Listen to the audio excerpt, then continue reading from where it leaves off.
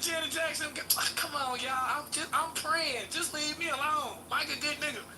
My girl don't never be like that behind me. I text the girl, hey, she down to die. I was like, babe, I went to school with her. It don't matter. You checking on her. Like, hey, why y'all don't love us through delusion on bullshit? You feel me? I'm not finna be with no hoe that fuck the 100 niggas. That's y'all problem. Y'all be go be with the hoe. She fuck everybody. I can't. You feel me? Like, goddamn. Y'all want a nigga to lower his standards. But she love that bitch, though. I'm confused. Well, listen, ladies, go watch Tyler Perry, fam, and go study Sheila, fam. She never believed Mike was a fucked up nigga. All her homegirls, them single bitches going through shit. And Mike, he's so fucked up, Sheila, you need to leave him. Nah, she was good. She should have stayed with Mike. Mike would have made her lose the weight. But he didn't know. The next nigga she started to fuck that got her to lose. Nah, Sheila almost fainted. I was right there with her, cuz. She was like, I'm finna climb this mountain. I was like, come on, Sheila. Because I done been there before. I'll climb it with you. Fuck it. I know how it is to hurt and be miserable when your partner feeling good all day. Let me climb this mountain with you. Like, that's why I say, though. That's why I've been in my relationship. My people always talk about my relationship, Lou. You not getting treated good over there. I say, I gotta climb the mountain. That's why I ain't getting treated good. You feel me? We gotta start advocating for people to stay with the same person. You feel me? So at the end of the day, get back with your face first, baby mama, because I only hear you talk about this. My first baby mama, oh, everybody know that. Yeah, I had kids through her through DNA, fam. You feel me? But at the end of the day, though, I can be with a woman that don't treat me good. I love my woman don't cook for me. I done slept on the couch for 3 months. But my son, he slept on the couch for 3 months. I mean, when you get in a certain space in your relationship, you just don't want to lay next to your girl. Because the problems come from me laying with her. You feel me? So I had to put some sage in the room and get my demons out of there and let her lay by herself, man. I just come up there like a thief in the night with some dick. But let me finish my work. You feel me? You know, a lot of these men, they give up on y'all. I ain't giving up on y'all. I love when y'all don't show up as a woman. Cause I'm gonna find my happiness without you. I watch TV shows without my gal. That's how I cheat now. And I go get food without her. Oh yeah, that's odd behavior. I be full and she be hungry. I be sitting there like, I ain't ate either. I have receipts in my pocket. I know how to get them back. You feel me? I know how to hurt their soul and still be with them for the sake of the kids. You feel me?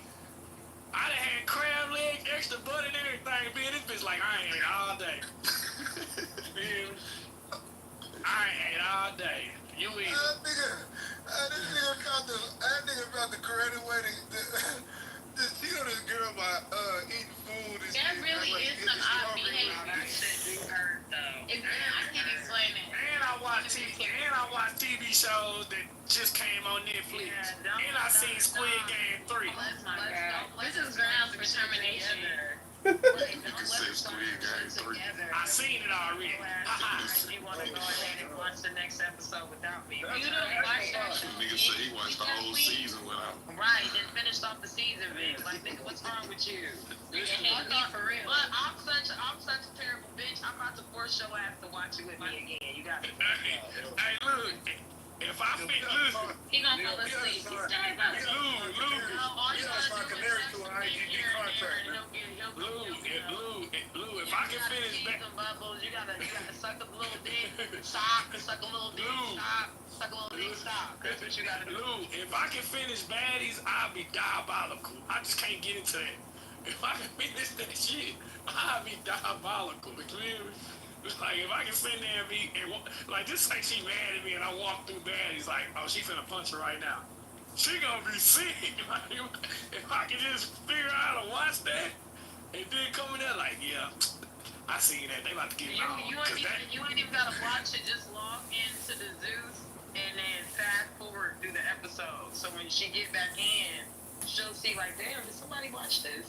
I like that. But like, fast forward to the episode and watch the preview to the next. nah, though. But like, I said, Hey, but I do. we gotta sign Canary to an ITB contract, man. It's the funniest nigga on the app, boy. That's Yeah, nigga, man. I ain't gonna lie. Season 4, Nigga, you just went on a 10-minute rant, nigga. That was the funniest shit I done heard in like a year. Nigga. I'm talking about including comedian, and you was dead serious. You wasn't even trying to be funny. He said deadbeat baby daddies with chains on. I'm still stuck on. You gotta think hard. If a nigga shining in the club and he got 5 kids, think about his finances and look at his chain. He don't take care of none of them. That don't never hit y'all in the head. Like, y'all gonna have 6 kids. That don't hit y'all in the head. Like, y'all ain't the only one seeing that shit. Niggas having bottle wars and ain't taking care of their kids. Let me get 3 of your school clothes over here. Let me get like nigga pop all his summer shit in 2 nights. Bring 3 more over here. Okay, why not speak to the title? There's comedy hour over. Having single friends while having a man. Red flag. It's a red flag for who? Who? For both sides. That's what they said. Wait, what? Having single friends while having. How is it a red flag for the man? Is we talking about gay men? Well, we meant men and women, but no. Oh, okay, yeah. I mean, what on pot? who is it a red flag to, Lou? Because if I got a man and he don't mind that I'm hanging out with my friends, why any other nigga care about what's going on? Why am I supposed to care about other niggas seeing me, a woman that's in a relationship? You talking about if your nigga don't like it? I wouldn't date a nigga that's like that though. So never mind. So you is a flag.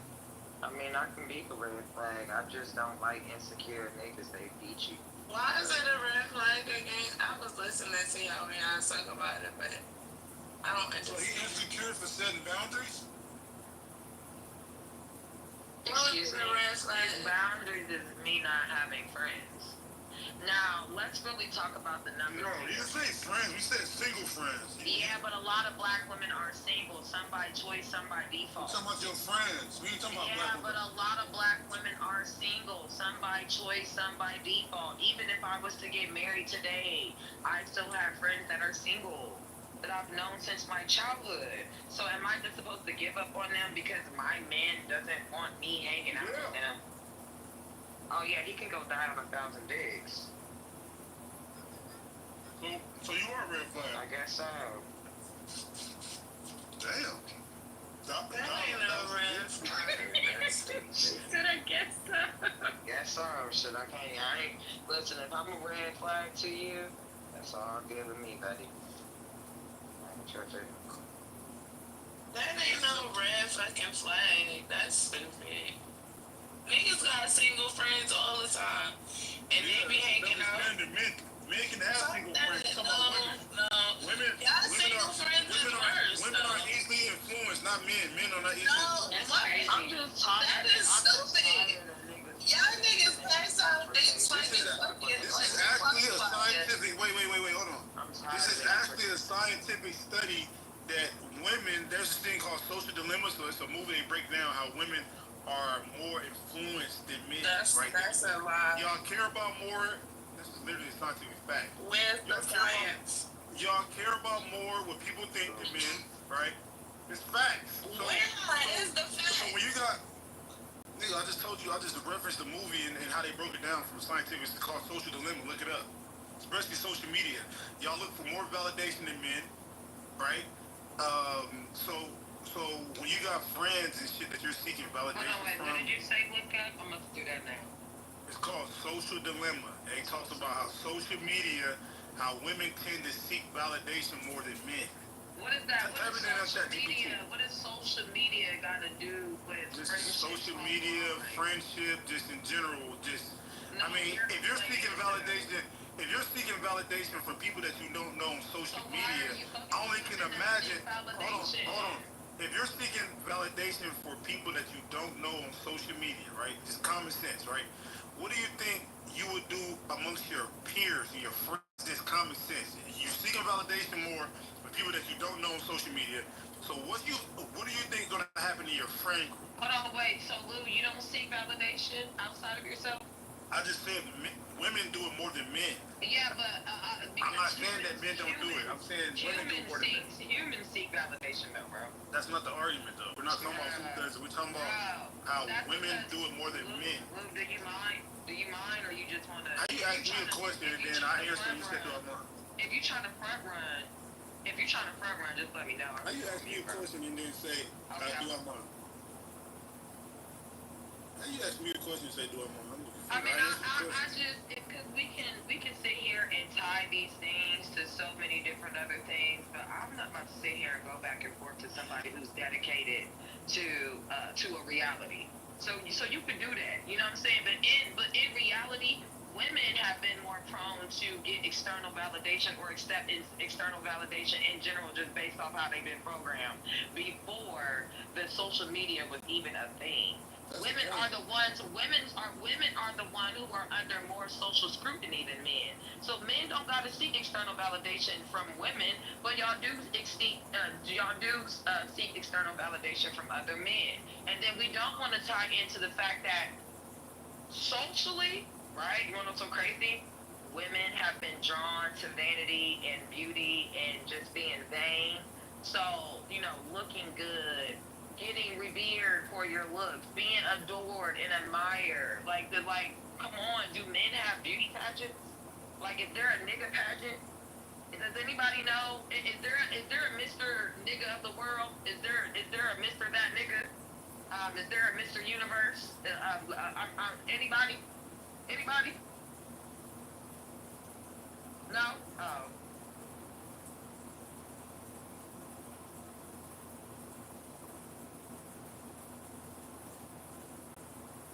Mr. Nigga of the world is crazy. Is there a myth? I understand bodybuilding competitions, but that's still not rooted in pain. That's actually rooted in body dysmorphia, and that's a whole. We could go down that line too, but we talking about vanity here. We talking about vanity because they don't make bodybuilders speak for excuse me, Mr. Bodybuilder, if you could do one thing to change the world, what would you do? Like, they don't ask the fucking bodybuilders that. They tell a nigga, hey, step up. Do y'all think this nigga got a nice body? Bet, turn around, squeeze your ass cheeks. All right, bro, we off you. Like, what the fuck is we talking about? Yeah, women need to put more on the cross for how they look. I guess, like you said, it is why they be so caring about. Why y'all limit the conversation to desirability politics? Because like, desirability politics for women fall in, bruh. You not this gonna has do nothing this. to do with the title. Desirability This went politics from wait, hold on. Just listen. This don't got you bringing up points that doesn't correlate with nothing that we're talking about. You're bringing up desirability politics, and we're talking about having single friends while having a man, right? And how women seek more validation. And then you brought it to, well, women are more scrutinized and desirability. And I didn't say desirability. You did. You brought up desirability. They go into women seeking validation. But even then, so do y'all watch pageants? Because I could have sworn women are more.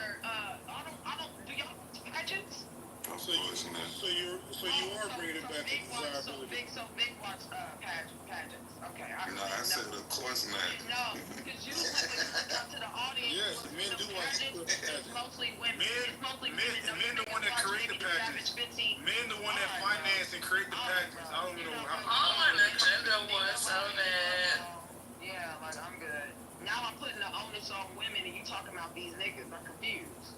I don't even know what the conversation is. I don't even understand. You sat there and you tried to say some shit that it kind of implicated, you know what I'm saying, the conversation. To be honest, you fucked What up did the I say? conversation. Because you brought up external validation in social media. You the one that told me to go watch The Social Dilemma. You're the one that brought up vanity. Like, what are we... Bro, I asked you what it was, and you said, oh, it's the... You asked me what it was, and I told you I wasn't talking to you. Yeah, but you was talking to the room, and I'm here. You got it. You won. It ain't even about winning, bro. It's like, why can't we have the conversation without niggas back? Well, if that's the, if yet, Lou, if yet, what I'm talking about, because you don't give a fuck. But there's other people listening outside of you. Okay, Lou, if your theory is correct, then why come men are more susceptible to cheating than women?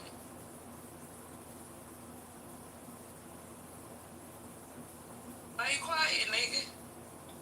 Why come niggas cheat more than women if your theory is true, Lou? Damn, you got I'm sorry, you silent. Okay. Hold up, hey Lou, do we cheat more or do we get caught more? Women's crazy. Do we get caught more or do we cheat Niggas, y'all niggas throw dick around like it's a fucking club flyer. Hey, y'all sell pussy Brooklyn, more do than we? anybody too, though. So what you talking about? Brooklyn, do we cheat more or do we get caught more though, Brooklyn? Y'all cheat Which more. one is it? You cheat more. I don't know about that one. You cheat more. Women are better cheaters, so they get caught. No. You cheat more. This conversation's stupid because we live in a new day and age. And last time I checked, these bitches is most definitely getting caught cheating. That's true. Social media, and niggas. And niggas is telling. You niggas love coming to another nigga as a man in 2000. Niggas be telling, they snitching. Because it happened to me. What are you talking about? Y'all love. Who came to your nigga as a man? Y'all sound a little salty over there. Ain't no who came to your nigga as a man, though. Who did that to you? Yeah, I ain't no niggas start coming to niggas is men. That's And crazy. you know what's so crazy, Vic? When it popped off, right? I told my nigga, I was like, ain't no way in hell. I said, nah, niggas ain't coming to niggas as men. And that's because I'm discounting men having feelings. So keep that in mind. I'm like, ain't no way in hell niggas is coming to niggas as men. You sound stupid as fuck. I'm trying to tell you, the woman who you are, a nigga's gonna step to me as a man. And I was like, all right, bet. So this is why he didn't want to have an open relationship. No, nigga, look at what happened to Yandy. The nigga in England No, I took it snitched. upon myself, Brooklyn, to continue. I just took that as okay, the rule is, no nigga needs to come to him as a man. Bro. I'm just trying to see how niggas do it. Like, what nigga message and be like, bro, you fucking my girl, bro? Very first 3 months into my side piece, this nigga was blowing up my phone one night, and he called me like canceling the call, and he was like, oh, whoever loves you, he's like, whoever's on the other side of that phone, they must really love you. And I said, nigga, don't worry about what's on my phone. I don't know how this nigga found this man's social media or phone number, but I'm getting ratted out. And I was so mad, I just stopped talking to both of them. I said, both of y'all niggas are stupid, that y'all want to talk so much. Why don't y'all talk amongst each other? Why the fuck be coming to me trying to ask me questions? Why don't y'all figure out why the fuck this thing happened in the first place? But yeah, niggas most definitely come to niggas as men. I did not know that. But look at what happened to Yandy. Wait, look at what happened to Yandy. The nigga all the way from England went on fucking Tasha K and spilled the beans. Like, niggas be telling. Okay? You niggas is motherfucking snitches. Did I just hear her say she got mad at the dudes? Yeah, I got mad at both of them. That's what y'all do? No, I was young at the time. I was young at the time, and yes, I got upset with both of them because why y'all coming at me if y'all already talked to each other? I think that's counterproductive. Make your decision and either leave me the fuck alone or y'all figure it the fuck out. Like, what we talking about? Yeah, y'all need to figure it out. They should have been brother husbands instead of worrying about coming to each other. The Gemini fell back, and the Libra, he was more invested, so he stayed. We stayed together. But I was sad because that Gemini, he was really becoming my favorite nigga. Oh, I love that nigga so much. I love them both, though. I'm not toxic because I appreciated both She's of them. just like a nigga. She sounds just like y'all. I love them both. I don't understand what she's saying. Women should not be sounding like niggas. So Oh, I don't care. I don't sound like a nigga. We human. You love both of her niggas. True players want to move differently. She said, we young.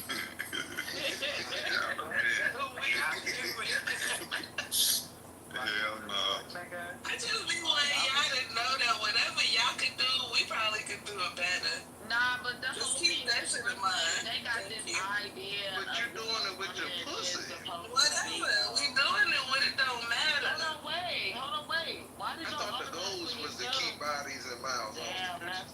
why did y'all automatically assume I fucked the Gemini? What? You said that becoming your favorite nigga. He was. Like, think about this. We had all the same interests. We went to this fucking, what was the name of that weed brand? Fuck, I forgot it. But we went to this, open, you know what I'm saying, museum, like, weed brand, like, cannabis brand, like, launch release. We used to hang out by the beach. See, the Libra was from New York. He didn't like doing shit like that, and the motherfucking Gemini is from Inglewood, and I know him. So, it wasn't like he was rushing to get to the pussy, but when he found out I had a nigga, he was like, oh, bitch, you ain't shit. And this is the reason why you ever try to come out fat. And no, it wasn't. It wasn't. You know what I'm saying? I just actually, liked you. And I loved spending time with him. It's so sad. These niggas in the chat. Wait a minute, Mango, hold on. I wish men weren't so, like, territorial, bro. Mango, hold on. These He's toxic, yo. What the fuck? Mango, these niggas in the chat are so... Mango, these niggas in the chat are so upset. Like, what are y'all mad about? I mean, The fuck, does nobody be saying nothing to y'all? When y'all be taking all that dick, fuck wrong with y'all niggas? They can be mad, and let me tell you why they can be mad. Because I'm expressing true love for both of my niggas, and this is conflicting these niggas on the inside. You know what I'm saying? But I'm saying, no, they in the chat talking shit. When they spend most of their time with their homeboys, y'all be taking all the dick and don't nobody be saying nothing about that. Brooklyn, you agree with Club? So you jacking what Club saying? So I don't keep talking over me. We don't judge for this year's behaviors and engagements. I will go get it. No need for the big mic, sister. One mic on the sister. So, Brooklyn, I think the biggest thing is men have been sold this idea that a woman can only love one man and all this other shit. And, they have made that and adopted that and made it a part of their personality. Even their idea of what a woman is supposed to be like has been embedded and adopted in their personality. So, of course, what I'm saying to them sound crazy as fuck. This is, and most of these niggas are hypersexualized. This is why they just couldn't believe that I was dating a nigga. We didn't start fucking until after me and the Libra broke up. So they don't realize that some of their favorite pick-me wives on Clubhouse is cheaters too. Wait, hold up. They fucking. Is there any Some of them hoes y'all love to death and y'all love to use against the single ones. They be cheating on their husbands. Yeah, y'all be clapping for them hoes, but y'all know that a lot of you niggas is being fucking. Y'all be. Is there any other You're being fooled. These hoes is cheating. Your sisters? no, I'm not snitching on that. I don't listen. Brooklyn, I be wanting all of this. niggas in the chat. I think these niggas in the chat. Is there any other? I think these niggas in the chat, Brooklyn. I think they've been cheated on before. They probably have. Oh, yeah. Let me ask you a question though. Aside from Brooklyn, is there any other woman on the stage that agrees with Club? They don't These bitches don't gotta agree with me. Yeah. We have to agree. Like, what are we talking about? Baby. I don't stop doing that. Stop pinning women against each other. I know, but Nobody's doing that. I know. That's what you're trying to do. We see And you. I know Brooklyn don't even agree with me. She just not judgmental. So we not about to do that because you niggas feel some type of way about what I'm saying. All I heard her say was, "May the best nigga win." That's all I heard. And what's wrong with that? What's wrong with saying that's toxic? That's all I'm May the best nigga win is what you're supposed to do. I don't know what you did wrong. It wasn't about winning. Like, nobody was above the other. And this is a common misconception because them niggas embedded a competition in their own head. I love them both. They both were valuable to me. Point blank, period. Y'all trying to make it some shit that is not. Both of these niggas were valuable to me. Stop trying to deny these niggas values because y'all niggas don't value yourselves. Both of these niggas, wasn't one nigga better than the other? But they both not fucking with you now. What's different from what you did and what they did? Wait, excuse me, what? I said that they both not fucking with you now. Damn, I'm sorry. That's how you think. Niggas be y'all niggas think so small. I swear to God, it's I'm so happy that's how you feel. Right now, them niggas got they wobs put up, shorty. Yo, them niggas got wobs right now. Keep it a beat. Well, I'm actually one of the niggas' wives. He ain't letting me go. Oh, shit. Yeah. You really. Yeah, actually, to be honest, neither one of them niggas is letting me go. So, I'm sorry. Yo, she's different. You got it. What you mean? Like, how y'all mad at me? Because I wish I had another phone. Because I'm like, I could call the Gemini nigga up on the phone. He was a real nigga because he's the one when he found out, he backed off from me. But the reason, when we talked about it later, like after the fact, he told me like, well, the reason why I backed off because if you fucking with a good nigga, I wasn't gonna let you disrespect that nigga. And I was just like, okay, cool. And he was like, I could tell you wasn't even trying to be on that type of time because, after a while, I'm starting to wonder like, okay, we alone. She ain't really, throwing no ass at me. It gotta be something going on. And then that day, all the motherfucking phone calls came to my phone when we was on the way to go play pool. Damn it! I'll never forget that day. That nigga actually picked me up from an event that I was with my other nigga because I was bored and I was tired of being up there. And I was like, fuck it, we gonna go play pool then. And he was like, alright, I'm around the corner. He came and picked me up, and I swear to God, if my nigga wasn't blowing up my phone, man, listen. I swear to God, man. I mean, all you niggas deserve in the chat, I promise you. They wondering if you wifey material. Y'all don't gotta worry about me. I swear you don't. Y'all niggas don't gotta worry about me, okay? They wondering if you wifey material. As far as I'm concerned, you saint ass niggas, y'all are out of my league. You know what I'm saying? Y'all are so out of my league. Like I could never aspire to be with you upstanding black ass niggas in this room who are also single as fuck. And who also don't even got results to their own bitch. So I hope may the best nigga in the goo in the chat on the stage win because y'all got all the bitches just falling at y'all's feet and y'all don't have these problems and y'all never been cheated on before. You know what I'm saying? Wait, could you agree that men and women are biologically different? Are you just one of those like? Well, because I fuck bitches too, I don't think so. I think. Hold on, wait, because you've asked me a question now. Because we both have, different sets of genitals. Okay, cool. You know what I'm saying? If you want to throw that out there, but mentally.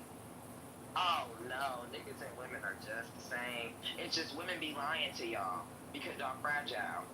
So, hey listen, y'all got this idea of this perfect good girl that exists, and I promise you these bitches is gonna keep selling you the dream until they lock one of you niggas down. You know what I'm saying? Unfortunately, white women do it better. You know what I'm saying? White women, they lock a nigga down, they lock a man down, because you know how y'all get. White women lock a man down, and then all of a sudden, these niggas turn into cucks. You know what I'm saying? Socially, y'all are already cucks because a lot of y'all be fucking on baby mamas. So y'all, we get in there. I just need niggas to be more open about what's really going on in the black community because most of y'all stick your dick in a nigga who busted up another bitch. But if we want to be judgmental to me, somebody who's open and freely living their life with no secrets, then we can do that.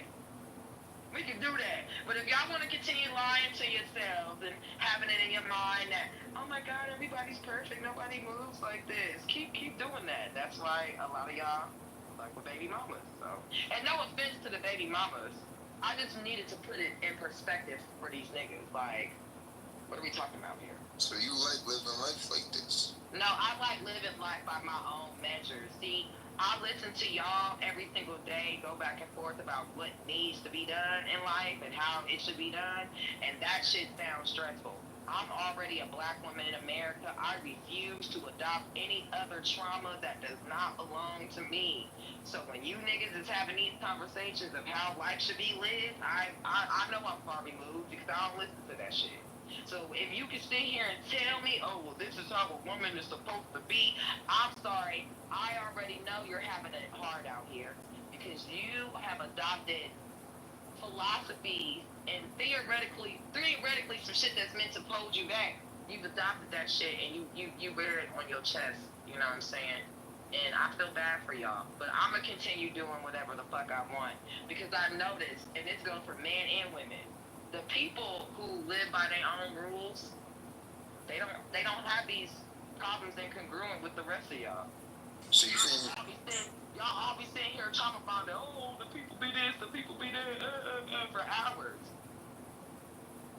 so you saying that your moral system is different? Ain't no moral compass, baby. I don't believe in that. What? As long as it ain't got nothing to do with children, old people, and plants, I could give a fuck less about adulthood and they moral compasses because that shit is huge. We ain't even all on the same page when it comes to moral compasses. But outside of children, old people, and fucking plants, I don't really give a fuck about moral compass.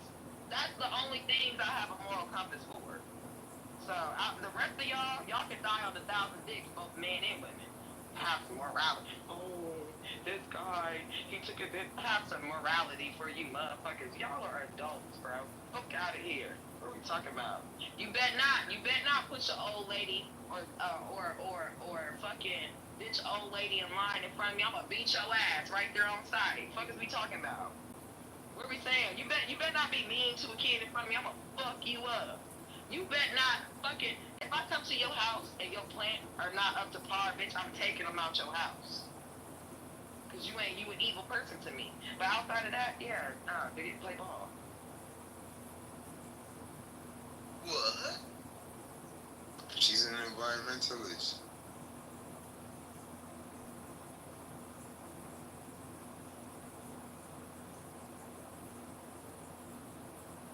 Alright, so you kind of do have a moral code. You just like restrict it to children, older people, and plants.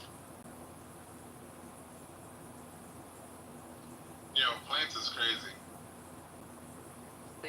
See, if we see. Nigga, if them leaves turn brown, she gonna fuck you up. I probably would have fucked you up, Bobby. Get them leaves So turn let brown. me get this I straight. would have pinched your nipple. We just sitting at a motherfucking round table. Why the fuck would you say that? If that plant start wilting over, it's over. Let me get this straight. So I swear to God, Lex. Well, not right now, Bobby, but I'm just saying. if I enjoy this nice piece of broccoli, just eat it. I'm not talking about plants that were made to be consumed. See, this is how I know y'all really don't care about the world. Because there were plants that were made to be consumed. And there were plants that weren't made to be consumed. Okay?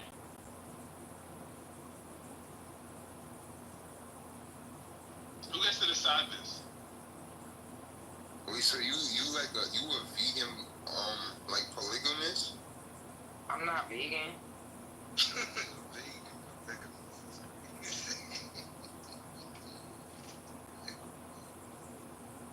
I'm not vegan, but what are we talking about? I gotta be vegan. Damn, I gotta be vegan to care about the plants. I swear, y'all black people never cease to amaze me. Hey, look, you have like. Rebel said, can you hear when the plants are in distress? No, but I can tell. Trust me. I done been to motherfucking house and I'm like, oh, as soon as first thing I come in is, oh, you got your Swiss looking. And then I get to work. I get to work.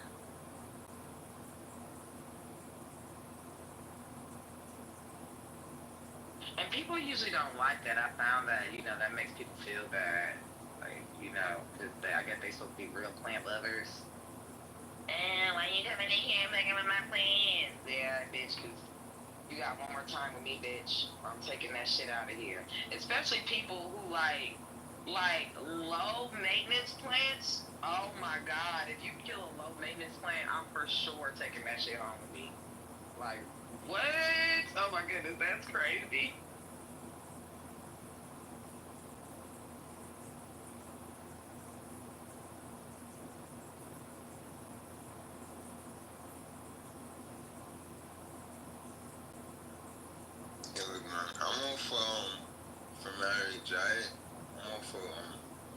healthy relationship dynamics.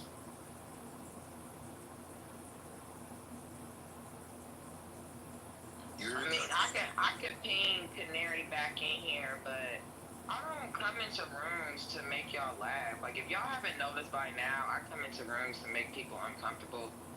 Because I know, like, my lived experiences make people uncomfortable or make people feel uneasy or make people reject what I'm talking about.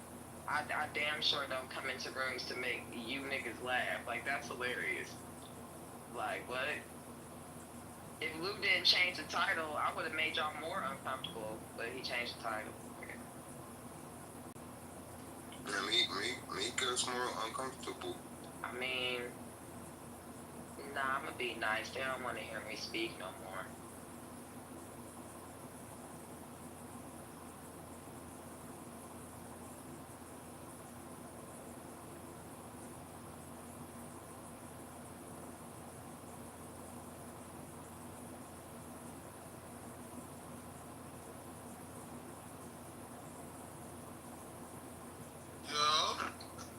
Y'all think this sex worker who is bringing this suit against Cassie actually has merit and is going to win the case?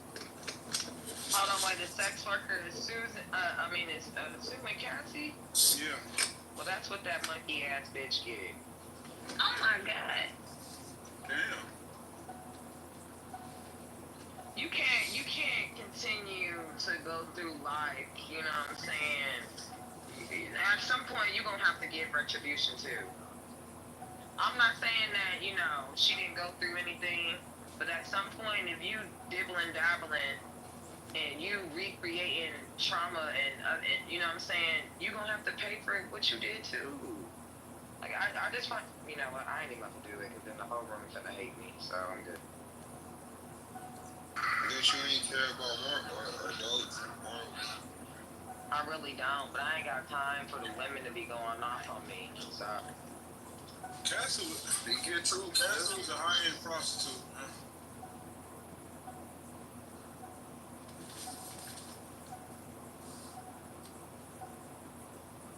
Damn, you about to kill her with that goddamn seatbelt sign, nigga. Damn.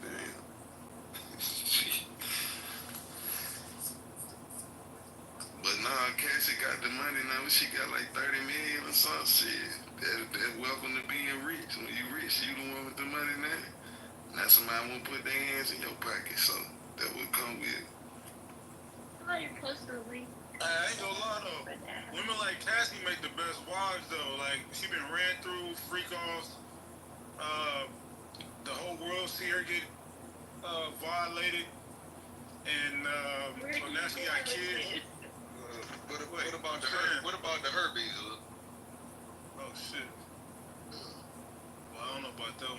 But look, usually chicks they get like public, like, have you ever met the chick in like in high school or like after high school where she get publicly embarrassed for doing some sexual activities, getting flipped by some niggas, and that humiliation fucked them up so bad to where they just become good wives because they don't want it. It's like a nigga that's it's like black men that like try to offset the black male stereotype that they don't take care of their kids. So now you see a bunch of men overcompensating by showing look.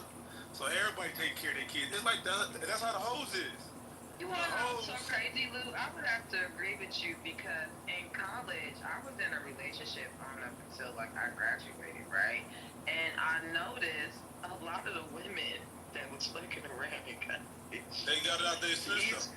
These bitches is married, okay? I'm talking about bitches who done got butt naked and stripped at the damn alpha party. I know a girl that got flipped by the whole football team, bruh. Yeah, me too. And everybody know about her. And her ass is happily married with kids. Exactly. Swear to God.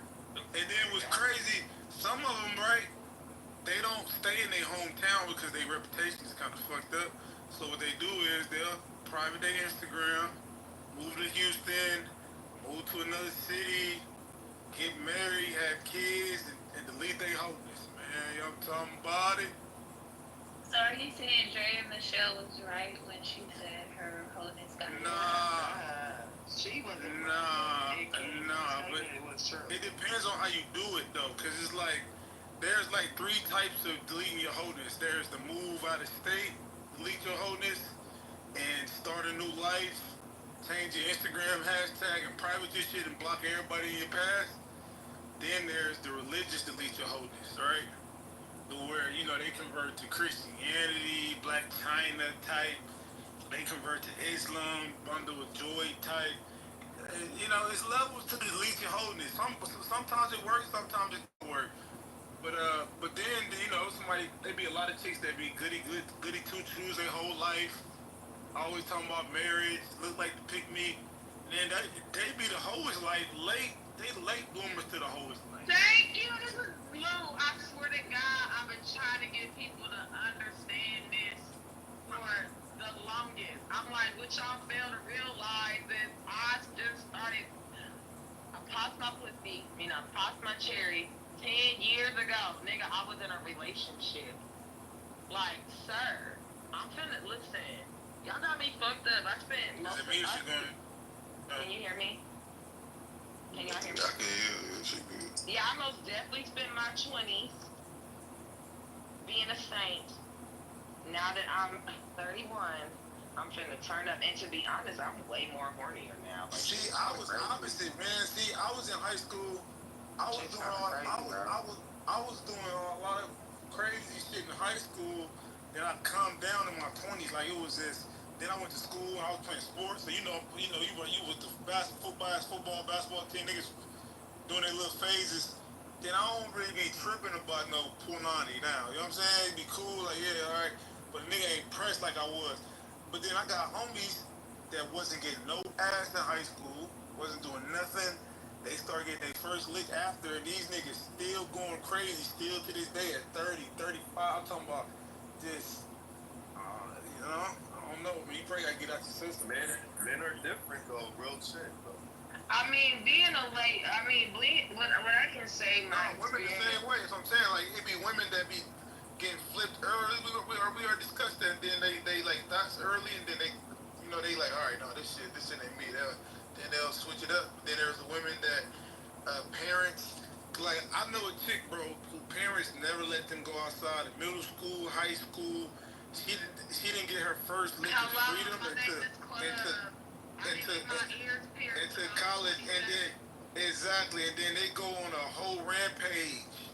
Like they don't know. It's their parents. It's really their parents' fault for trying to confine them their whole life. So once they get some freedom, a little freedom, get on their own, nigga, they be. Yeah, I ain't get my ears pierced till I was 27. You know what I'm saying? And I ain't gonna lie to you. Type of nigga my daddy is, even to this day, like I low key this nigga. I think because I did my best trying to do the right thing when I was younger. He be chilling now because like boy, if I was doing the shit that I was doing now when I was younger, oh my God, I don't even think I'd be alive. But he like, I ain't paying for shit no more. You grown, whatever. Just don't live your life. Even though he be saying wild shit to me every. Why you wait so late to do like whatever.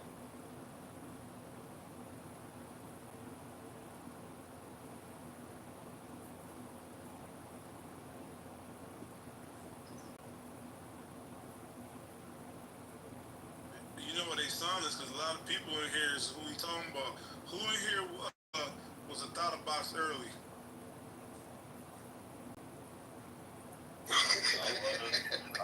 When I was in high school, I ain't gonna hold you. Oh, shit, get quiet. But that's why I say it's different for niggas because niggas got a different. You got different type of. My stomach hurts like some fucking sushi. Company around. Like everybody not the same. But I know like when you play sports and shit like that, we get more access. So it's different. I do think it's interesting how men being whores isn't viewed the same as women being whores. I always thought that was interesting. My dad used to explain it to me over and over and over and over and over again. He to use the cow analogy, like you gave all the milk away, who's gonna want to buy the cow? But I never understood like why men didn't have the same stigma attached to them as. Cause we're conquerors. Women don't conquer shit. When them niggas come invade your country, right? It's niggas that do that. Then they mess with your women and fuck your women and conquer your women. It's a conqueror thing. Women not conquerors. Y'all don't conquer shit. Not no physically. Y'all don't go to countries, invade them, mess with their women. Ain't no nigga in here invaded the country. What are we talking about? Convince them to conform and convert to certain religions. That's men do this type of shit, man. Physically. Who in here? You gotta look at it. Which one of y'all? See, now you're gonna relegate it to niggas and clerks. Women looked at it as more precious too. I can see that analogy because I do take advantage of being perceived as like precious by men. So I guess like if you, let me see, maybe you could help me if I'm wrong.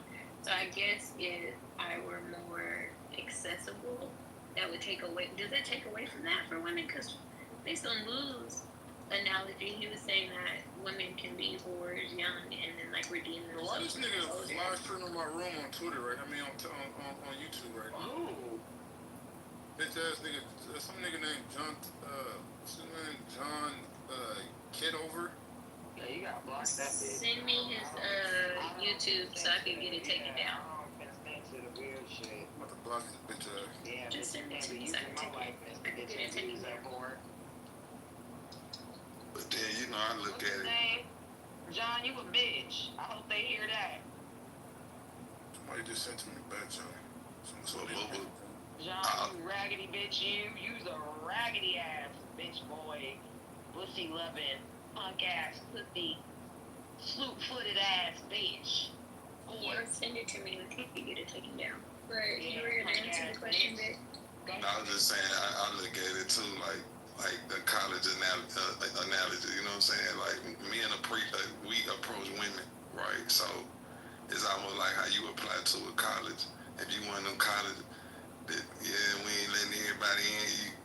You know what I'm saying? You looked at to be prestigious type of college versus you want them colleges that let everybody in. Your college probably ain't hitting on shit like that, so I think, you know what I'm saying? I'm gonna give you an example, right? Well, just to answer Butterfly. Women like, especially, like look at Whitney Houston and Rihanna, for example, right? They like the nigga that all the women, you know, it's the nigga that run through all the women, and then they want to be the woman that, oh look, he changed for me. Alright, you ever seen that shit where like a nigga that be fucking hella women and shit, and then bad, quote unquote, a bad boy, and then it's the girl that got the ego, like, yeah, why she changed for me? See, that's what Rihanna be doing. That's what Whitney used to be doing. So women don't give a fuck about that whole shit. They actually like that shit that the nigga changed for them and shit.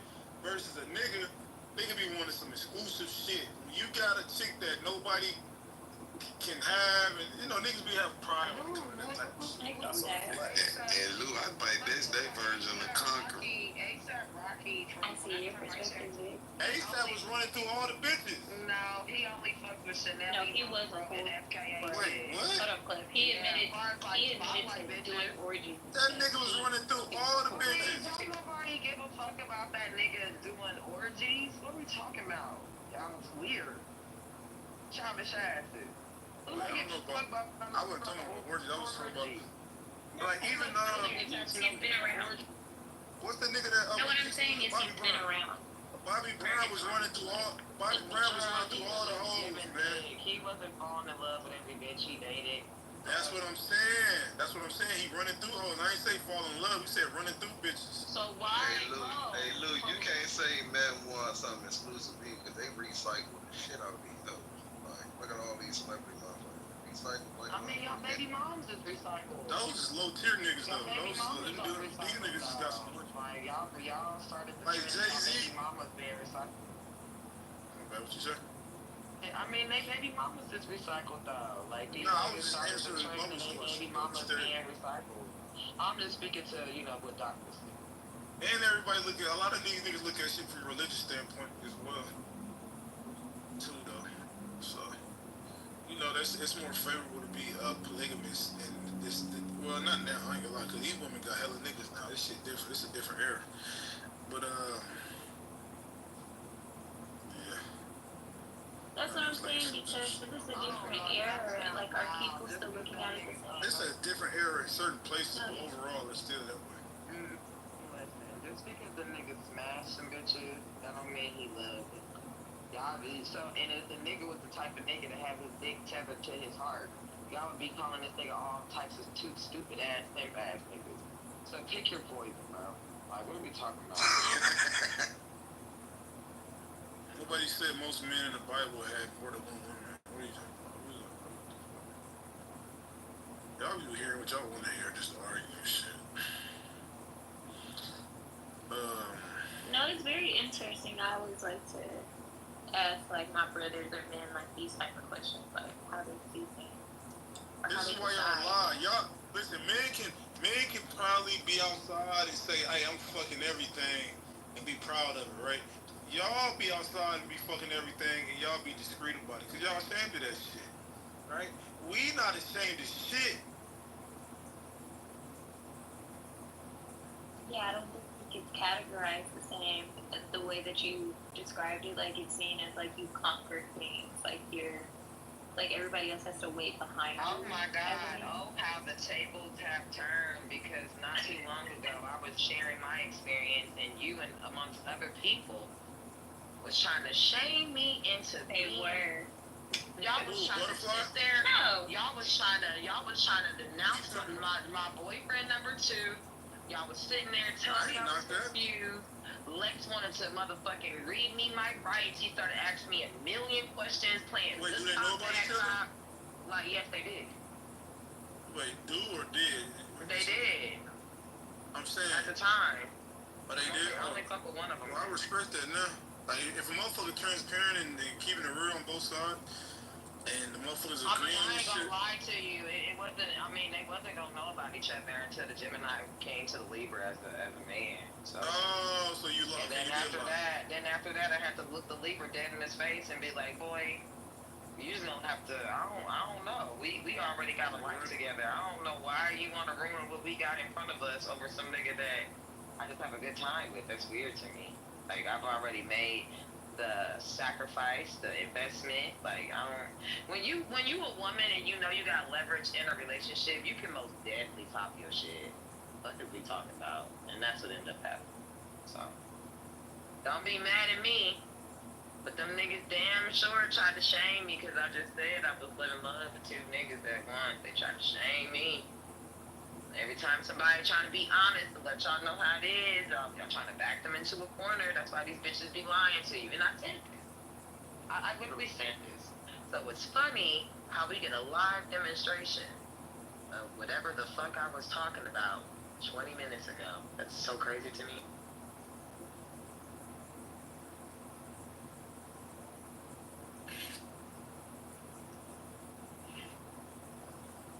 What happened? Yeah, we can hear you. I think because men don't see us as equal, I take advantage of that. Like, as a woman, like, it can. I don't know. I guess it depends on the context. Like, in certain settings, I'm gonna be taken very seriously, and I don't want to be seen as like my gender. But in others, like relationship dynamics, I'm playing into it 100%. I'm a damsel in distress. I can't do anything by myself. This can save me. Yes, 100%. This double standards work against us and for us at the same time. I say that shit all the time. I love you, Bubbles. You's a smart love. I love you too. I don't know about the last part, but that was valid. That wasn't for you. We didn't include you. Did you feel left out a little bit? Nah, but most bitches, Bubbles, if you only knew, honey. I agree with you 150,000%. How you feel about your friend, your best friend? Who are you referring to? Which one of my Muslims? The one that's busting that thing open all on social media right now. Dress out, ass out, She was just Allah Akbar 2 weeks ago with Kevin Gates. I have a public response. It's very PR coded for her. I have my private personal thoughts about that, but for the sake of my ummah, publicly, that's her journey between her and Allah.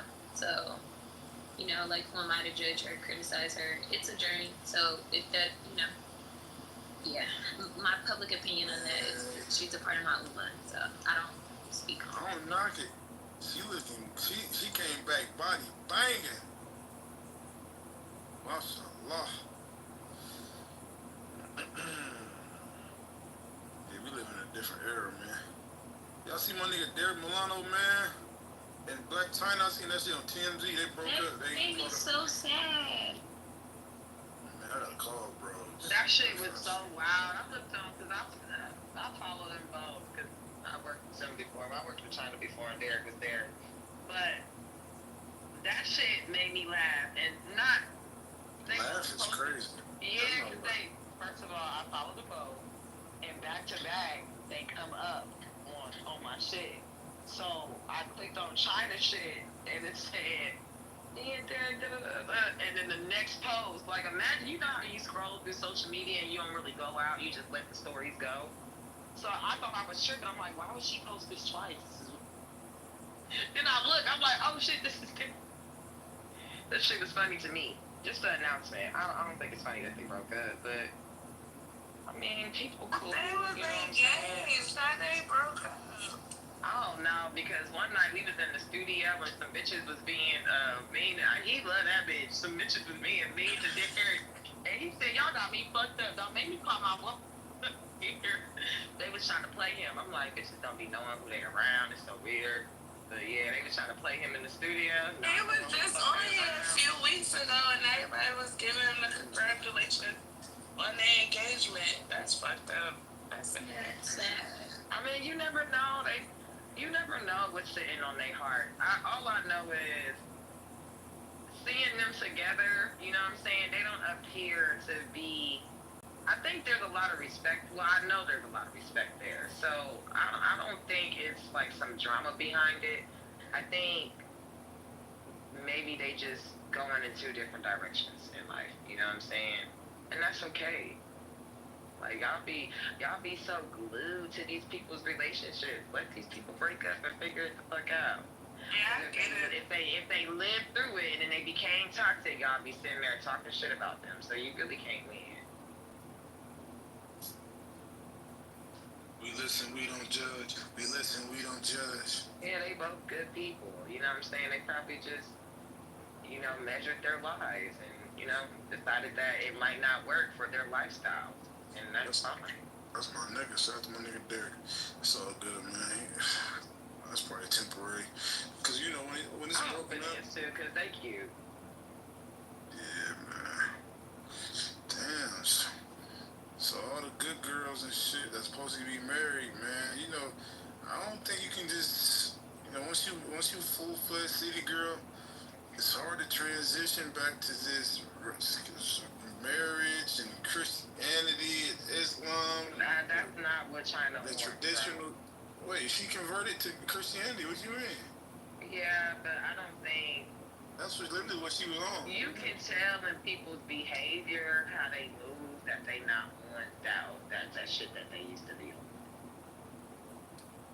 Yeah, that's what I said. You know what I'm saying? Like, yeah, I think her having a daughter really changed her.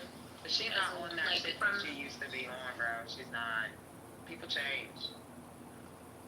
Sometimes people get traumatized by their own doings, and they start to realize that they trapped themselves in the prison.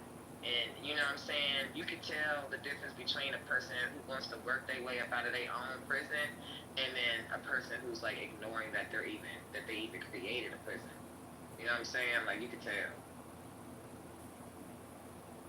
Once you get out of that mentally, you don't want to go back to that.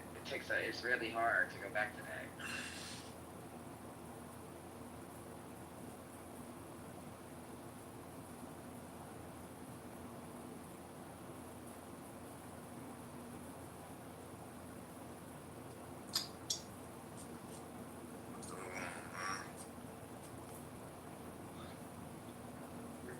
supposed to be in Vegas today. Fuck.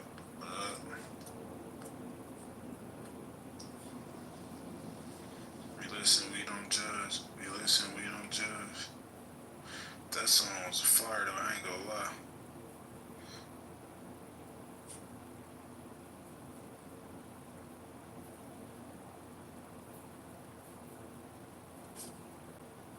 Y'all niggas sleep? I ain't sleep. I want to be out of entertain me, niggas. Entertain me, niggas. Why you I want to be niggas to entertain me. Why you talk like you just? Why you talk like you just took a shit? Because I did. I shitted on you. Now what? Fuck you talking about, nigga. You the Dubai hoe, and I'm shitting on you. Now what? That's funny as hell. Brooklyn, are you really tiny? I feel like you're really tiny. Yes, you got little man syndrome. Little Nigga, man. I'm a giant, okay? I identify as a giant. And that's what I am. It's okay, sister. I'm 2.5, okay? You give me my half. Click the half. I know. Give me my half. Thank you. Not we the same height. Big things come in small packages, though. I'm a giant. You wouldn't be able to know. You wouldn't know that I was small the way I be fucking people up. I'm busting their ass real quick with my little ass. You have a very big personality, but you have a very tiny voice. I'm like, she's a small one. They got little man syndrome. I ain't got little man syndrome. It's like the nigga. It's like the nigga at the party, right? Like I got homies I grew up with and shit. I got one homie. He's short as fuck, right? He the shooter in the circle, right? This nigga got little man syndrome. He's getting picked on. So now he got older. Any nigga play with him, he'll take it to the next level. I remember we used to go to a house party, right? This nigga, he was a bitch, can't fight, but he had a gun on him.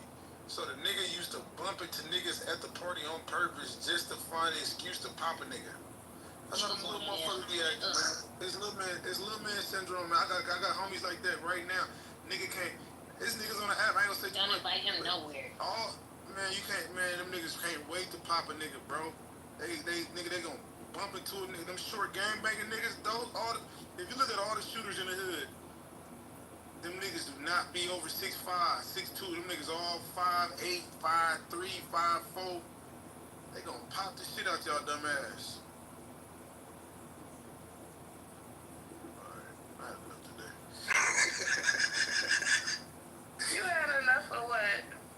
Talking shit. I'm about to. Hey, I was supposed to do this thing for Juneteenth, Black History Month. I call it June Black History Month, where I go. So we doing a schedule. We're gonna do 2-hour room on Clubhouse, and we're going to a Black-owned app, fan base and chatter. 30 days, not 30 days straight, but. You count Chatter as a black-owned app? It's African, so it's black passing. I don't know about that. He ain't really black though. Well, I'm supporting. I'm on a black extravaganza. All right, we're gonna go Chatter, Chatter, Chatter fan base. All right. So tap in, follow the journey. It is what it is. And what we talk about in these rooms. Same story. I Put want to in line, debate. chatter. Hey, do y'all like that debate we had between my boy Phase One and Dr. Copeland? Y'all, who was in that room? We had like 400 people in that bitch. That shit was crazy. I like debates, like two motherfuckers going back and forth, like on a real topic, not just because when niggas. This is what I don't like. Niggas be trying to call squabbles out when they just disagree with a point. It's like, no, let's ideologically, fundamentally disagree on a specific topic and go back and forth. You know what you missed on Chatter? And I'm not on, well, I'm on Chatter, but I can't get in, but they played the recording. TC got his ass dragged by some man named Malcolm something. I don't know what his name is. But he dragged the shit out of TC. You gotta listen to the record. He dragged TC for filth. You hear me? That shit was terrible. He from he be pro-Israel and shit. I don't know who he is. Black dude, right? Yeah, he black and he was with the Cohen, the lawyer nigga, the lawyer for Trump, man. Yeah, he dragged his ass for filth. You hear me? That shit was tough. TC was stuttering. You know, Donald Trump and the big, beautiful bill shit, they was debating that. And you know, TC is a Trump dick sucker real hard, so he had his ass. What? Should be. Tell TC that to his face. Don't matter, you're not in the room. She said, do it then, nigga. I'm just saying. But that shit was good. You gotta hear that shit. Love was good. Yeah, we gotta do I wanna do the ITV Got Talent shit. I think that would be good on Chatter. Yeah, Chatter. Cause I ain't like, you got some talented motherfuckers. You should make me a judge, even though you would never want me to be a mod, and I never want to be a mod in your room. But you should make me. I don't have nobody blocked on my shit. I don't. I don't block right now. Just quick. Hold on, let me see. It's 11:31. I'm doing it. Hold on, I'm about to show you. The fuck. How do you get to the black people? Oh yeah, Malcolm Lynch. Yeah, that nigga pro-Israel. I fuck that nigga though. But he be. See, I criticize Israel. That nigga got blind loyalty. I think he get paid by fucking that nigga different. Malcolm nigga though, but he's smart though. He definitely smart. We seen him on Twitter Spaces. I miss the Twitter Spaces.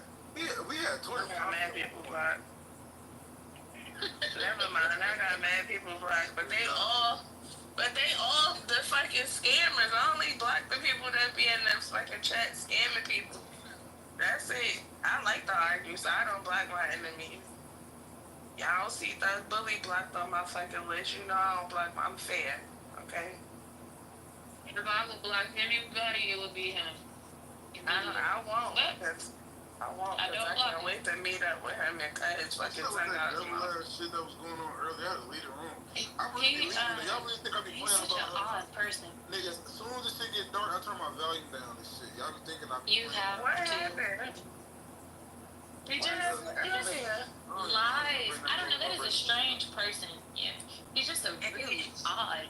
He's a liar. Real bad. The way people that lie like that scare the hell out of me. Like, this easily lie. This is the type of nigga that used to lie on girls in high school. You know, I used to date her. Nigga! Lou, you ever had homeboys in school that used to lie on girls like that? Or no? You ever knew guys like that? Yeah, bitch ass niggas. Yeah. Niggas always. Why do they do that? Why do they do that? Why? Niggas always just do that shit. Oh yeah, I used to fuck with her. Or a nigga used to throw salt in. I mean, one time and he got jumped because of it. I'm like, you do know I got older brothers, right? You cannot lie on me and think you're gonna get away with it. But I'm happy that nobody believed him because everybody came and told me. I was like, nigga, stop lying. Immediately, what do you mean? You know, there's social. Yeah, I hate a lying ass thing. No. One wrong rumor. That's what him and bullies got in common. They be lying like a motherfucker all the time. I just have to move away from him. Bullies always talk about his big homie. That nigga don't know nobody. He don't know not a person. I don't want to talk about him. I don't want to talk about him. He gonna speak him up and he gonna come in here and he gonna be like, hey, yo, Lou. Hey, yo, Lou. Hey, Lou. Hey, yo, Lou.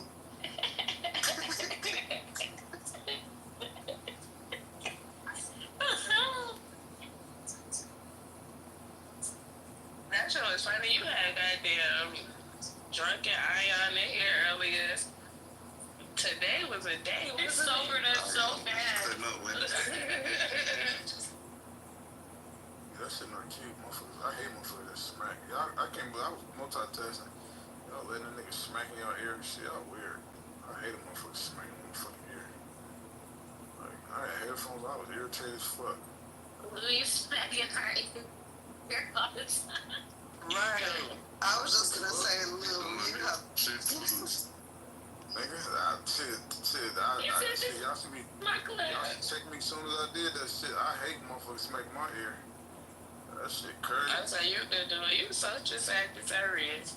You can do it, but if somebody else do it, it's a problem. That's how I am. I ain't gonna lie. Exactly. I have never heard I am. Hey, let me tell you what I don't appreciate. He's always Now that we in here, and there ain't so many of us on the stage, I'm gonna tell you something about yourself, right? I don't like how you be giving everybody else the glory of being the Sag, but you got the real nigga. I'm a December Sag, nigga. December 14th. Yes. I'm a December Sagittarius. December 14th is my birthday. And why would I lie on my birthday? Who does that? I'm not a liar. And you give everybody else the glory, even crackheads the glory. But don't get. I never lied on the South, nigga. I live in the South. You gonna never let that go. I live in the South. I live in the South. If you would have admitted to it and we moved on and one thing, you ass trying to act like you Niggas is slower in the country. What's wrong with that? That's not a bad thing. It ain't a bad. I'm not saying they slow like retarded. I'm just saying they moving slow. And I did not say they were slow like retarded. I said they were slower. Like it's cool. Like you know what I'm saying? More laid back. Yeah, like y'all moving slow and shit. Exactly, Nick. You know what it is. Like, this nigga Lou ain't even from the South. It's getting fucking upset because I said something. You have not, nigga. You have not been in the South more than me. For like 20 years. Stop lying. For like 20, since 2005. Been here for like 20 years. Nigga, you wasn't born. I was raised in the South, nigga. I went to high school and Stop lying. I spent 6 months of junior high school here and 6 months of high school here. And I came back and went to college here. So, nigga. I lived in South Carolina for 7 years and I loved it. It's beautiful. Yeah. Brooklyn, I ain't gonna lie, I look at you as less of New Yorker now though. But I thought you probably lived like New York your whole life. I thought you probably gonna say you been in the South like 2 years or something. Nah, well, cause I don't even have a hard New York accent though. So how you kinda do accent? I'm country. It's fun. To everybody in New York, I'm country.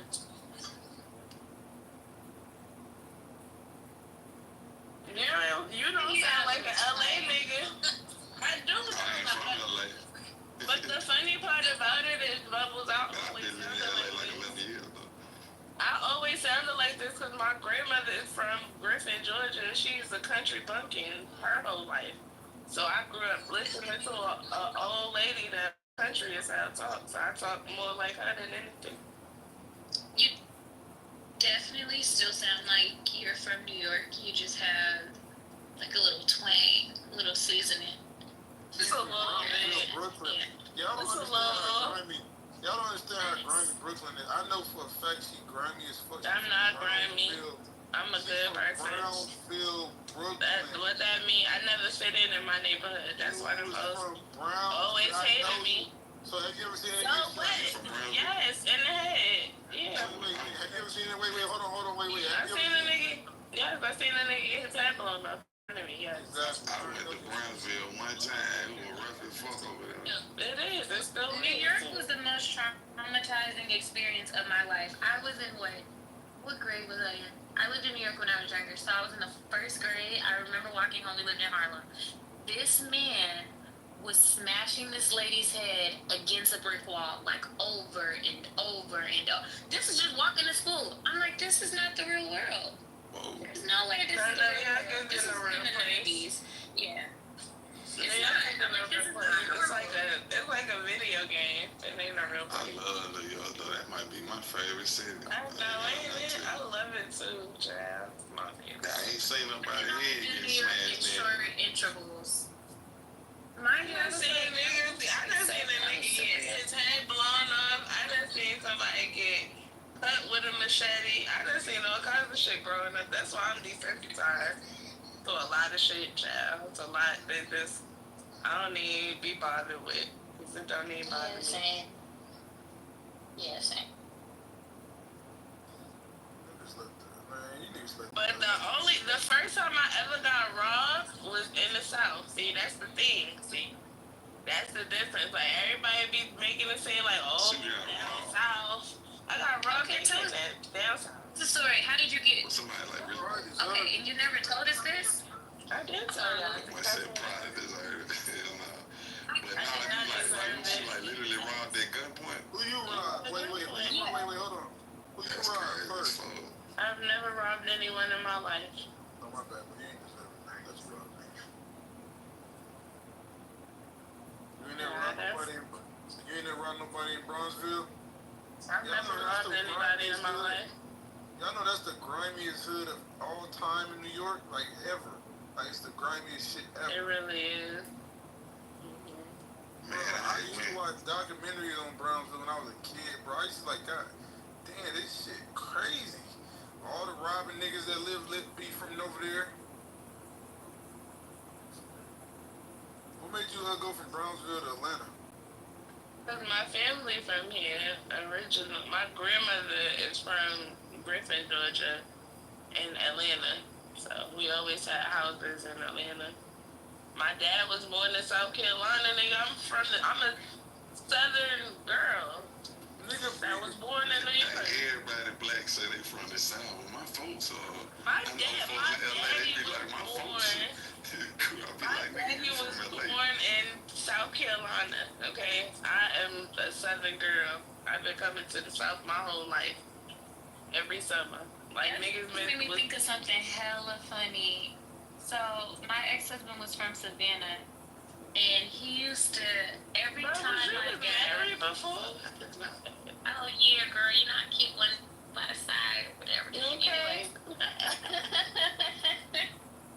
But he used to make fun of my dad, like he would mock him or my uncle anytime they would talk to him because their accents were so proper but so good. So they would be like, I'm trying to think.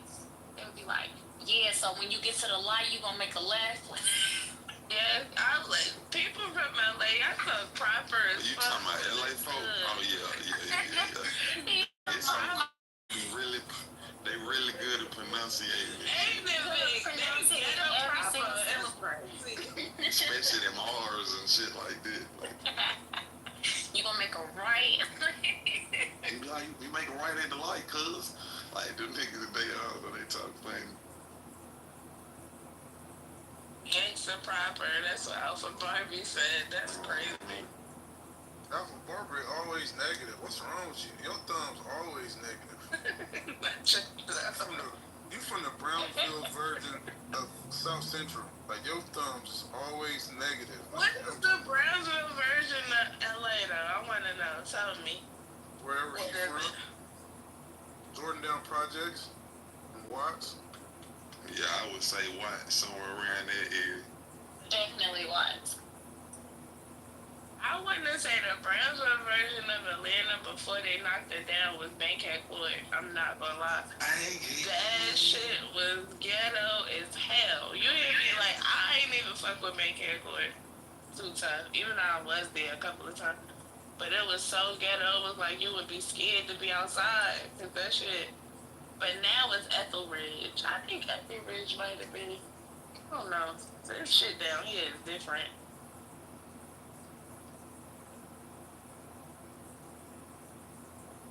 Yes, I went from Brooklyn to Bankhead. When I moved to Atlanta, I moved to Bankhead. So I went from one ghetto to the next. You went from one brand to another. Yeah, exactly. I have 3 sisters that grew up in Atlanta, and their accents, girl. What side of Atlanta they from? 'Cause see, when you down here, when you here, difference. Like, depending on where you from is depending on your accent. So West Side bitches don't sound like bitches from the East Side. It's like a whole different talking point. Like South Side and North Side don't sound like city though, for real. Yeah. Cause like I ain't never know. Like before I even talked to Don Perez, I knew he was from the West Side of Birmingham. Even before I ever asked him that, and he was like, "Yeah, I'm from," but I got to tell like, "What's that?" Like, yeah, cause y'all are both from Birmingham, but you sound different from Don Perez. Yeah, but he from the West Side of the city. But I think every city like that, even when I was in like New Orleans, like my ex, she was from New Orleans, so I used to be down there a lot. Like you go to different areas of town, you can kind of tell what part they from, type shit, basically. How they talk. Birmingham. Why? What made you move to LA from Birmingham? Man? Yeah, you know, a little bit of this, a little bit of that, you know. Just go ahead and say you met a cute little girl, and she convinced you to. A cute little woman, let me say that little lady, and she convinced you to move. Just say that. My homie from Birmingham, he stay out here. Well, he stay in LA now, but that's really his story. He really became like, he moved to LA because of his girl. But no, I kind of had some family out there. That they was laying on the weed and went out there to make some money. I know what you went for. I know what's going on. I got my cousin from Atlanta now. He used to do that. That's really how he came up, type shit. But I really had some family out in LA, and then I had got into it. Like, I moved to LA when I was 20. I had got into it with some of my family in Birmingham. I just got on the plane and then went to LA and went with some family at first. But then I came back to Birmingham like after a few months, and I got in trouble in Birmingham. I had to stay there. And I moved back when I was like 20, and I just been in LA ever since. I feel like California girls really love Southern men, like a lot. I feel like you're not having any issues in LA. Nah, I don't know. LA is just a different place to me. Yeah, you're right on line. What's the dating experience for you in LA? It's cool, it's fun, but I just think all these women crazy everywhere. Like I said, my last ex was from New Orleans. She's just crazy as fuck. Oh, well, that was your fault.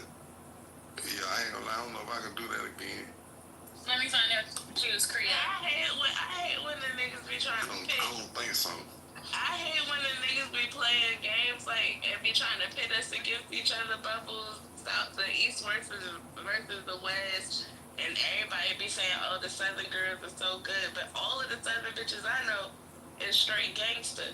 I done seen another bitch on. Hey, that some gangster chicks, Yeah, so another bitch on by the nigga. These bitches it's two sides. It's two sides of Southern women. So there's like the Southern Belle. She's usually like preppy. No, it's three sides. It's like the preppy one, but she's like sweet, super sweet. And then it's the snobby one that like looks down on everybody. And then it's that yucky one. Oh my god. Those girls gave me hell. I'm like, bruh. They say West Coast girls are snobby. Like, this is on a different level. Like, they will just stare at you. Won't say anything, nothing. Like, just stare at you. I don't know. Yeah, so the South, it could go one way or the next. Like, when I first moved down here, and I used to go to the strip club, it was these bitches that we would frequent the same places, we knew the same niggas, and I swear to God, they always tried to start with me, and me being the person that it was never good. So it was like, we was from two different worlds, but we had the same kind of attitude, like, bitch, I will break your fucking neck, stop playing with me. Like, these hoes was hating so hard, because I was like, a girl you know how a girl comes from out of town to a new town, and all the niggas just be like, oh, who is that? Oh, wow. Then I got the accent and all that. So, hoes used to hate. They still do though. So, there's that. I'm not gonna lie, that's like the most fights I got in was when I lived in South Carolina. So it's crazy y'all bring that up, because I swear that's where I caught my assault charge. I always felt like I had to have my guard up. Yeah, like I got in the most fights, and I grew up in Chicago, so you would have thought that I got in more fights out there. Nope. When I moved to the South, that's where I got into my most fights. literally. And I be chilling. I swear I don't be bothering nobody. So it was literally me being provoked. And I was like, alright, that's crazy that y'all said that. I got into fights everywhere because I always stood out. You know what I mean? Like, I never got along with other black girls in the South, and I hate that. I hate it so bad. Like, granted, I had a plethora of cousins, so I didn't really need friends. But like the girl, like let's say I would go visit my grandma. She owned her house, but she lived in the hood, and those girls hated me. Oh, she thinks she all that. I'm like, I just said hi. Like, I hated it. I absolutely hated it. You kind of a proper talking, you know, classy kind of person, so they probably felt like, yeah. That's sad, ain't it? That's sad. How you mad at me? It would have probably been different if you was one of the like ghetto Compton bitches. No, listen, my ghetto it would have been different. It blew my mind because my cousin moved to the South from California, and they adored her. I'm like, what? Like, she hates you bitches. Like, I'm trying to. It made no sense to me, but I don't know if they were scared of her. Where your cousin was from? Like, they didn't fuck with her. Where was she from? Sac. She was from Sacramento. Was she from the hood? Or she was from? Yeah. Was she from the hood or the burbs? That's why I sent you to the South. That make a difference then. That make a difference. Like in Birmingham, if you had like, you know, I don't know, y'all probably don't be in the Birmingham room, but I grew up in Birmingham, and then like all them chicks is ghetto down there like a motherfucker. But if you kind of got a little class about yourself for some reason, they just hate on you because I guess they feel like you think you're better than them. You know what I'm saying? That's exactly what they said. See, the thing about New York is this is why, and we can fit in anywhere. Like we fit in, but we stand out. Who love us and they hate us at the same time. So, like for instance, me being from Brooklyn, right? I could go anywhere I go to the suburbs, I go to the city, wherever I go, I'm gonna be the person that either people are gonna love because I'm different, or they're gonna hate me because I'm different. They're gonna hate me because they feel like I think I'm more like, I got a lot of that all the time. I think I'm more like, but wherever I went, I fit in. You know what I mean? Like, cause I'm clatchet. I always was a little bit, you know what I'm saying? Clatchet, crazy. Like bougetto, like I've always been bougie as fuck, but I can get down and dirty, and that's basically like everybody from New York. The whole city is ghetto. The whole, like even the nice quiet pockets of the city is still ghetto. It don't matter. Like, so the richest of the richest people there could get as low as the niggas from the hood. That's how, you know what I mean. So it's just, that's the beauty of growing up in New York. You could fit in anywhere and still be in New York. You're gonna be in New York regardless. I've always gotten along with New York girls. Always. Yeah, I love New York people. I was kicking with this chick from New York I'm in Miami right now. I'm finna back LA tomorrow, but I was kicking with this chick from New York last night though. I ain't gonna lie, she was finna get on my nerve. Cause I don't know, she was talking too much, but for the most part, I love New York people. Now, people that just don't hate me, y'all. People that I don't seem to have a palate for are people from the DMV. I don't know what it is. I don't like their accent. I don't like their accent. Doctor right there, he right there. If he starts speaking, look, Doctor up there, he might start speaking, but when you listen to him talk, I hate his accent. Like, his accent make me want to buy it. It's like, I don't know what the fuck I don't know about eating. Their accent. I hate it bad. I do. Sorry. I hate their accent, but the funny part is, like, people be like, people from DC and Baltimore kind of sound like, I don't think so. I like a Baltimore accent versus a DC accent. I really hate a DC accent. To me, they both got that sound. I hate it. They say stupid shit. I don't trust them. Baltimore, I swear to God, that was the funniest accent I ever heard. The very first time I heard the accent, I was like, where the fuck is you from? I had never heard nobody talk like that. They talk so funny to me. Where? Baltimore. Oh yeah, I love their accent. Their accent and New Orleans are like my two favorite accents. I love their accent. But I hate I hate how they talk. Never again compare a Louisiana accent to a Baltimore accent. That's I'm not comparing.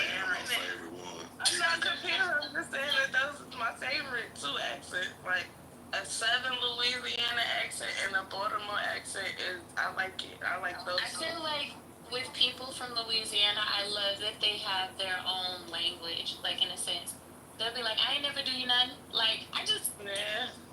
They get me. They get me every time. Yeah, I just want to be around. They got their own language too now. That's how my sister talks. It's like you ain't never been around the Geechee. See, it's like a whole other language. Literally, my sister talks. Yeah, you can't. Yeah, Geechees. You can't understand. I'm Geechee by blood and lineage, but I don't understand what they be talking about because I'm far removed. I grew up in there. Now, I can't even. I would have to curse. She'd be like, "Nah, fuck that. I'm from Atlanta." Like, I'm like, "Girl, what?" No, Atlanta. I get that. Listen, at first, Bubbles. When I first moved here, I used to tell niggas they sounded like slaves. Hey, you could imagine over the heat I got from that, but I used to think that they sounded like slaves. That's insane. That's crazy. Especially telling somebody from the South that like that's the thing about me. I always say an inappropriate shit. I don't mean nothing by it, but I just say it anyway. But anyway, at first it was like I used to really try so hard to understand what the fuck they say. But now I get it. Like I can hear a story from a nigga from either side of town, no matter what side of town they from, and listen to it and understand exactly what they say. But at first it was like they were speaking a whole nother language. Isn't that crazy? I was just explaining that to someone earlier today, like how Africa has different countries and they speak different languages. It's how America is. Depending on who you are, you'll have a completely different experience. It is. That's true. That's why when people be like, black people don't got no culture, we do. And then we have subcultures within the culture. You know, people say that now. Bubble. You know, a lot of the Africans and stuff would say something like that. My little cousins can't tell me nothing about being a good cousin. Like, what? Yeah, that's true. But they don't get. No, but I think what it is they see how we operate in the different areas and they like, oh, don't nobody have no. We have a culture, then we have subcultures. Like, even within the culture, we got like different shit going on depending on where you from.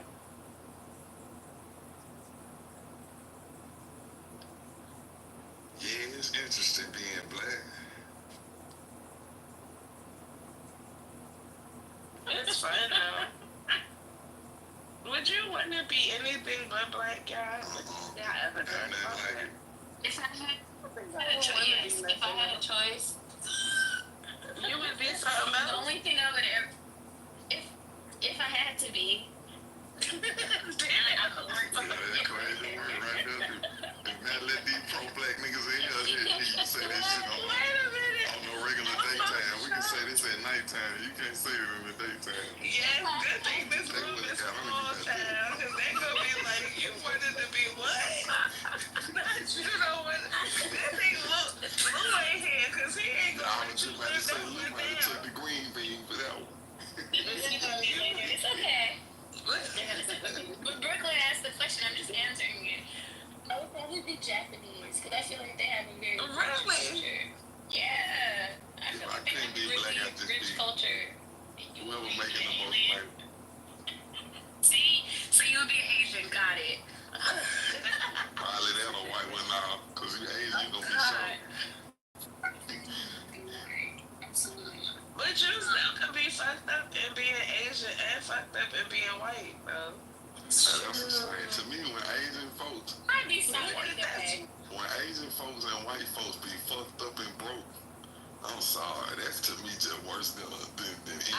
You know what? Oh, Vic, in my bad, because when I see white homeless people, I don't give them shit. I don't either. No, lot of people are like that. A lot of it was just me. I was kicking it one time. My Hispanic homie, he said the same thing. He said, "Why you ain't using your white privilege?" I was like, "Damn, like, it's something to think about." I thought I was a bad person because I swear to God, I think about that shit all the time. Like, you white. Like, please. I'm gonna be real with you though. I don't even get so hard. I'm not only black, but I'm a black woman. This shit is hard. I don't know what the fuck you talk about. So, That's the thing. If you white, even if you white, trailer trash white, you can still go put on a suit or something and go get in certain spaces I can't even get in. You know what I mean? Like, exactly.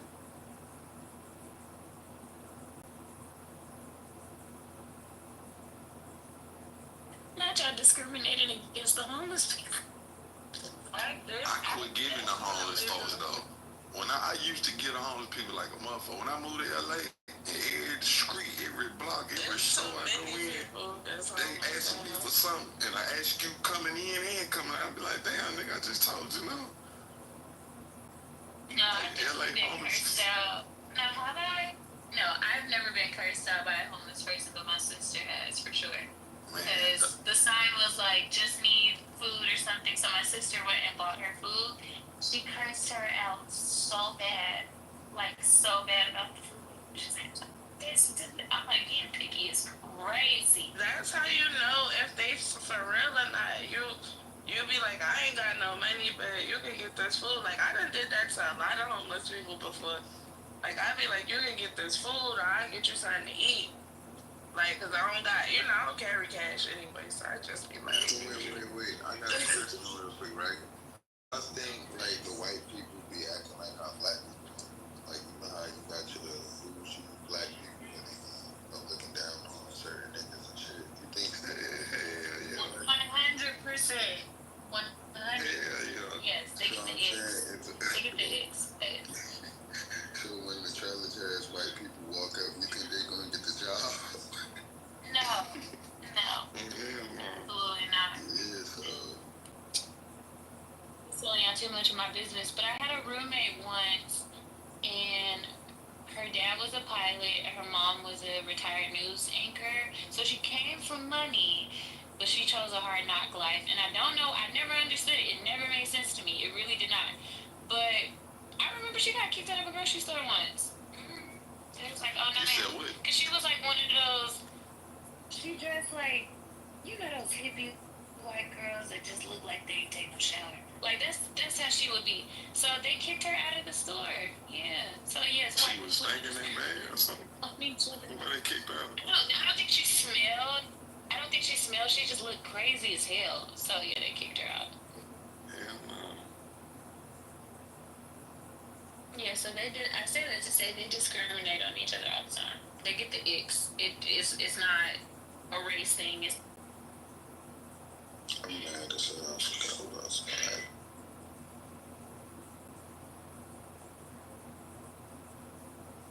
Yeah, that's crazy. A white girl come from money and wanna leave alone. Look. I know this white boy, right? He used to be my neighbor. And you can look him up, right? I'm gonna tell you his name. Matter of fact, I ain't even gonna tell you his name because it's kind of fucked up. But my neighbor, right? This nigga dad, right? No bullshit. This nigga father was the top DEA agent in Florida, right? He retired, whatever. This nigga's son used to work for the NYPD. He was fucking drunk, right? This nigga got fired off the force because they called him in front of like Publix or some shit, like sleep, like a bum. And then his dad, like, shit crazy, like, his dad, like, be buying him pizza every night. That shit was crazy. Like, he be yelling at him, like, Dad, don't talk to me like that. I'm like, yo, this shit was wild. She used to yell at her mama like that too. I used to be so shocked. I'm like, this is real. This is a real thing. They really talk to their parents. That's crazy. That nigga was 45, bro. I'm talking about. He was like mentally ill or something. No, that nigga ain't ill. That nigga be buying prostitutes and popping mollies and calling his parents for dinner. just living on the edge. Have you guys ever heard of that? Like, it's gonna sound horrible. This is a recording room.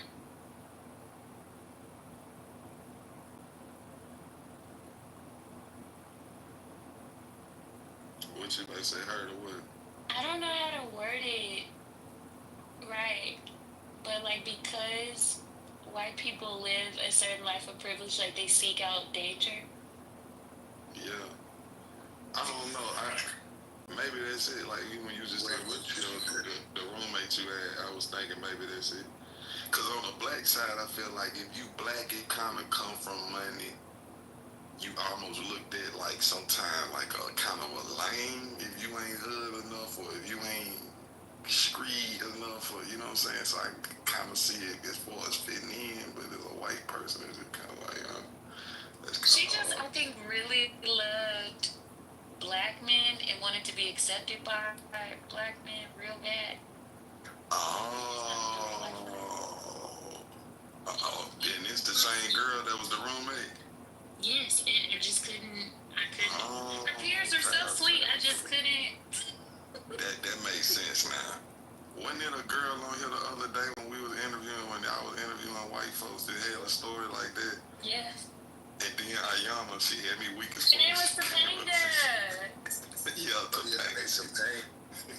Ayana said mean. I was like, Ayana said she threw away her white privilege to chase black dick. I said, hell no. That shit was funny as hell. I was frozen. I couldn't even come off mic. I was like, that is so mean. Wait. I got a question, right? Y'all think there's really some white people that's attracted to black people, or are they attracted to the lifestyle, like the fetish one? No, I think some of them physically be attracted to black people. Yeah, I think it be both, but I think some of them physically attracted to like black people, black features, black skin, you know what I'm saying? But then I think like a lot of times the swag that go with it too that they like too, so yeah. I don't really believe it, because I don't know. It's like, I feel like black people, we some good looking motherfuckers, so I can like that makes sense to me, you know? Right? I wouldn't fuck with the Asian dudes. Like they look weird, like Asians. Like so, like white people on that borderline too. Like, so it's like I don't know if they feel like that about us. They could just be. I'm just saying that's why I say I feel like. Stop cutting off your mic so soon. I feel like you cut off like the tail end of what you're saying. I be done. I feel like as a black person, you know, like I said, I don't know if it's just because I'm black, but I be like looking at other races, and sometimes I find some of them maybe attractive, but across the board, just not nearly as black women. You know, so I don't know. I kind of it kind of makes sense to me why other races would want a black person. You know what I'm saying? Because I feel like out of all races, I truly feel like we just have a look. You know what I'm saying? Not to say everybody good looking, but I just feel like a good looking black person is just like, you know what I mean? You can just see, like it stands out. You know what I mean? So I don't know. Asians look like they got Down syndrome, and then there's like a lot of white people be looking crazy too. Like they face be looking like masks. Like what's that movie? Like 28 Weeks Later, or what's the vampire movie? 28 days later, yeah, something like that. 28 days later, is it that one? Where the niggas Maybe it come out recently, Nah, not that one. It's the one where, matter of fact, it's 28 Days of Night, where the sun go down and all the little vampires and shit come out. I feel like, you know, like white people really look like that, like Count Dracula and shit. That nigga said Count Dracula. But nah, man, I think, you know, it'd be a mix of both. It'd be a both. Nah, they all look like Pookie or some shit. But we all like Whoopi Goldberg. Just, you know, black people. I don't see what y'all be seeing, and I ain't gonna say it. I'm gonna just PTR. It's on the recorded wax. 1 second. don't see what y'all be seeing in them. Like, White people. yeah, like, yes. I only see them cute, like, put, like, in a dog, like, oh, this cute little dog. Yeah. I don't see them, like, in a romantic way. I don't get it. Who are you talking about, Bubbles? PTRD, because I didn't want to. Talking about the white folks. You're talking about white men? Oh yeah. I like that. There's so much. There's so much out there. Like, why do you stop there? Especially if you're American. White people smell funny to me. I don't know what it is. It's not like it's a bad. It's just a smell about them that I just don't explain. I don't know what it is. Having clean shoes for. My little cousin said they smell like mildew or coins or wet dogs. What I did what it is, but they have a smell. What I did think was interesting, I don't know if it's still true to this day, but when I ran cross country and track, I was a very observant teenager. In our shower caddies, they would have all of the shampoos, all of the conditioners, no body wash. No body wash. And they'd be like, oh, the soap from my hair would just run down. I'm like, what? All of them. It said no body wash. No body wash. Mind you, we would just run 3-4 miles. I'm like, Yeah, this is before class. So I'm like, y'all not going. So I'm sitting on towels. Like, I'm not just, that's just universal, but I would never forget that. Ever. You know what's crazy though? I don't think they really, I don't think they really come from hygiene down. You know what I'm saying? I think that was like an us thing, because I think, not even thing, Indians be steak as fuck too. Like, let's just get to it. Oh, damn. They be musky as fuck, like, for real, right? And they practice not, like, using soap and shit like that. So I think most of the cultures like. I heard over there, like in the Eastern world, they be certain countries be on it, especially like sometimes Europe. They feel like the men won't wear deodorant because it's like they feel like that's a manly smell. And I don't know, but them Indians, yeah, they do have a smell on them. I know what you mean. It's called musk. Even sometimes when they not musty, I don't know. It's like she was just talking about with white folks. I don't know, it's interesting how different races got, like, they don't smell. Oh, you know, I was on the plane. I was on the plane, and it was this Asian lady sitting next to me. She smelled so, like, it was such a good, unique smell. No, it wasn't that. She smelled like ginger. I was about to say, I know that was a long plane ride. Nah, go ahead. No, she smelled like ginger. And I know that Asian people, like, after they give birth, it's like traditional. The way that they, like, their postpartum care is very unique. Like, I'm trying to remember. I don't want to say it wrong. If I say anything wrong, then I'll correct myself at another time.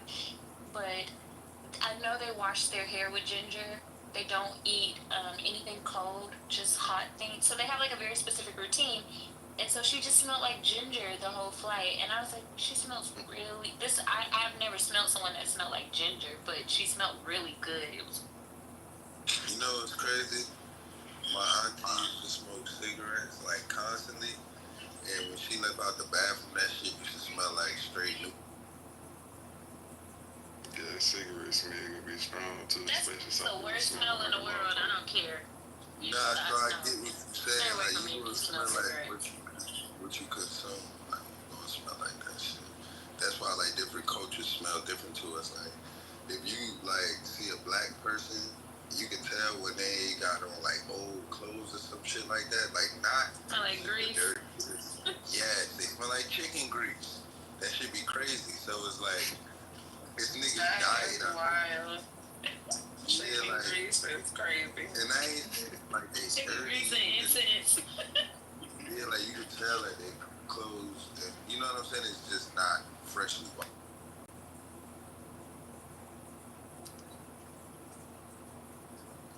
Okay, that's funny. So we acknowledge that everybody has a potential to have a smell. I don't know, like, how that will work, like, being with a white person.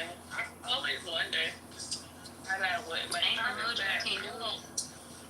It's just like, it's so much shit that be going on. How the fuck do you even navigate that shit? Like, how do you navigate all the shit that be going on socially, and you got a relationship with the enemy damn near? Like, how the fuck, what are you doing? Like, how do you do that? I guess it's like a movie, like an adventure, and then you just waiting for the climax. Cause you don't know what you're gonna get. You might die. What you mean, just like getting into something different, fucking something different? Yeah, like you don't know what this shit about. Like you fuck around that nigga about come home drunk, like wild the fuck out here, a whole different person and shit like that. Like you just never know. Like they fuck around and put you in a ritual and get out shit. You know what though? I was in a conversation with about like the dynamics of being like in a relationship with a white person or whatever. And they were saying how this generation, like some people that's like in their 20s or whatever, they didn't experience racism, like they grew up in a different time, right? But I think that's why it was so important to like watch the movies. And like people be complaining about slave movies and shit, but it's important to see that shit because you get to see how they, you know what I'm saying, how they was and how your ancestors feel, and you just can't really do it. Like Mississippi Burning is the reason why I would never fuck with a cracker. I don't give a fuck. Like that is the movie that made me be like, oh hell no, I can't fuck with him. No, I can't do it. And I know a lot of people they don't like to watch it, but you gotta watch it. You gotta see it. Mississippi Burning. That I would never fuck with a cracker. You hear me ever in my life? Never. Shit. Just because I seen that shit on my mouth, I swear. It sounds like It's like crazy, like especially like growing up in Birmingham, it was like, you know, just so much of that civil rights fight happened and this history. I mean, I was watching one movie, the Cinema, I don't know, but it was like it was black folks, they was down there trying to vote, and they telling them you gotta guess how many gumballs in this thing for you to be able to vote. Yeah, and I'm like, damn, that's crazy. Like, and I be like growing up with my grandmama and shit, they really lived through that. I be like, damn, can you really just imagine that? Like, that's crazy. It wasn't even that long ago.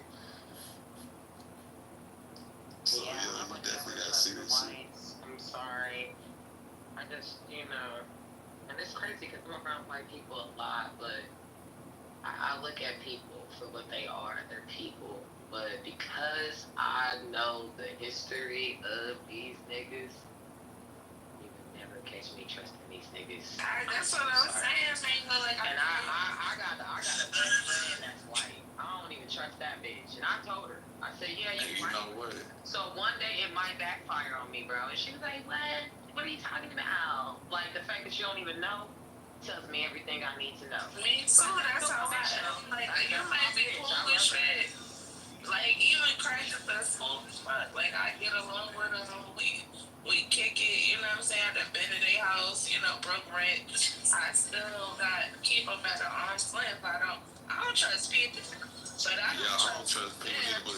I don't trust people, but I really don't. I don't trust them double. I don't give a fuck for nobody. Yeah, it's something about, even if I'm really cool with a white person, I just can't trust them like that. I don't know what it is. Even they ain't saying it's like I think they'll really cross me, but that's cool because I'm gonna be honest with you, they can't trust you either. Exactly, I get it. They can't wait for don't trust me. Don't trust you. They can't wait for you to act up and have a nigga moment on them so they can play victim. I'm definitely have a nigga moment.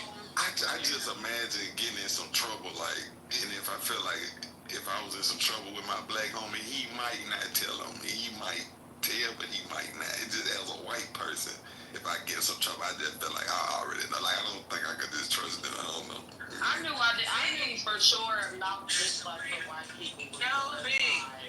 when I hold on, wait, Brooklyn, when I got pulled over with my homegirl, this was years ago in college, we got pulled over. And when I tell you the police didn't ask to search her car, ask if it was drugs in the car, like all this other extra shit that they be doing with us, I tell you, it sounds like white people. I know. I said, damn, that's crazy. They ain't asked you if you had anything illegal in the car. That's fucking sick. She's like, I never been asked that before. This how I know. And you will never understand. And because you don't understand. It's crazy how much of a different reality they live in. Yeah, I put my life in my hands of a person who don't understand. I was just about to say that because I don't like it's their fault. But look, I don't trust them to the point where I think if they do something wrong, they still gonna blame me for it. Like I can't fuck with it. That's what I'm saying. I just feel like they come from such a different environment. Blame me for some shit. I can't. I don't know. It's just almost out of that don't sit right with me, but they are people. I'm like, they ain't right. I mean, they decent, but I just don't trust them. That's just how I feel. White homegirl invite me to her house in the country for Christmas, but boldly tells me that her daddy's a racist. I was like, yeah, I got a family to spend Christmas with, right? Like, it ain't, I like them. It ain't that deep. Like, we cool. So white people. I thought you said you were staying home. No, I changed my mind. I'm gonna go visit them. I bought gifts and I did want to be to myself. But the fact that you think I would rather go spend time with your racist ass family than to be with mine is the reason why I'm about to go kick it with my niggas tonight. Wait. Let me ask you this, right? So you know how like the generation of crackheads left, and there's like but so many crackheads left. Like you think the generation of like super duper racist patriot white people gonna die off, and then the other ones gonna be like just dwindling, and they ain't really gonna have the full. Not at all. That's why we having this conversation. Not at all. Not at all. See, but I think racism is systematic, it's intrinsic into the nature of the United States, so it's bigger than like one individual person. It's a whole system. So the system is not going to. But look, but it was just like this though, because you could have, like you could have a system be a certain way, and the players know inside of the system, and they just move around different. You feel what I'm saying? So like, do we got any good represent? Oh, like what's that bitch name? Jane Elliott, the one that be doing the eye experiment shit. Like, would you want to trade lives with your black peers? You ever seen her? Yeah, I've seen that. Like, alright, she a person. She get it. She be trying to wake niggas up. So you said it's a white lady who do this? Hell yeah, the white lady Jane Elliott or whatever. And she got something that's like, do you want to trade places with her or your lives with your black kids? Yeah, that sound like a fuck nigga fantasy to me. That's what they be doing. What? And what do they say? No. She be like slapping the white people in their own face with their own like logic. Cause she be like, oh, they'll lie to her in her face and be like, yeah, we ain't racist or we don't practice prejudice or none of that shit. But it's like, well, would you ever trade lives with any black person or any of your black peers? And they like, hell, like, no. And they like, well, why? You know, that's a like, whole show for a white person to make. They first answer be, oh, well, I don't like how they treat it. And it's like, oh, so you know how they treat it. And, you know, she just be cooking it. Yeah, I ain't gonna lie, I was on mute, but I just don't. Niggas love a white woman savior. Y'all love a white woman savior. Why you hating on the white lady? Why you hating on the white lady? Because I can. Alright, just hate. Because I can. Don't put all You the love a niggas. white woman savior. God, you know. Because you just sat here and asked us that deep ass, thought provoking question. Now you want to sit here and revere us. Yeah, it was thought provoking because the white bitch be asking the white people questions. No, the question that you asked me, Vic, in Brooklyn when you first entered the conversation. Oh, I said, can the white people fall off? Like, the mentalities. I'm saying, can mentalities die at a certain That's time? not the question you asked, honey. What I asked? Didn't you? I can't say it verbatim, but I remember my answer. You did ask about like trusting and the generational shit. I got you. You asked. Yeah, I feel like crackhead. Yeah, so. You didn't get the question, because you can't really repeat it. But I was just saying, like, do you think that? See, now you fucking with me. You said, do you think that racism is just gonna disappear? Nah, that ain't what I. So what did you say? Like, I'm on the right. You know what? Shut up. It was just like you feel like the super racist white folks don't die off like the crackhead. Yeah, like you. So basically, like I ain't saying racism. That don't mean that. But crackheads didn't die off. I said they dwindle. Crackheads is not. not. Yeah. Like she said, like it's systematic. That's what I really truly always believe. Like I feel like the super racist white people that built America, they built it for that. I think one day they knew this might die off like this racist mindset. So we gonna make sure we create a system to where it don't die, even if y'all ain't racist. You know what I'm saying? Wait, why y'all making this seem like the system is like AI? Like it's people that operate the system. I think that alcoholics. I want to compare them. Can y'all hear me? Yeah. Can y'all hear me? Yeah. Oh, that's so odd. Okay. How about white people, right? White people and them being able to do whatever the fuck they want in this country. How about that's really their reparations for real? How about that's the reparations America gave to them? Because you got to think, you solidified a promise to motherfuckers that they would have a fighting chance, and you based it off of the system of like slavery and racism. And then you just up and changed your motherfucking ways and said these niggas is gonna be free, and then you sent niggas off to war, and then they came back poor as fuck, and the niggas that you just had enslaved got they shit popping. Yeah, I think that's their reparations, being allowed to do whatever the fuck they want to do without any consequences. Yeah, but look, you gotta understand when you say that who you talking about, because not all like white people are the same people. Like, it's no. I mean, if you think all white people got the same plight, then I don't know. I never said that. Alright, so that's what I'm saying. When they automatically come to with an advantage, that's you niggas' problems. You talking about no. You talking about advantage and shit. When again, you gotta understand who the fuck colonized this shit. So not even everybody motherfucking got the same agenda. Your niggas walk into benefits, cool. I got a green card. Whenever the fuck I go to Jamaica, all the motherfucking Jamaicans bow to their knees like, oh, this nigga got a green card. He got an LLC. He could get me to work. So we got the advantages too. Like, niggas gotta take advantage of that shit. Like, we definitely in a fucked up system and all of that shit. But them niggas fucked up and didn't know they fucked up. Because they sat us right next to all the benefits and shit that they had. Like, we can't go nowhere. The fuck, them Europeans, them niggas is from Europe.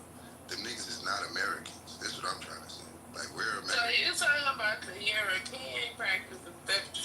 Plus, the European practices different from the generationally white man of America. American white man, yeah. Like, I get that part, but even European practice is racist, though. I ain't saying nobody wasn't racist. They have a plight. They have their plight, but they still feel like they above black people. It don't even matter.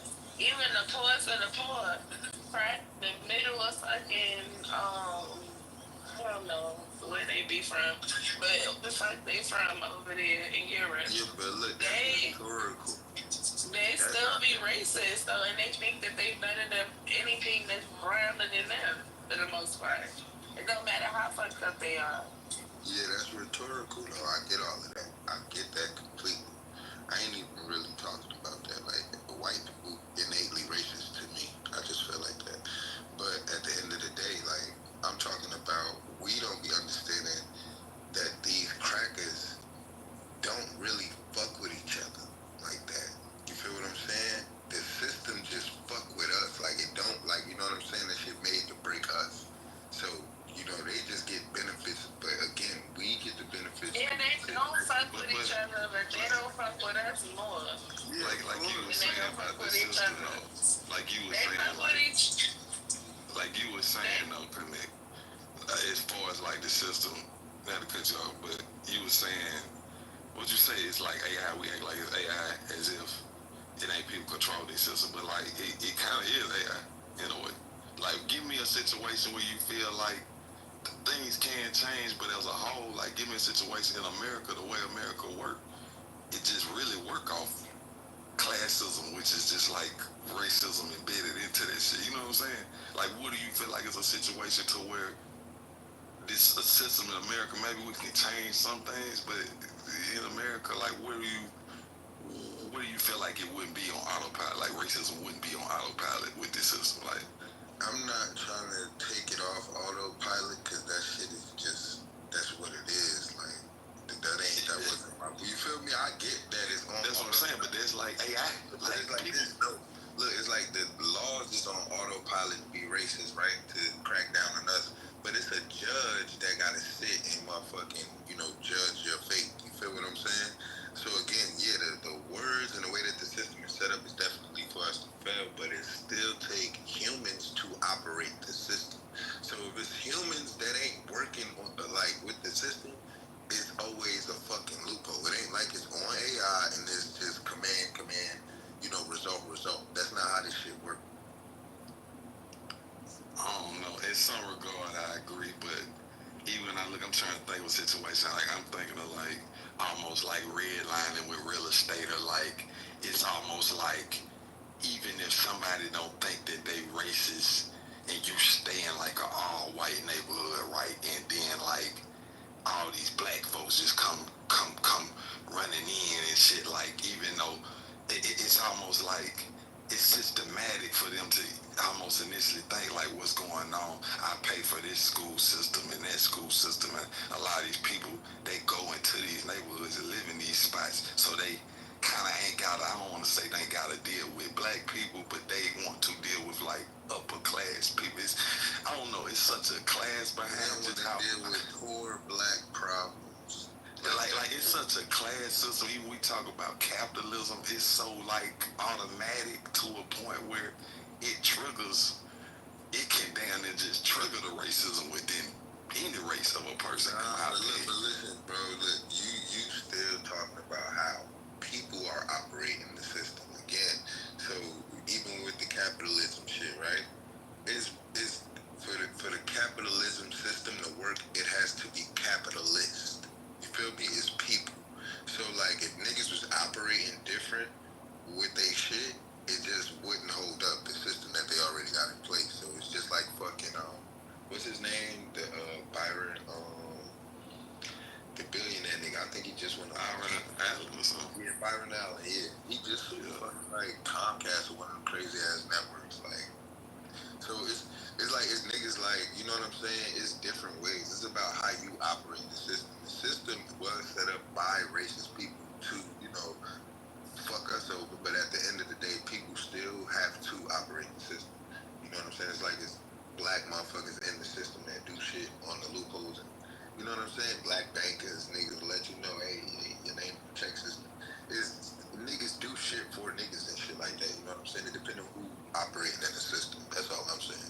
We could that system could work for us. It just depends on who the fuck you play. It can, but that's what I can see it changing. That's where they fucked up.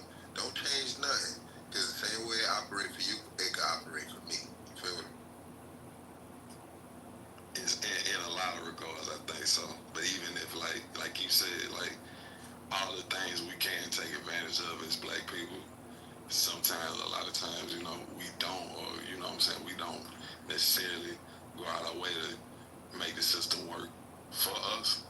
But at the same time, I still feel like, just me being a black person, even if I did all the right things and took advantage of everything, it's still like, you know what I mean? I just off of look wise, it's like I can't go as I ain't say I can't go as far, but I still feel like it's just certain parameters I'ma always be in, just being black. Even if I pay my taxes, even if I stay out of trouble, like I ain't a nigga that really be getting in trouble like that or nothing like that, you know what I mean? But it's still like, if I'm riding through certain neighborhoods, I get pulled over, and I know they'll tell me like it's off a tail light or I ain't put my blinker on, but I know the game, you know what I mean? It's just, I don't know, this shit just systematic. Even this is like, I go through Culver City, LA a lot. It's like a racist part of the time, and I just feel like you wanna know it's so crazy. I grew up near Culver City, and I be trying to tell people all the time, especially on this app. I'm like, bro, as a suburban kid, you also face discrimination. Like, stop sitting here trying to make it seem like assimilating with white people is always the answer, because I remember getting stopped when we would get out of school. You know what I'm saying? Well, where are you kids going from? Nigga, we live in this neighborhood. Why are you asking us where we coming from? And we're children. You know what I'm saying? But they not even looking at the fact that we're student athletes either. That's another thing that used to piss me off. Like, nigga, we got baseball gear with us, and you sitting here asking us where the fuck we coming from and where the fuck we going. And that's what I mean. Like, especially like Coach said, every time I'm in Coach, they don't never want to do nothing to me. They always I grew up in like Palms, Mar Vista, so they never really do nothing to me. They never even give me a ticket, but they always ask me, "What you doing? So what brings you over here? What you doing over here?" Like, it's almost like, nigga, what you doing over here? We just want to get in your business. We just want to see what you doing over here. You don't look like the type that need to be over here, so we gonna police you. You know what I'm saying? Even if, okay, you saying, okay, you know what I mean? You ain't doing nothing wrong. Okay, we're gonna let you go, but it's still like, as a white person, you wouldn't even have to deal with that nuisance at all. And then when you ain't did nothing wrong, they be asking to search your car. This is why I'm sitting here telling niggas would be, because last time I got pulled over, it's because my homeboy, we was in Manhattan Beach, and we was going to a bonfire, right? And he got pulled over for speeding. Mind you, he's clean as a whistle. But, he's in a Benz, you know what I'm saying? Clearly the car smelled like weed because we were smoking. So they put us on the block, had me mad. But then she gets upset with him because he had an attitude the whole time. He's spoiled. He don't like being inconvenienced. So he had an attitude the whole time. This bitch gonna ask him, why you acting like that? He's like, why did you pull me over? Like, what do you mean? Like, why did you make me get out my car?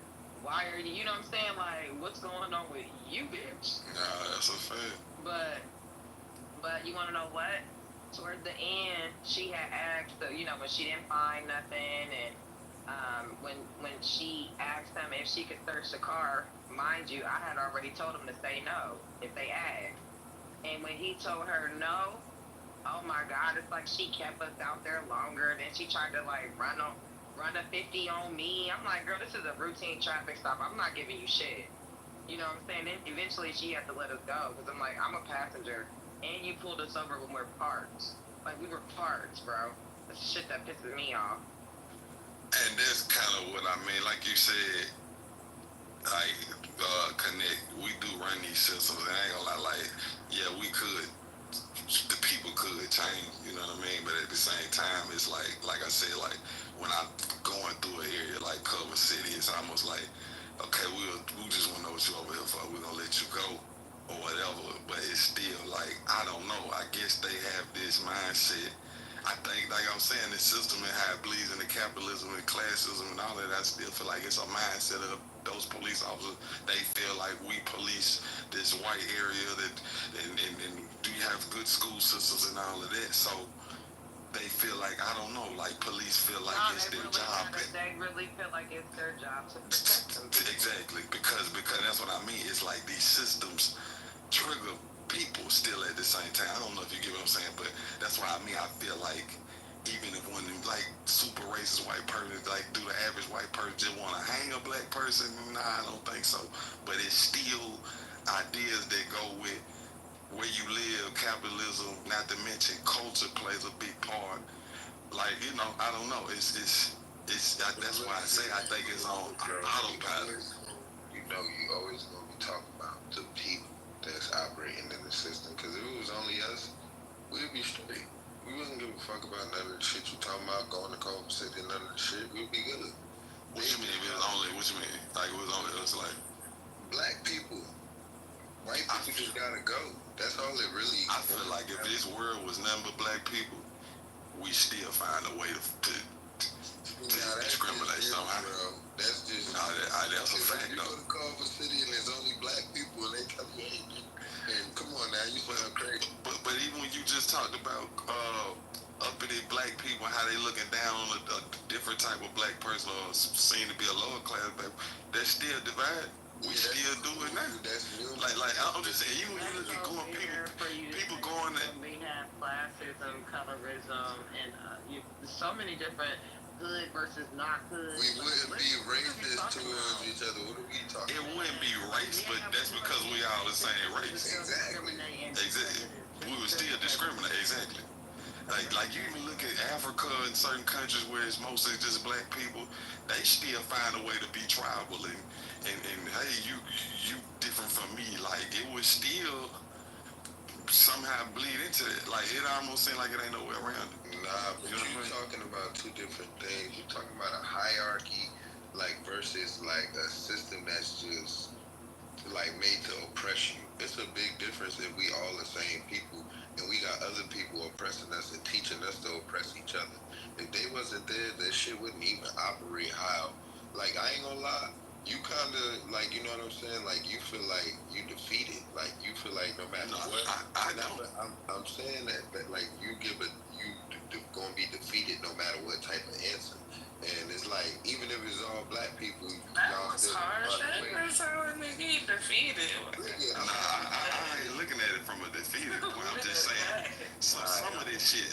I'm just saying some of this shit is like. I don't agree with what Connect is saying, but he's saying the perspective that Vic is posing.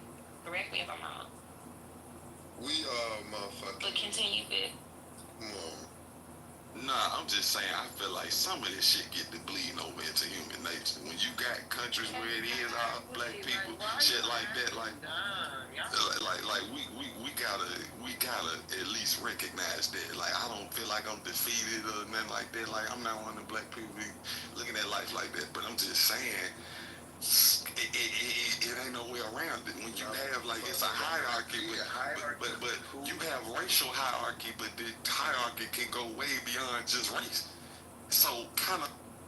Vic, listen, calm down real quick. Vic, this is how you know you right.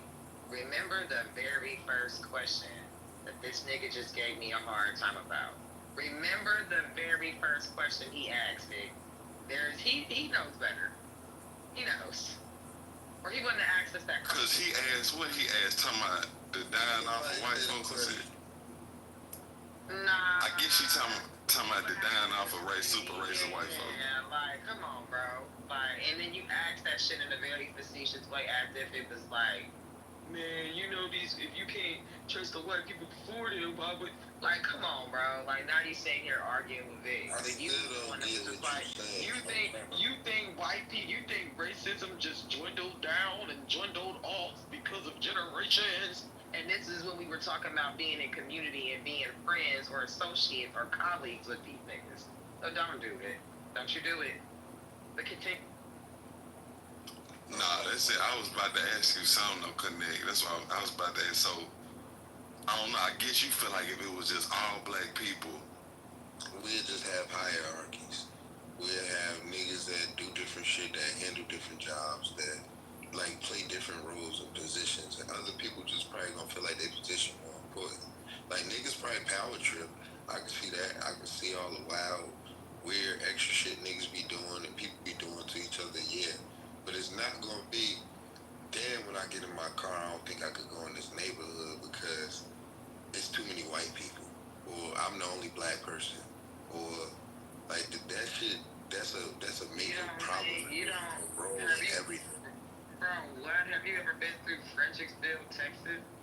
You most definitely get that feeling like, oh shit. I don't think you're listening to what we saying. I get what you're saying, Connect, but I guess I feel like what's the difference? Let me say this really quickly. I'll use the Fulani tribe in Igbo, right? Like even though they're both African, they're from different tribes. So if I go into a territory that's not a part of my tribe, I will still have that same anxious feeling. It just won't be race-based, but it's still tribal. You get what I'm saying? So black people experience that even in America with like gang territories. Like you go from the 60s and then you go somewhere else, like you're gonna have a different, and you know you don't belong there. That's not your hood. You're gonna have this same anxious feeling like I need to hurry up and get from around here. Yeah, you're gonna feel anxious. White people too. Like, where are we from? Oh, what was the question? Yeah, no. Not you. Look, that's what I'm saying. Oh, you mean to connect? Yeah. It's the same anxious feeling, that same like sense of like I shouldn't be here. It's not safe. Black people don't go to white people. They rather like yes, we do. I don't think you be listening to what I be saying. No, I be listening. You trying to patronize me? I don't respect. But now connect. This what I'm saying. Like I'm just curious to know in your mind, like you talking about how we talking about versus racism, but like what's the difference if it was all black folk and you dress a certain way, and I feel like how you dress says this about you, and I look at you as lower class, and I'm somebody that's upper class, you in an upper class area, we all black, but I'm still oppressing you. I'm still discriminating against you. I'm supposed to be a little bit better okay with it because you black like me, but I'm still dealing with the same issue. Like what would be the only thing we can do to each other is stereotype each other, and then we can treat each other based off of our stereotype. How can you oppress me? What you gonna be holding me back from? Like, what you gonna like not give me a job or what the fuck? I don't get what you gonna be. Yes, like because that's what I'm talking about. You talking about not giving me a job? That's kind of oppression, though. I'm saying that's what you saying. Like you talking about me coming to you for a job type. I mean, all of that. I'm saying if it was all this shit that we talk about white folks oppressing us with, if it was all black people, yeah, it's not as complex because we just dealing with one race. But still, we would and could do the same things based off of course, not racism, but probably like class, how you dress, how you carry yourself, things like that. You trying to compare, so now I'm saying like you trying to make it seem like racism, right? Like ain't the problem no more. That's what you making it seem like. Cause you saying and I talked to Vic. So you just said whether it's all black people and no white people, we still gonna have the same exact problem. Yeah, pretty much. I wouldn't say necessarily the exact. So I would say the exact, but it would be just. It's still just as dangerous, is what I'm saying. Like discrimination, oppression, racism, slavery. Like it's still just as dangerous. So I don't know why it'd be like some of it. I don't know. It's complex, but yeah. See, look, that's that trick, though. Because it's really just racism, bro. Don't think that. I don't know why niggas think that niggas won't be able to like I don't get it. This shit crazy. Like niggas be with niggas all the time. Like niggas is just being oppressed. And you see us. You ain't see the top nigga. You ain't see niggas get to be their best person and none of that type of shit. You seeing ups and downs, and we all in the same boat. So you ain't see niggas really, you know what I'm saying, like thriving together type shit. So I don't really think people even like could fathom that shit. I think you overestimate it, honestly. If you just look at it on a micro level, like people, human nature, like people, like I don't know if Vic said it or if you said it. People are gonna power trip. People are gonna want control. People are going to segregate themselves. People are still going to embody prejudice, and it's not always solely based on race. People are just different. We're designed that way. Languages, mannerisms, social norms. People are different, so it doesn't always matter that. A good example is like Koreans and who was it? Koreans and Japanese, and how the Japanese people discriminated on the Koreans, right? Where when you were in Japan, you couldn't even speak. What is their native language? Is it Korean? You couldn't even speak that language. And they were heavily critical. Although they look the same, right? There's still intrinsic differences, cultural differences, language differences. So, yeah, I don't think I do think it's an interesting conversation, an interesting dialogue to have for sure, to ponder on. But I do think we would have similar experiences. Yeah, and that's what I mean. Man, that shit fucked. Nah, I think like she was saying, it's just based off of the fact of like just differences. Like the world is always gonna be multi whatever, from we having different languages, different skin tones, different. We wouldn't even really want to live in a world where everything and everybody was the same. But because of that, the downside to it is we will always have tribal shit. You know what I'm saying? And discrimination and all of that. You know, that just kind of goes along with it. Yeah, but I ain't even say everything the same. I just said no white people. That's all I'm saying. Like, I feel like we'd be in cohesiveness if we ain't have all the white noise. I just don't see how you see it that way. Y'all ain't shit ass black people, then fuck it. I don't know how though. like, it just, I don't get it. Cause you even look at it, black people, like, you still got we just disagree. That's a prime example. Yeah, like even when you look at it, like me as a person is like, I guess light brown, whatever.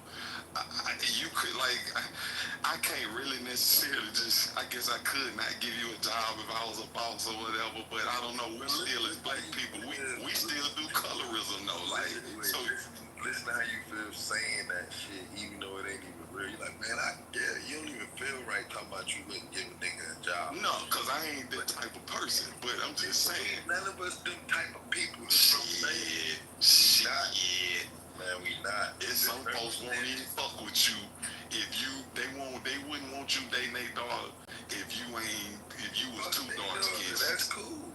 You know, stay the fuck over there. You know, fuck their daughter and all that. I see Connect's point because, like, even with Native Americans, they had, before the colonizers came to America, they had tribal conflict, but there was a certain underline to things. Like, it didn't, I don't know, they were scalping people too.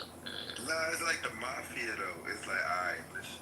Let me think. We all this, right? I might have problems with you niggas, but I also have agreements with you niggas too. Like, listen, you know, like, alright. I think that was the point of where I was trying to go.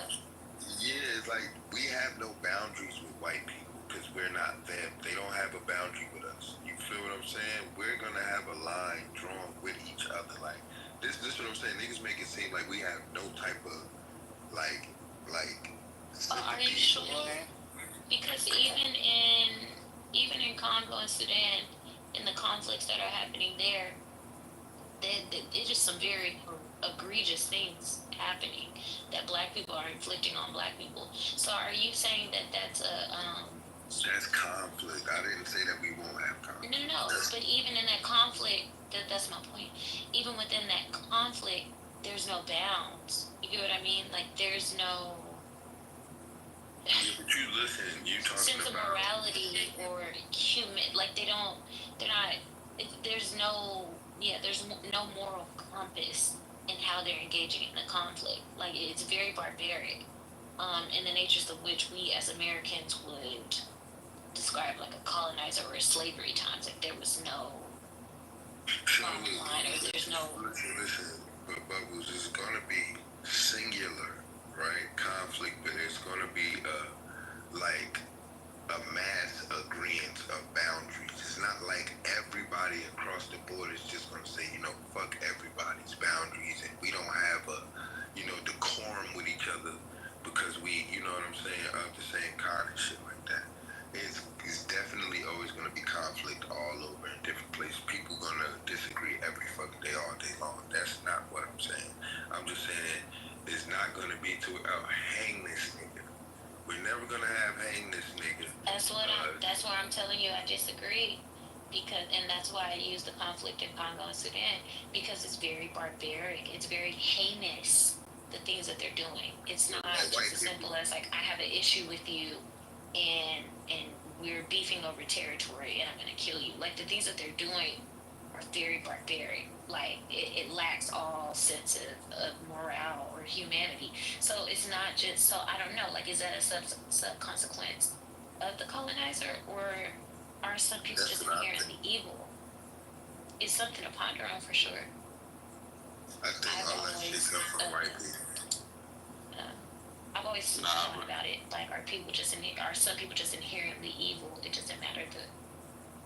But connect, I think, like I said, I just think all of this is like built around conflict. That's what I'm saying. You do, even when you look at, like, we talk about white slavery and stuff like that. From if I ain't mistaken, I've heard somewhere in the past, even Africans enslaving other Africans, and you know what I mean. It just kind of seemed like no matter what scenario we put it in, race wise, whatever, it's still there. I don't know. I guess you feel like I was talking about, I was like, I wouldn't even, or maybe somebody who ain't light skinned might not get somebody that's dark skinned. Like me personally, yeah, that do sound crazy, but at the same time, it probably would happen. It happened a lot more if we just was all black. I don't know. Some of this, I think we thinking about, again, back to human nature. Some of it is somewhat seems like just what we would just do as humans, and it ain't all the way racially. Like, I don't know.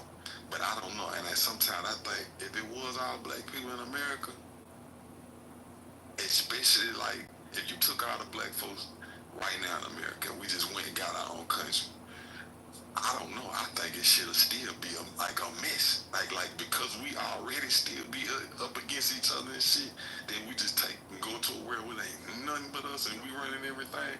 It might even be worse. I don't know. I know it sounds crazy, but look, because we have to also consider why the British even came to colonize America in the first place. Like, why don't we ever discuss that? Like, why did they run from their own country?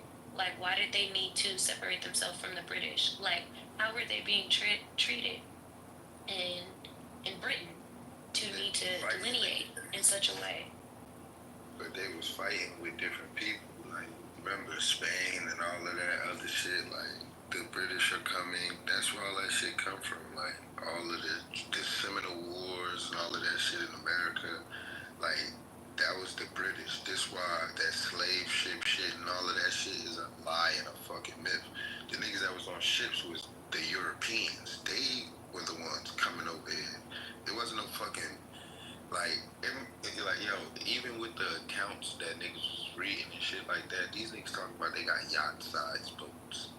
Like, what are we talking about? Please don't tell me you're not one of them niggas that don't. Yeah, please don't do that, because I don't have time for that shit tonight. I don't want to curse you out. Please. That conversation stressed me out. Anyway, I didn't know I could get stressed out. And it was so much happening at one time. They were saying so much at one time. I'm like, bro, I can't even debunk the first thing, because now you done said something else that's super egregious. Like, okay, anyways, go back to your point. Do what research? I'm not about to do this with y'all tonight, I promise you. I will not, I will fucking curse everybody out. All of y'all. I will curse you all out. Don't play with me. Nah, I don't have time for this. Do what you gotta do. I'm gonna stay on mute. Because what the fuck is y'all talking about? So, are you saying that you're a nigga? There's two people that I would never argue with. You're one of the Nidian niggas. I will argue with an Israelite too. Because you niggas is delusional as fuck. I will argue with a nigga like and a nigga. Because both of them niggas is delusional as fuck. Y'all so be thinking it's argue with an Israelite, an NOI. Only people I don't argue with is the gays. I don't argue with a Nidian? Yeah, I'm not. No, I refuse. I don't argue with nigga like. I will argue with them all because they're all stupid. The gays is the only ones I don't fuck with. I can't, because it's nothing. I can't beat them. It's no beating. So I just don't even bother. But everybody else can get it since y'all stupid. And I'm just gonna keep explaining the stupidity that comes out of your mouths. Like, what the? Y'all are the equivalent to flat earthers, just ridiculously retarded. Like, y'all just came up with a scenario that better suits whatever you felt like it being, and that's what it's gonna be. Slavery existed whether you fucking wanted it to or not. And it wasn't the same kind of slavery as the ones in Europe or the ones in wherever the fuck. It's different. And yes, people did come over here on boats. How the fuck do you think the goddamn pilgrims got here? Y'all are ridiculous, okay? Just mute the fuck up forever. Don't say nothing else. Thank you. No, we're not going there. What I was gonna say is who the fuck are pilgrims? the conversation. Think I'm gonna let her. Oh, so you don't know what pilgrims are? Yes, we're getting past this. We're getting no. Yeah, I can't. I'm not about to argue with you about this. What the fuck you talking about? Who are pilgrims? Okay. When you think white people just keep walking. no, because the bubbles, you know that shit pisses me off. Why do they do this? What the fuck? Keep moving forward. I can't. Okay. Alright. Let's not do that. But no, I don't see anything wrong with the conversation right that we're having now. Fuck all that. Is this another segment of your high thoughts? Yes, it's about to be. I ain't gonna lie though. Okay. All right. You know, I didn't think you was a nigga. I thought, you know, I ain't gonna lie though, Brooklyn. indoctrinated you on Clubhouse. And Vic, please don't tell me you want to, because you. No. But I am. I can't. I have lately been more so. Oh, see. No. I've been more so looking into. I really think it was something I had said. Talking about these boats and how we got over here and shit like that. I've been wanting to look into. You gonna have Because do it. It's something Ion had said that had me thinking. So I don't know. Some of us might have already been over. I don't know. I don't That really part get is to true. it though. Hi, So There were people here. That's a fact. But, Say no shit. What you think? Mr. Columbus came. nigga, I'm not about to argue with what is wrong with you.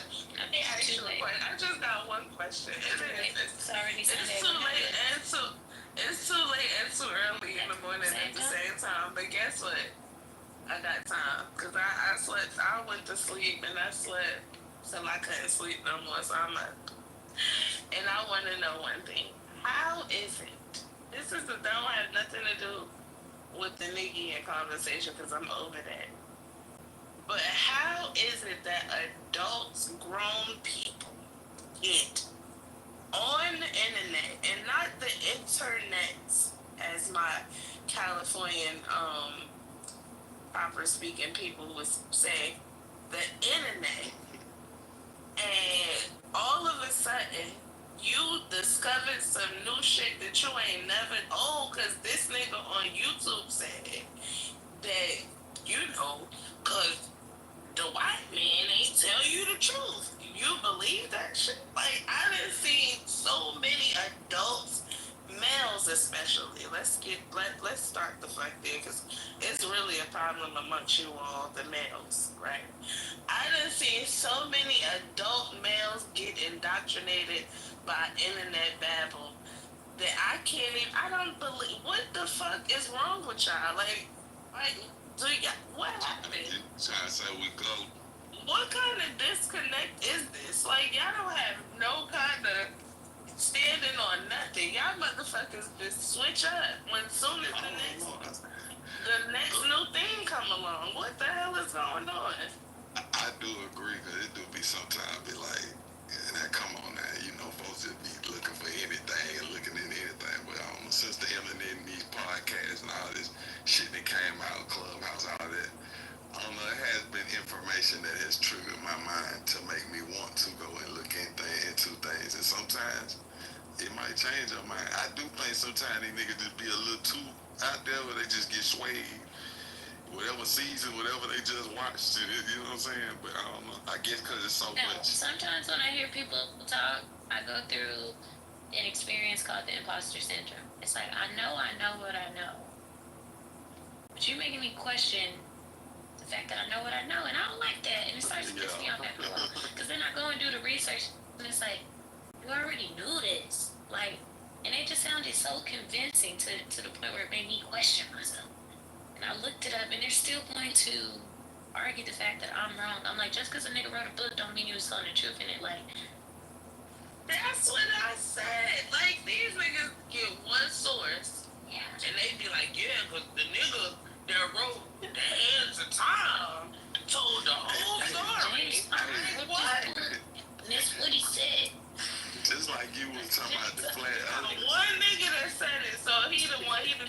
fella. Nigga, get the fuck away from me. I don't want to hear nothing else, okay? Ever again from Just you. like you was talking about the flat earthers.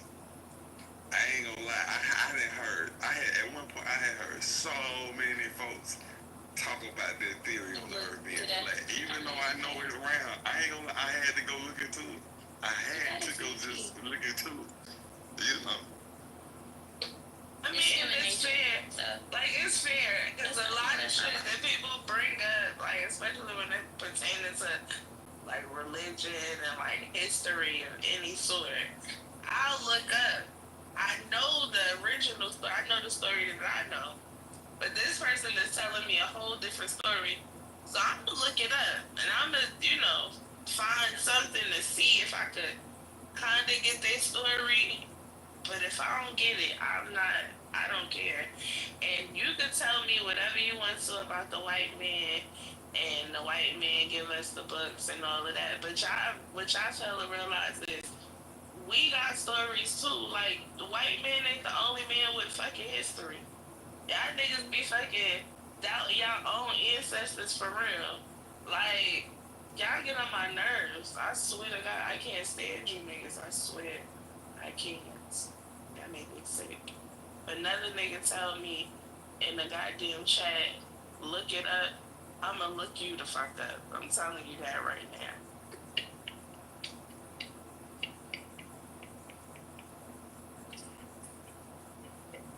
Hell no. Connect is back. I thought you had left Connect. Nah, the cellular gods made my phone die real quick. Thank God. Bullshit coming through my phone. Tapping in them shit. Okay. This is the... What? So you want me to repeat what I just said? Because it was a prevalent question. I said and the it pertains cellular to you. gods did what they did. Well, the cellular gods, yeah, I'm going to ask you again because the cellular gods made you miss out on a good question. And that question is, nigga, how is it that your grown ass has gotten indoctrinated by the internet? I will need to know. Because I done seen, Bubbles.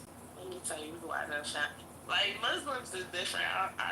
Religion is tricky. So I don't really talk about religion. You know what? It's a tricky situation, and I don't judge people by their faith. We be trying to mind. Listen. Y'all do be minding y'all business, especially like you know what I'm saying? Our business. Yeah, y'all mind y'all business for the most Just part. look at the different countries that have conflicts. They be minding their business. Everybody else want to mind their business. No, you're I'm like, why do you care? Why do you care? Are you curious? Like, why do you care? Why do you care what I believe? Orange Sunnis and... Why do you care if I wrap my hair? It's mine. That's true. Like, I have my own notions about religion, but I leave it at that because, I respect people's choices. However, I've seen people go... I've explored everything. No, I've seen people go to the complete... I'm home. My feet up. And I respect that. But I've seen people go to the complete extreme. Like, I seen a girl on Clubhouse, and this was a minute ago. Young girl, she had to be about 21, something like that. Sit in rooms with nigga lights all day. And she lived a certain different kind of life, and it wasn't... Listen, she lived a certain kind of life, and it wasn't, it was wicked, according to them. And they talked her into being a nigga light. And the next thing you know, she a nigga light bitch. And I'm trying to figure out why. Like, how did that even happen? None of this shit that they say it makes any sense. I do have a common nigga light. You talking about grooming. That was some serious grooming. On my mama, that was grooming. I think I want to become one. Yeah. Why? Why would you want to do that? Sound cool. Hold up, but No one person on this earth. Hold on, let me say. No one person on this earth can convince me to be anything. Nobody. on this earth. Right, I it's think I some shit you know want too to do much, and for my parents were yourself. too inquisitive. Yeah, my parents were just too. They were very brilliant people, so they never forced anything on any of us. They're like, learn life. That's how my parents like taught us, like learn and be a student of life and form your own perspective and your own opinion, study everything, question everything, right? So once I come to a conclusion about something, I sit there, I'm like, okay, I'm cool, like this, I'm content here, and I love that for me. So I don't know, some things I'm just not interested in knowing or exploring. I would be like, yeah, no, like that just seemed tiresome. Did you grow up Muslim your whole life? So my dad is Muslim and my mom, she passed away. She was Christian. So we See, never my had dad is Muslim too, and my mother is Christian. See, it's okay. We never had to choose in my house. But look, y'all My older brother is Mormon. Like, how are you Mormon? But that's the thing. Yeah, family reunions must be interesting, huh? It is. Interesting.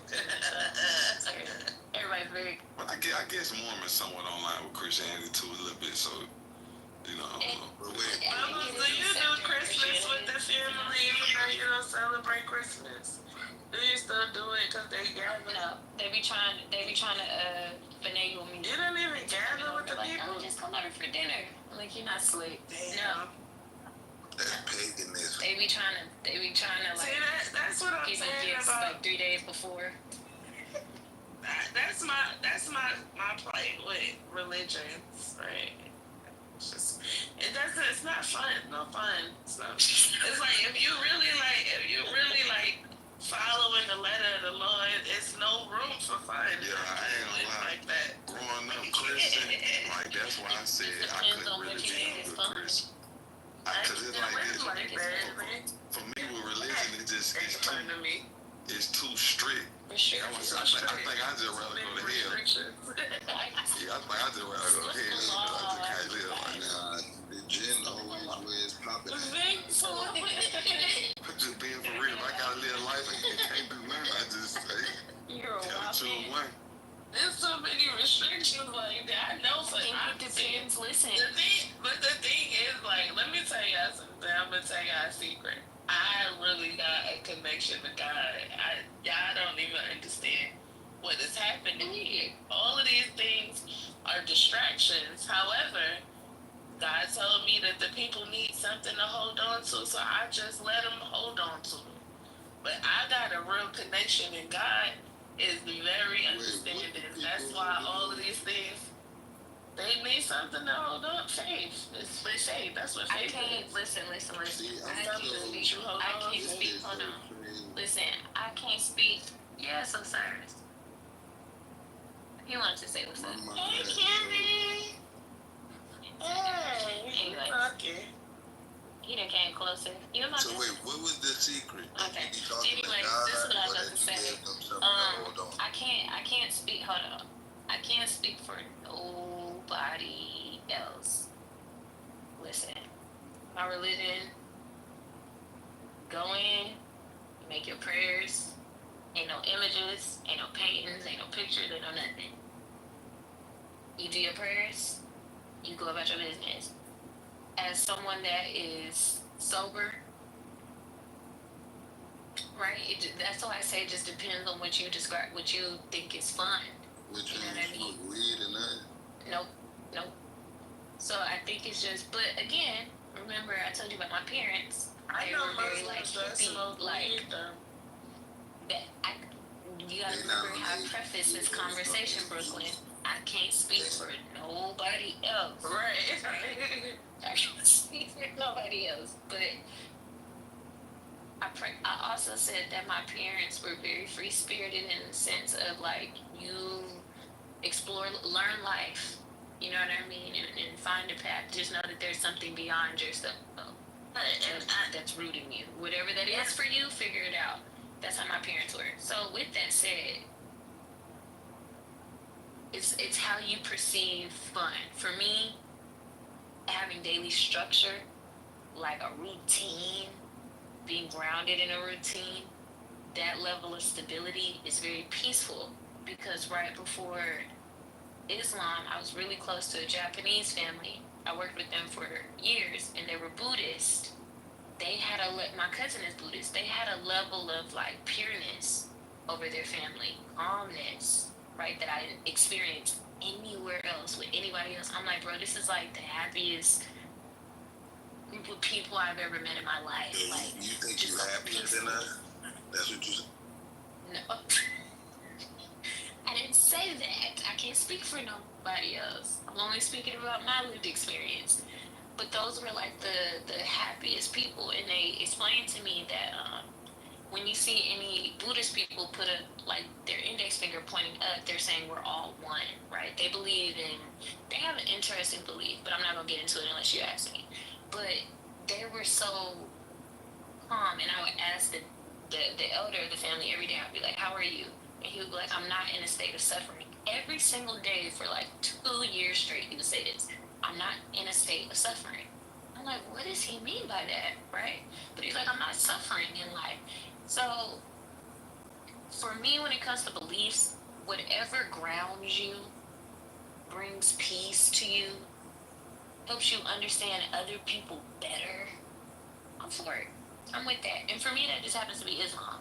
Like, I have a routine, I got a structure, it's all written for me, it's very simple.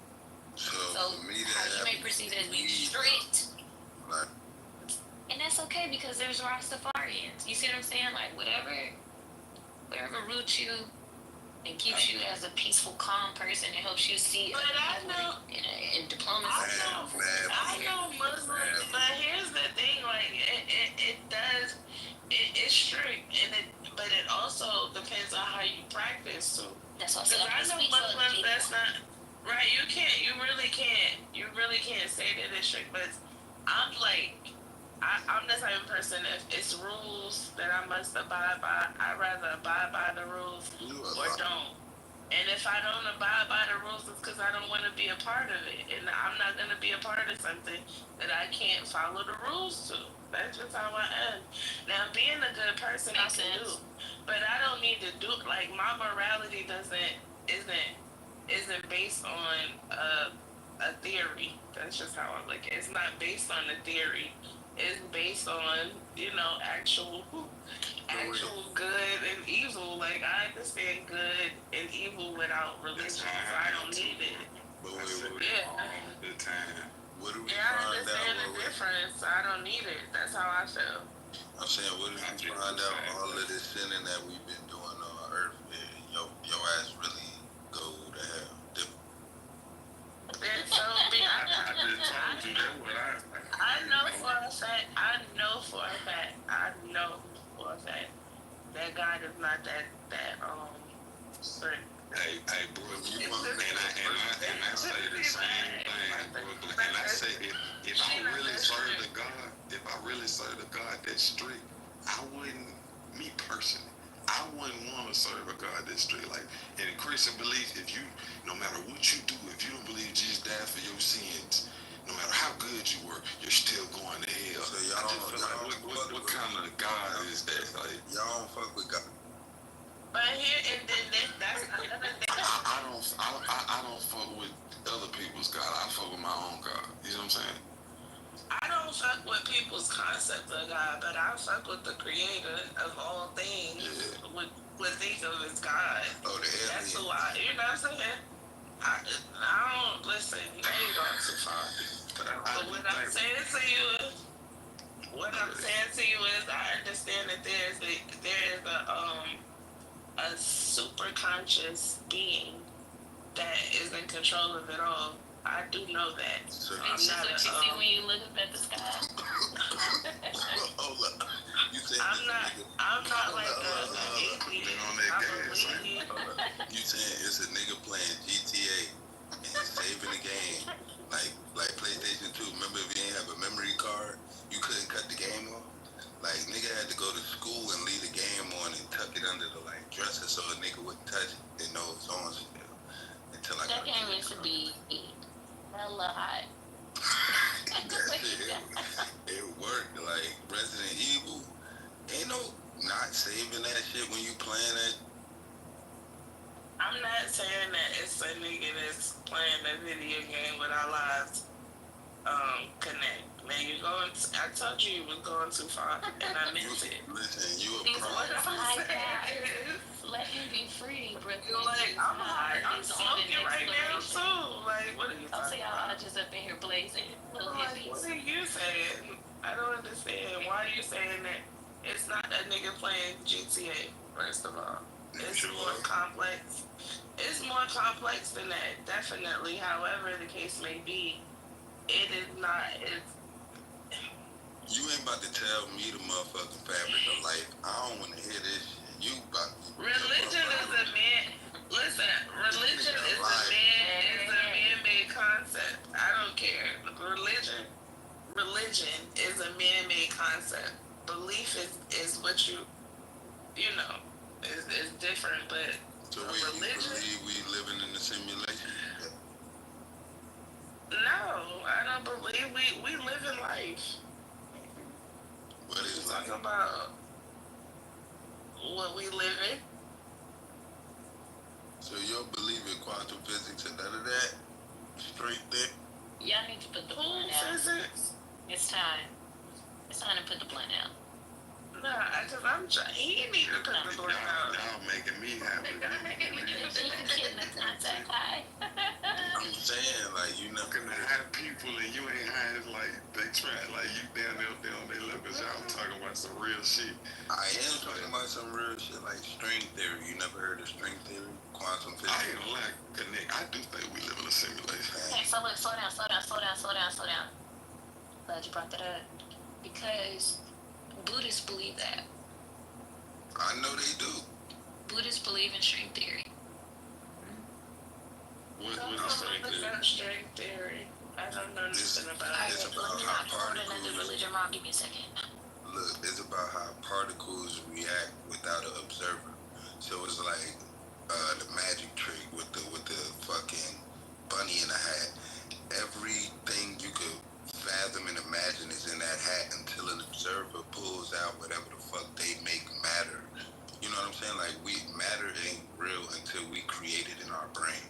Like, and it's for us to be able to fathom with reality. So, like, the movie, I forgot what movie it was, where they explained it, but they didn't say it.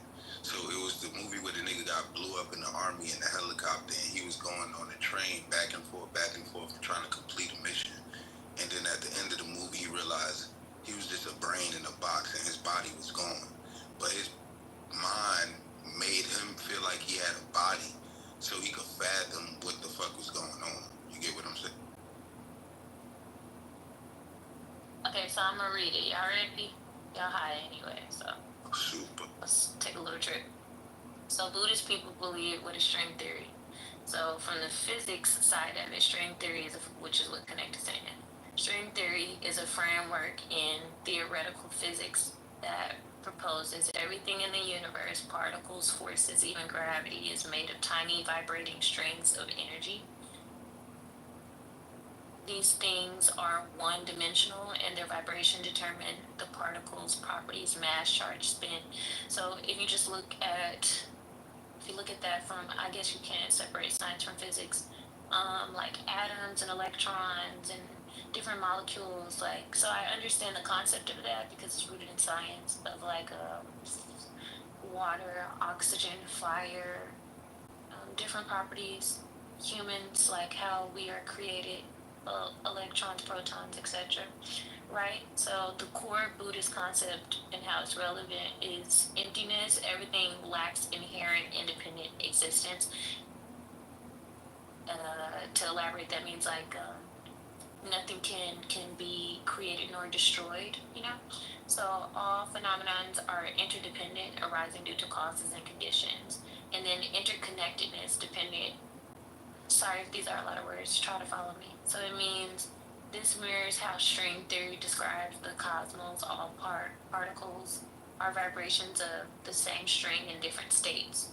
So they don't view anything as separate from one another. Animals, the wind, people. See, but that's why Everything is a constant flux. They do it from a micro. That's And why they believe that there's a no self theory. Hold on, almost done. They believe in a no self theory. So their difference in practice versus like a religious practice is like they, from my understanding, the concept of a soul. They don't believe in a soul because they feel as though the soul is a part of an ego, right? So it would contradict the no self theory, which is there's no fixed permanent self, only processes and patterns. So like when they transition, they don't think that they transition to like a spirit realm. You just transition in form, which I guess correlates with religious beliefs in a way. I suppose. I don't know. It depends on how you choose to see it. But yeah. So yeah, string theory. That's the Buddhist belief. I think outside of their affinity for cows, Hindus make like their practice makes a lot of sense to me. Outside of the whole reverence for cows, I just don't understand why cows. Not all of them think that way. Not all. But what they be doing to cows? When I'm not talking about Buddhists, I'm talking about Hindus. Like their reverence for cows. Yeah, their reverence for cows is kind of weird to me. But outside of that, like I get their practice makes a lot of sense to me. Buddhists too, in a way. But look, you know why? Hindus is more like, you know what I'm saying? But look, you know why, Brooklyn? Go look up that shit, the Gateway Experiment. That's really why. And them Hindu and Buddhist people been practicing. Like, I wouldn't say it's hemi-sync, because I guess that's the new term that the dude came up with. I forgot his name, but like the whole hemi-sync, out-of-body experience, astral projection shit. I think they've been practicing that shit forever. You know what I'm saying? Like, and they culture probably kind of mastered it, and not everybody could do it. But I'm saying, like, they got enough people to do it to where they could say, hey, I know this nigga be astral projecting and he be seeing shit and he one with himself and he out of here. Right, like I feel like if science can't explain certain things to me, it's not real. So that's why I have a disconnect with religion, because it's like a lot of things you said if science can explain something to you, then it's not real. Yeah, if science, if it's not like something that is evident, like it can't be seen in nature, or it's not like archaeological proof, I can't really. There's a lot that you, but even in science, there's a lot that you can't see. I know. Even with your eyes, But that's what I mean. I feel like. Color waves that you cannot pick up. Yeah, I understand that part. Yeah, I understand that part. But and that's why a lot of things is yet to be believed.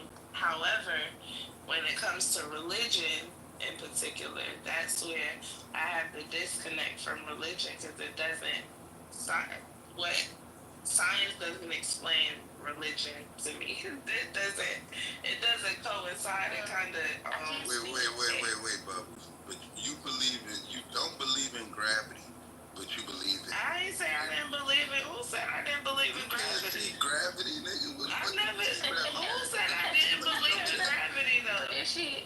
But it's a scientific.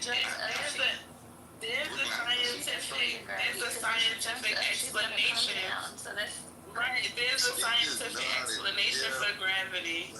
Listen to me. Like you don't think science kind of like goes hand in hand with religion sometimes? No, never. Like this is my thing, because religion is a belief. So yeah, a lot of it, I feel it to me in certain times it does go hand in hand, but religion is belief based, so it's kind of like that's the whole point of religion, is that you believe in what you can't see or can't explain. But I don't know, I think a lot of times, even I look at certain things like Noah's Ark that happened in the Bible, due to me understanding science, I kind of can't believe in that story. So sometimes it takes me away from religion, but sometimes it explains some things that may have happened religion. Like I feel like sometimes science is just the explanation of, you know what I'm saying, stuff you can't see, or you know what I mean, like for example, like these religious books is the first fucking like psycho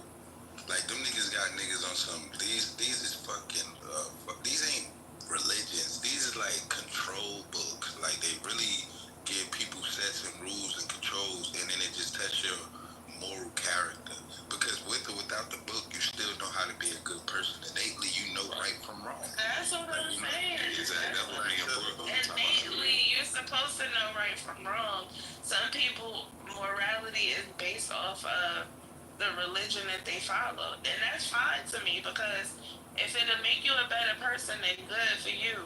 But I just personally don't need it to make me a good person. I know who I am. I know.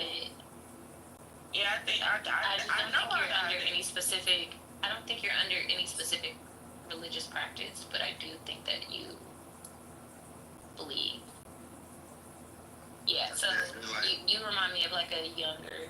Not saying that you're less wiser than me in this conversation, but just like how your thought process and how you perceive life, how you process life is how I thought when I was younger.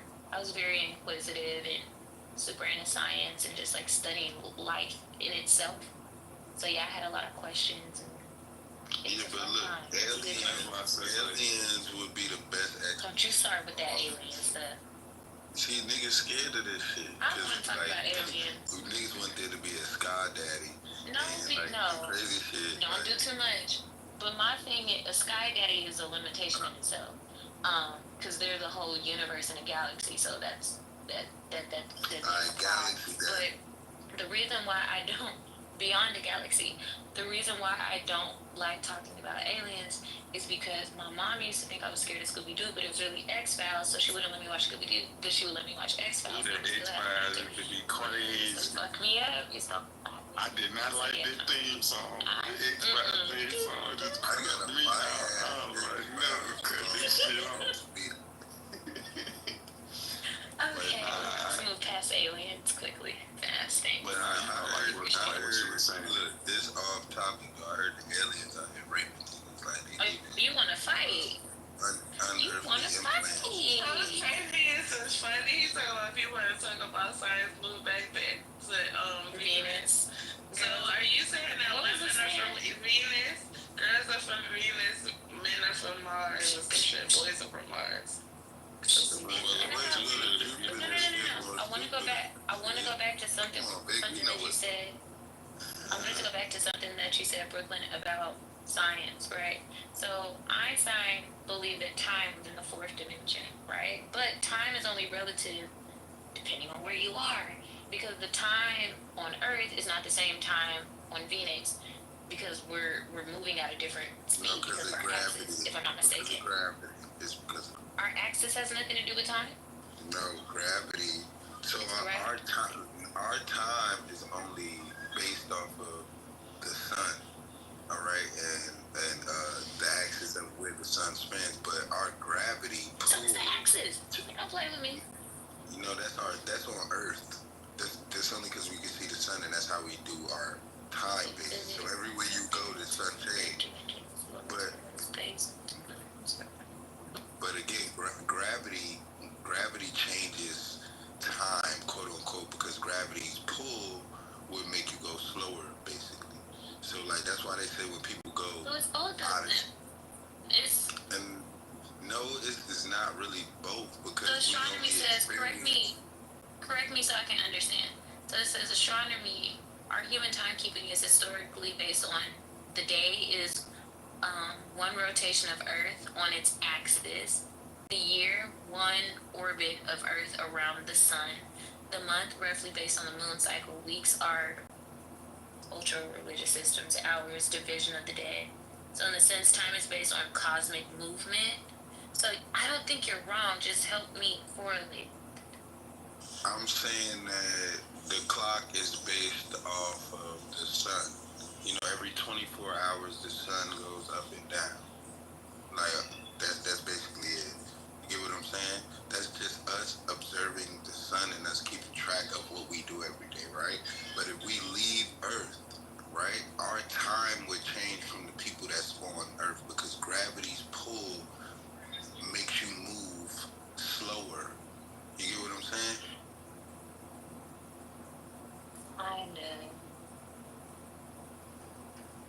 I know you're not wrong. I just can't process it, and maybe it's because it's 1:30 in the morning. But the basis of what I was saying is that time is only relative to us on Earth, and even that is subjective depending on where you are on Earth. Because if I were to travel to Japan right now, I would be time traveling to the future, because because right now in Japan it's already Monday. You really love Japan. So look, no, all right, wait. I've been to Tokyo before. This shit was lit. Can't wait. Wait, I want to say go that, right? too. Yeah, that shit lit. I'm trying to go Okay, again. Connect, what were you saying? Don't make them lose the No, I was about to say, cause like the shit that you just said about like, alright, so time only relative to us. I think on a mass scale, if we understood that time don't exist, right? Time some shit that we made up. No. Don't exist. Because alright, so if a clock didn't exist on Earth, then what would time be? You know what it would be to me? If I look at you to you. Go ahead. Okay, but let me just say this to me, right? Like, who is there to be kicking with us in Kenya, Rome, Brooklyn? We always measure. Hold on, wait. Time is fundamental to our human experience. More so for a woman than it is a man. We've always measured time, always. And this is what I'm saying.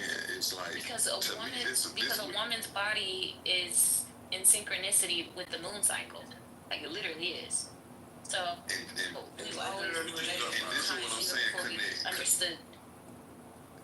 Connect. This is what I'm saying. When I look at time, we can say sometimes do entertainment. People say like time ain't a real thing, but if I look at you today, and then I come back and look at you 10 years from now, you ain't gonna look the same. I don't know. You get what I'm talking about? Like time does exist. You know what I'm saying? Because it's just gravity. Yeah, like I don't know what it is, but it just even if you off of how we eat or whatever, if you eat certain things over certain, you eat enough over a certain same time, you're not gonna look like a kid or anything. You know, let me say this to you, right? So I feel like, all right, without clocks, right? Because this is what we basing time on. We basing time off of not necessarily. That's so based time. Because look, he just said like as far as my age, right, and what I would look like over 10 years based on the time that he calculated, whatever results of time that you keep, right? So now if you basing it off that, you got people that don't age at all. So that time concept that you're trying to base it off and use it for, right, it wouldn't work. You get what I'm saying? Don't age at all, bro. Now you got people that don't age, that's vegans, that keep their body up, that don't age, bro. Like, give me your best vegan. By the time they 80, they gonna look 80, fam. Like, they gonna look 70 at least. You know what I'm saying? But again, you're gonna keep having to put bases of what you got a measurement of time on when that shit ain't real. And it's why you talking about at least, and none of those times. No, I'm saying none of those ages are real. So it's like, what does a 50-year-old look like? You got a 50-year-old that look like everything. You can find a 50-year-old that look like everything, like young and old. I get what you're saying. I get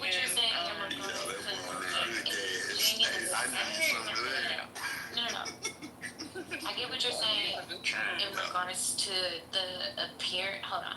I get what you're saying in regards to the appearance of aging, because depending on how you choose to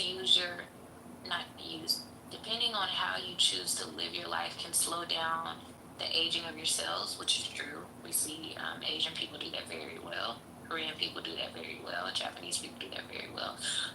Just for example. So you can slow down the process of aging your cells, but time is still relative. Like you're going to age. See, but look, I get what you're saying, Pablo. So it may not. But I think, listen, you may be able to function at a high. No, I think we're using the wrong word. Alright, so because time ain't the thing. Yeah, I don't want to use obviously. Like human. I think time exists, but I don't think time is the concept. I think we just don't understand the concept of what gravity is and what it really do. Because I think like what you said from the beginning, where he was like, time only exists in the fourth dimension. That's what he said, Einstein. Yes, because time is relative. So, like I said, how we perceive and process time on Earth is not the same way that time is being processed on. Let me actually give you some real examples. Give me a second. I'll use Uranus and Venus. Give me 2 seconds to pull it up for you. So, on Uranus, Earth hours, let's see, one day on Uranus, a full rotation is only 17 hours. So it spins on its axis at a 98-degree angle, so it's spinning faster, right? So 1 year on Uranus is one orbit around the sun. So 84 Earth years is just 1 year on Uranus. Does that make sense? But It's spinning faster. Ain't that from gravity's pull? So 84 years. From the sun, yes. Would you say? You said 84 years? 84 years? So 1 year. Our 84 years is 1 year to theirs. 1 year. Yes, because it's the axis. It's at a 98-degree angle. So, but on Venus, a full rotation is 243 Earth days. So, to make that make sense, 1 year on Venus is 225 Earth days. So it's actually rotating slower on Venus than it is on Earth. Does that make sense? Because of the gravitational pull of the sun and where we are positioned from the sun. So time is really Uranus is faster. And Venus is slow. Venus is slower, and it's also spinning backwards. It's spinning at a different rotation than Earth. I wonder what it's that's a lot to like. grasp. It's cool, right? I mean, you couldn't live there because it's too fucking hot. It's extremely hot. But look, this is why I keep saying that. Where I think, not even think we the concept of time that we got, it ain't based off gravity at all. We don't even add gravity in time. Right, what's your theory? No, I'm just saying that gravity is the key to everything. So like the nigga Bob Lazar, right? When he said, you know the nigga that you know who he is, right? Dude that worked quote unquote at Area 51. He said familiar. I'm a face person. Let me Google him. So he the white dude that was supposed to be, his name Bob Lazar. He was supposed to be working at Area 51 as a reverse engineer. Like, well, he was an engineer, and he was going in there to do like reverse engineering. Yes. Yeah, ships and shit. So long story short, he said when he seen one of the ships hover, right? He said that gravity bends light, right? So he said when the ship hovered and went over top of his head, he couldn't see it. He was like, yeah, that shit was like invisible. So when I looked Remember when I told you about the human eye and how we can't pick up all colors, Brooklyn? And that's what I was just saying. He was like, gravity bend light. He said, so the way the ship hovers is gravity, like it's bending time, basically. You know what I'm saying? It's bending light, time, and gravity. So like that's why I said the way that we that's why it moved the way it moved, and that's why it could, you know what I'm saying? You talking about ships. So that's why I think they ain't even give us the concept of gravity included with time, because I think we just all started exploring that shit on a mass level. We'd just be on some old next. It's true. Like, it's very. I always tell people to watch the series that Will Smith narrated with NASA. It's called What the Earth. The stuff that they talk about on a scientific level like really blew my mind. And at the same time, I was taking astronomy in college, so it was like so much information, but like how intricate and detailed and nuanced the entire universe is really complex. Like I said, but the main thing that like fascinates me is just time, like, and even the position of the Earth from the sun in comparison to other planets, and how the limited information that we understand about like light and how the speed of light determines so much of our existence, like all of that nuance. I'm like, bro, it's divinely strategic. So I'm like, you don't have to believe in one said thing, but you gotta know that there's something beyond you. that's like creating all of this, because the Earth is. If the Earth was just one position off, like we wouldn't even exist. We wouldn't exist. I ain't gonna lie. I think them 1 degree different. I swear, I think them fake concepts that we are just. Why do you think they're fake when they're relative to something that you can see, feel, and touch? It's relative to oxygen. It's relative to fire. It's relative to iron. Like it's. But and that's why we all got theories with science, because nothing is like that's true. Absolute. The science is only based on what do you base science on? Theories that everybody accepts. Yeah. Can't you test them? Until you could test the theory, but the theory also changed. Test change. Only with results, though, right? Nothing's absolute, though. That's my whole point. So when you talking that, I feel like that 1% and that 1 degree and all of that. I think that shit is just lies, and for the mass to be like, yeah, this is God's doing, and everything is perfect, and it had to be aligned, and I think that just going to. So you think more so on a philosophical level? Yeah, that shit just tie in with it, because you know what you gonna blame it on? The only thing you could blame the perfect alignment of where we live, where we God, everything is perfect. Well, on a philosophical level, they pondered, I think that's an appropriate word to use, they pondered the theory of God being omnipotent, right? It's all-knowing. So I do think that there's things beyond our human comprehension. I believe that. Yeah, because I don't know. Because like I said, science in testing theories, you understand that I'm gonna take it down to like our senses.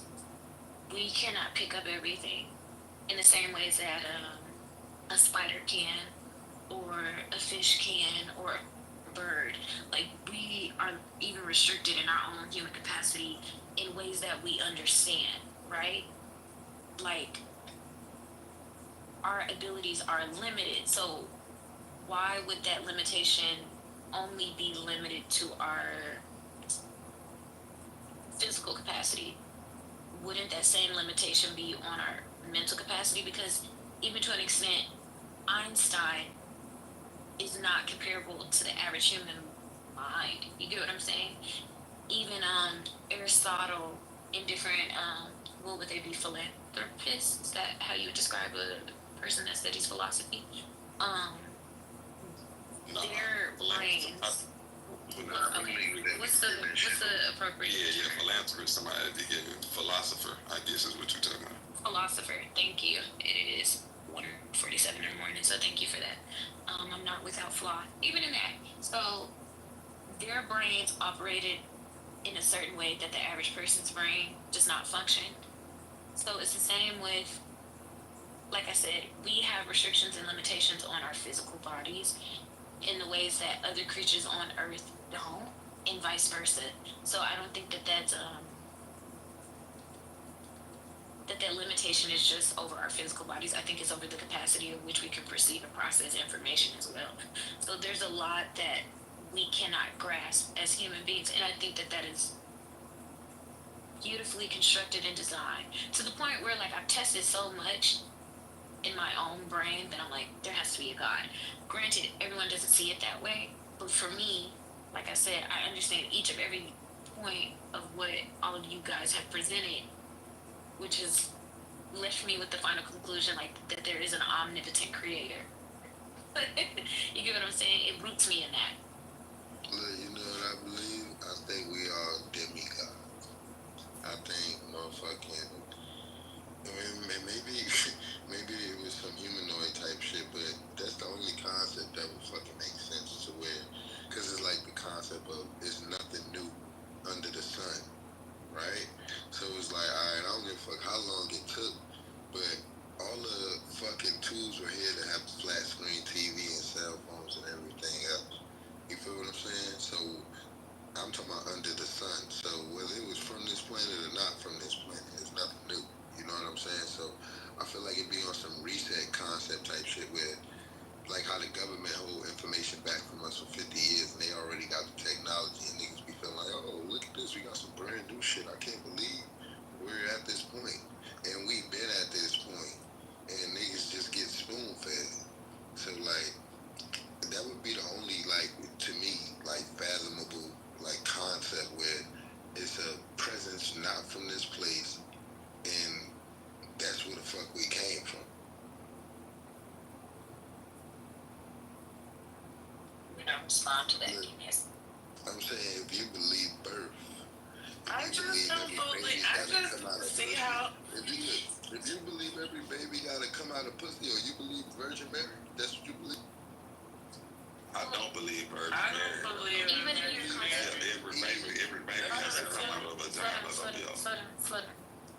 Slow down. So even in your belief of humans being demigods, that's still in correlation with the belief of religious people, because religious people, Judaism, Christians, Islam, believe that the creator of all things breathed, is that how you say it? I'm sleepy, y'all. Yeah, breathe. Blew life into humans, yeah, right? So, like, what we're breathing is God blew that into us, right? Like the air that we breathe. I don't know, I'm not saying that right. There's a much smoother way to translate that to. Yeah, consciousness. I get it. We can make But you get what I'm saying? No, like the breath of life, literally the breath of life.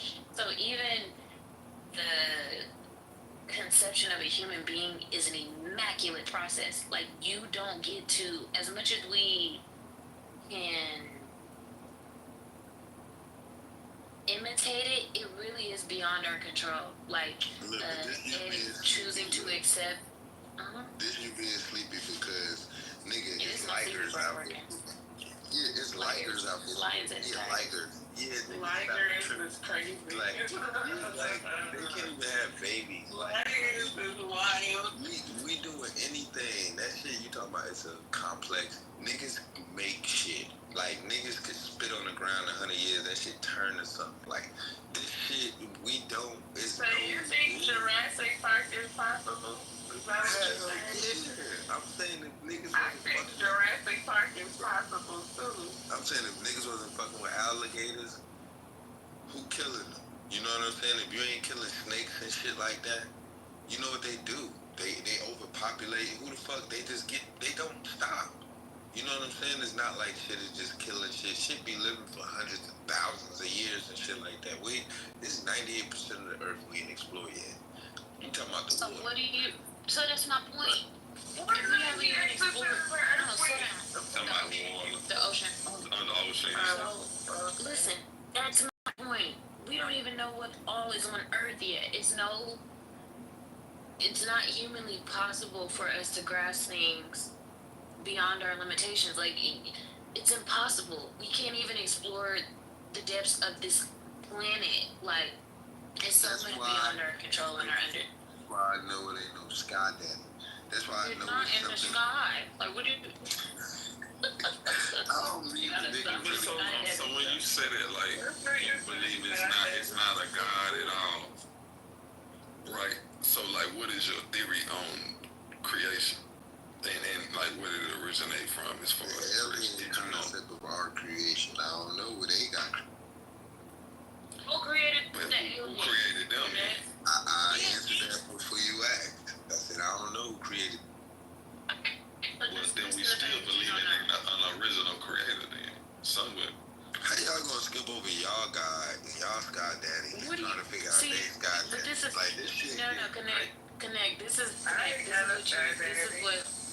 This is what you and I understand it. It's not coming from a place of like criticism or judgment when I say it. Because I believe that there is a creator of all creations. Allah is what we call him, or call it Allah, right? Or God, however you want to translate it. That's beyond my human. That's beyond my human comprehension. Even when I try to think of Allah, like and materialize it in my brain, I can't, because it's beyond my comprehension. Where I'm like, okay, I understand that there's an Earth, there's a universe, galaxies. Well, who created that? What created that? What created that? What that created that? Like, it's beyond what I'm able to process. I can't even process it. It's beyond me. Like, and I'm okay with that. I think Erykah Badu has a song. I don't think I know. Where she said, "A man that knows something knows that he knows nothing at all." Right. And then she said something along the lines of like, something like, but the fear is just the same. Like, even if you don't, even if you think the fear is. She says some intellects do not believe in God, but they fear him all the same. They fear it. Exactly. So it's like it's beyond your comprehension. Like you know it's something. You know it's something. Yeah. But you can't comprehend it again. I can't have it. I can't have it. And that's why I feel like deep down, everybody believes in God. Deep down, nobody say everybody believes in it started from somewhere. Whether you believe it's a man, a woman, or whatever, a spirit, whatever, you believe it. And if you think the Big Bang Theory that's part of everything. but see, even then that's somewhat you believing in God. You with anybody on? Listen, I can't argue anybody on quote unquote Sky Daddy. Hold on, I can't argue anything on a Sky Daddy quote unquote. If we haven't even discovered all of the ocean, I rest my case. Like until we discover all of the ocean and we figure that out, then we can debate something. Like if we can't even debate that, we can't begin to debate something beyond that. And that's why I say I think even when we look at it as all this technology that we done had in the world, and we done made great technological advances, right? But it's like with all this technology we have, we as humans really still can't get to the depths of the ocean as much as we really want to, or even the depths of space. You know what I'm saying? So it even just go to show you it's certain things we wasn't supposed to know. It's impossible. It's certain things we weren't supposed to know. Like this is how God set it up. Look, this is shit out of the distance. Accept it. Like, no, this is shit that I'm not. This is shit that I just said to y'all. This is like, you talking about all these technological advances and this and the same birth shape, but we still can't. And this is the shit that I'm saying. It ain't nothing new under the sun. We can. Niggas is just spoon-fed knowledge and what the fuck is really going on. So it's like, niggas gonna feel like we can't because they told us we can't until they say we can. And then it's like, all right, we could. We listen, I get you. We physically cannot get below the ocean, like to a certain extent, like the pressure just would make us explode. Human bodies can't even handle the pressure. We physically can't do it. Now, I ain't gonna lie, man, maybe there's some technology they can make one day where they can send a machine down there to do niggas in that submarine. But even a machine would probably explode trying to go to its ocean, its water, its science, its certain shit you just ain't gonna get to. And that's what I mean. Y'all niggas ain't never get y'all don't even know if this shit, man, y'all don't know what's going on. These crackers been lying to you about everything. I need you to go get on the ship. Connect to hitting that blunt right now, man. To the depths of the ocean. Connect and come back to me. My boy hitting that blunt right now, man. Tell me how it works. Humans can't even fly. No, I do think it's beautiful that a human created a plane. Like I think about that all the time. That's crazy shit. Somebody saw a bird one day and they were like, I want to fly and create and created a plane. That is brilliant. But I think you hit the nail on the head. Like, there's just restrictions. We cannot just hold on. I need what he said to breathe. We cannot explore the depths of the complete ocean because of the pressure. It's humanly impossible to do so. We cannot explore the vastness of space because of the speed of light. We don't have enough life. We don't have enough time to do it. It's physically impossible. So again, I don't understand. I don't understand how we understand that. And it just all of that so scientific. I'm almost done.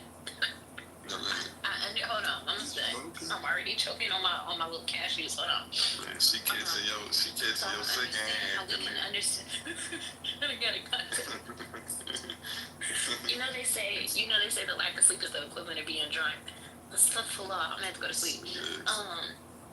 I don't understand for the life of us how we understand through science our restrictions and limitations as human beings, but we don't think that we have those same restrictions and limitations within the capacity of our own minds. It's just not gonna click for me. It's not. I've trust me, every little thing to scratch and ponder on, I've pondered on in this life. And I'm young as hell, but I've pondered on it. Trust me. Yeah, I've been pondering. I'll be pondering on this kind of shit for hours and hours on hours. But nah, I just think, like you was talking about, whether it be space, whether it be the ocean, whether it be it's just certain things we're not supposed to know, and even that just lets me know it's a creator. Even God put it into it. It's like, no matter how technically or logically advanced y'all niggas get, no matter how smart y'all get, no matter what y'all do, you can reach new heights and define new boundaries. But at the same time, it's certain shit I ain't even gonna let y'all get to.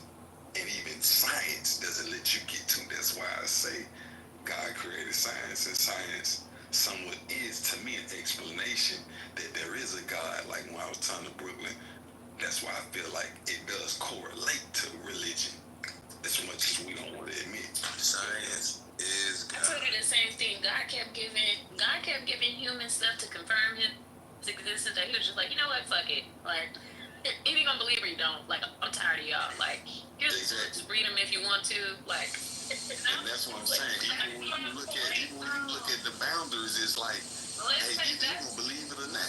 But that's my point though. When I say that it doesn't correlate, it's like a lot of times, like, I don't know about Islam, but like Christianity in particular, it kind of speaks against scientific, belief. Like, it doesn't coincide with science. It's like different. It's like you just gotta believe this, and that's the fuck it. It ain't like, I got questions. Can you have answers to my questions? There's no answers to the questions that the people have. You're just supposed to blindly follow. That shit is weird for me. So listen, Brooklyn, listen. You've been to a beach before, right? Right. Brooklyn? Yeah. And you've walked on sand, right? In the universe, our solar system, our existence is smaller than a grain of sand.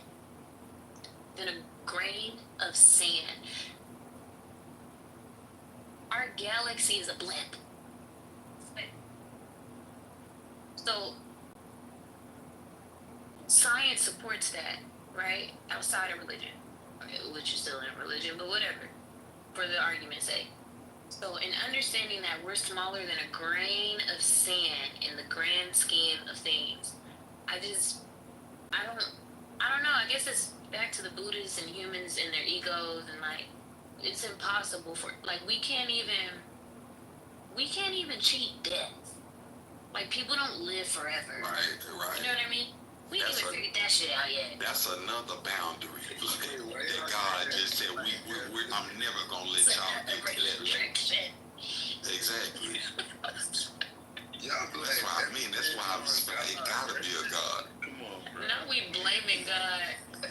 Yeah, come on. I don't know. No. But to be fair, Connect, we've tested technically all of your theories, and we continue to conclude on ours. But we've tested. It's not that like we're saying we're right and you're wrong. Like, it's a comparison in a sense. Like, I'm willing to ponder and walk with you on this journey. I'm just telling you the process of when I decided to walk. And like you were saying, Connect, as far as it being like us being demigods, I don't know. I mean, I guess I'm kind of agreeing. I feel like, in my mind, I feel like God made this world, God made us, and he kind of made us gods over this world. That's why we've been able to conquer shit, make inventions, do this, do that, you know what I mean? But at the same time, when we talking about cheating death, nobody can do that. Not really. At least nobody's gonna live forever. You know what I'm saying? Well, we don't know that. But then you got oceans even on Earth that the depths that we can't get to, places in space we can't get to, not to mention the other galaxies, and we just live in the Milky Way. It just seems very obvious that there is some force, something that put parameters on us, even though we have exceeded a lot of things. And that's why I kind of feel like it's interesting how we like somebody can't believe in God when it's you look up his eyes. Look, I can't. Religion talks about that too. I can't put them rules. Because look, a nigga couldn't motherfucking fly until they started inventing planes. So it's like I couldn't fathom and all of this other shit. It's like you don't fathom shit until you get a concept of it and somebody introduces it to you. You know what I'm saying? Babies don't know how to fucking spell. They don't know what an alphabet is. Like niggas don't fathom shit until they introduced it. This is how our brain works. So I just feel like niggas, like I said from the beginning, we spoon fed. I feel like the same way how the Simpsons be having with the aliens looking at like stupid earthlings, laughing at niggas and shit like that, come down, slap shit out of nigga real quick and go back. Like I feel like it's like that. Like niggas just be playing with aliens was slapping niggas on Simpsons. Nah, but I mean, I feel you. Like you said, like I ain't gonna lie, like I'm finna get on a plane in a minute, and it's like even when I was on the way, it's like damn. Every time I get on the plane, I tell you I'm in Miami, but every time you said what? Yeah, Miami. I like Miami, but it's certain part. But anyway, what I was saying. Be listening to each other. What I was saying, I had to get back on train of thought. But yeah, I'm just saying, like, every time I be on a plane, I've been on a plane a million times in my life. It's like, damn, somebody invented this. How the fuck can we do this? Like, every time I go from the LA to the East Coast, it's like I got here in like 4 hours. It's a 3-hour time, but I got in 4 hours. You know, I'm actually really. And even when you get jet lagged, right? It's like it almost is a feeling in your body. You get jet lagged because it's almost like, nigga, you know this wasn't supposed to really happen like that. You weren't supposed to travel that far that quick. You kind of time travel. Your body feels it. So but I'm gonna say, talking about cheating death. But let me say this too, Connect. I get what you're saying, but in a way, we kind of have, I guess, the life expectancy now is way more than it used to be. However, you're still never gonna live forever, and I feel like God showed you. Nah, they do say, I think back in the day, it depends on like people in the Bible used to live to like 700 years old. Yeah, but see, that's probably their measurement of timing about. Depends on maybe that's the thing. That's the other thing of a series. You know what? And hold on. A year might have been a day, baby. Am I in the Matrix? Yeah. No, go ahead. I think so. You're talking and everybody else talking. Yeah, we just all have conversations. It's all good, but go ahead. Which way do you go? She go. Oh, there you go. Yeah, she bet. Was I in the Matrix? I guess you was. You're not no more though. Can you hear us? Yeah, I'm back. And that was trippy. I time traveled. Okay, I'm back. So, no, even, it was something I was going to say. Oh, yeah, when people say that the earth was created in what does the Bible say? 7 days? 7 days. Right. And when people always say, like, we're living in the end times, I always thought that people don't understand, they don't have a grasp of what time really is, especially not to God. You know what I mean? Like, what we perceive as 7 days on Earth year, that could have been, similar to what I said about Uranus, right? That could have been 7 seconds. What we think is 1,000 years could have been 1 minute. You get what I mean? You know what I mean? So are you saying that you think that time evolved? Do you think that time evolved? Like it was just a different... Yeah. Like... It definitely did. Because you know, a lot of people don't believe, a lot of people, Christian people especially, don't believe in evolution, right? But I do. That's another reason why I have a hard time being religious. But do you think that time evolved? Like over time, it changed? Because I think time is gravity. So I definitely think gravity is changing on Earth. Yeah, so I think gravity changing on Earth and we feel it. So that's why people be like, dang, time feel like it's sped up. But I feel like gravity change on us and we see it, you know what I'm saying, and feel it through our body. I think somewhat is that. And I think it's somewhat like how you living, like I remember when I used to be in school, coming up, it just felt like the whole school year seemed like it took forever. And it seemed like when we got out for the summertime, we went out for like 2 months, but it felt like, I don't know, it felt like so long. Yeah, and it's like as an adult, it's different. It's different, and I don't know because we didn't experience time as You don't much. get that type of time off though, like. Yeah, that's what I'm saying. I think time is relative to your experience and how you spend it. You know Maybe what I'm that's what it is. Yes. But I don't know, but this life goes that way. The years and shit is going by faster. No. Are you just not present? Think about it this way. Maybe I'm not sure. Everybody could think about this collectively. Do you remember being 3? Because I remember like being extremely young, and I found that it's really rare. So, I remember being really young. I just don't know how young I was. So I don't know how old you guys are, but I'm in my 30s. So the time between me being 3 and being 30 feels like a week. It does not feel like an extremely long time ago. Like the process of my life, the evolution of my life feels very fast, very quick.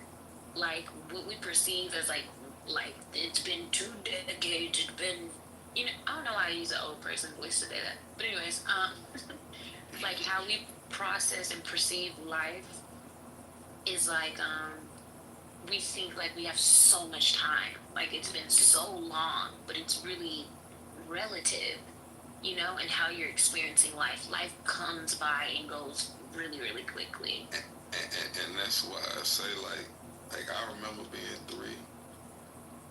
I ain't gonna lie to you though.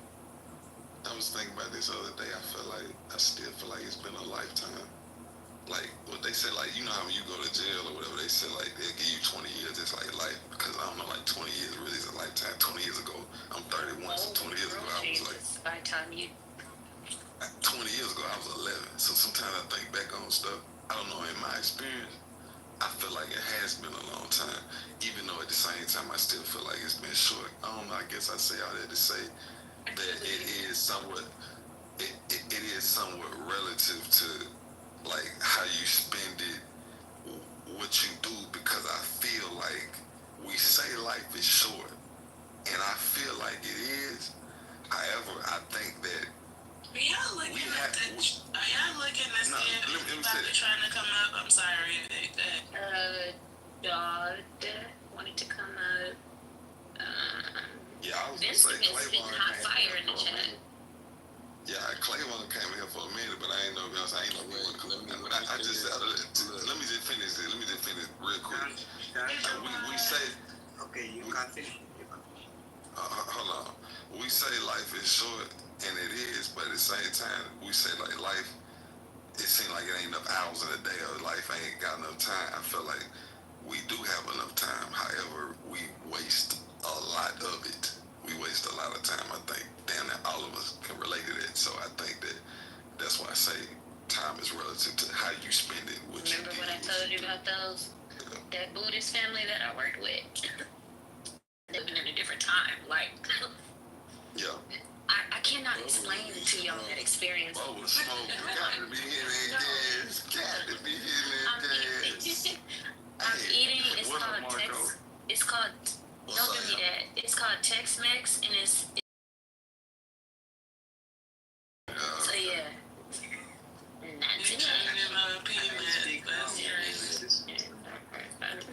But look, you know how I know this time shit fake? And it's like a perception of the brain thing, because they got this new shit out, right? Where they doing with where they studying the prisoners. Jesus. Well, our concept of time, cause look, they got this new shit with these prisoners where they making them where they was testing it. They said they got some shit where they'll be able to serve their whole prison term, like 30 years, in a few hours on a machine where their body gonna feel like they've been there for 30 years. Go. Hey, this nigga smoking. Good Send me a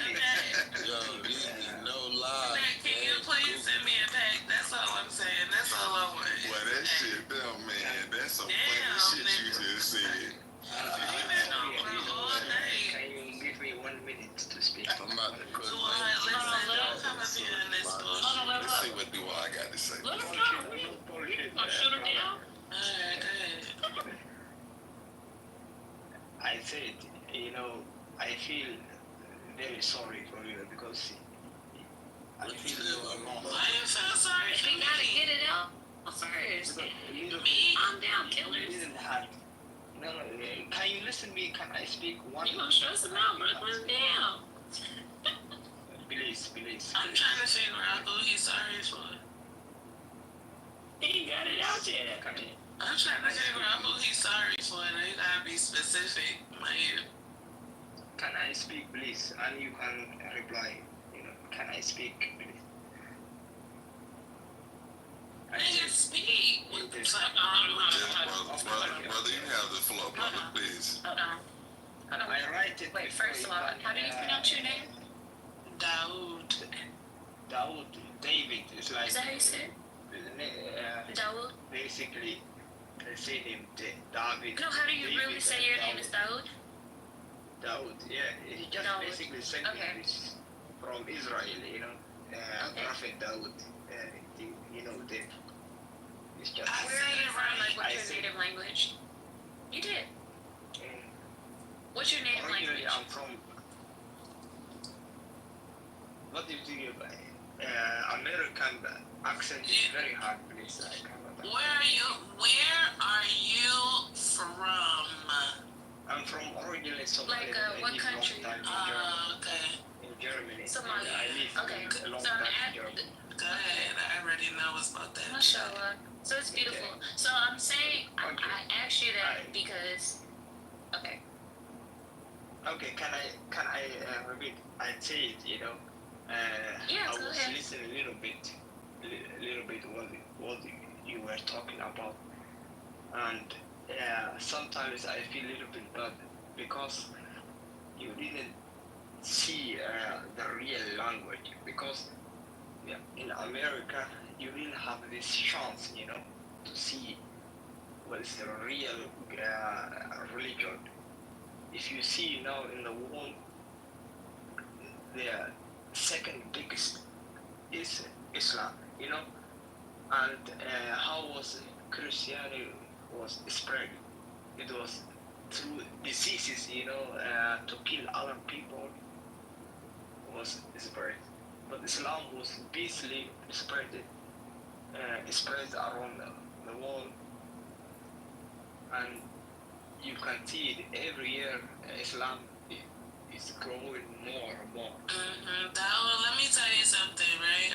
So it's a room on Clubhouse called Learn How to Speak English. Like, I think before you get on these stages amongst us, because this is hard. I ain't gonna say what. No, I think What I'm trying to grasp, I think you got good English, but you didn't do bad. yeah, you wasn't speaking to the topic of what we was talking about. There we go. That's what. Yeah. Yeah, you didn't understand I that. feel a little bit of reason. That's why I'm helping you to give one chance to Islam. To see, you have to open your eyes. One time you can see what Islam says and what Christianity says, and your own value. You can compare all of these. One time to open your head. It's like what I mean. So, Daoud, do you think that it's bad to be without religion? I think it's bad to be without religion. You think it's bad? Because God created you, It's not bad, if you can all that is good. Please, wait me a little bit. Wait me a little bit. At least, No, he said please. Please. Hey, I said, without God, if you have like a bad days or that, it's difficult to compete these bad days without God, But if you believe in a God and you are believing in this, it will be for you easier to copy everything that you get. That's why I'm saying to have a God is better. I think, that's From your experience, yeah. Okay. So, Be more patient. on the topic y'all was just on,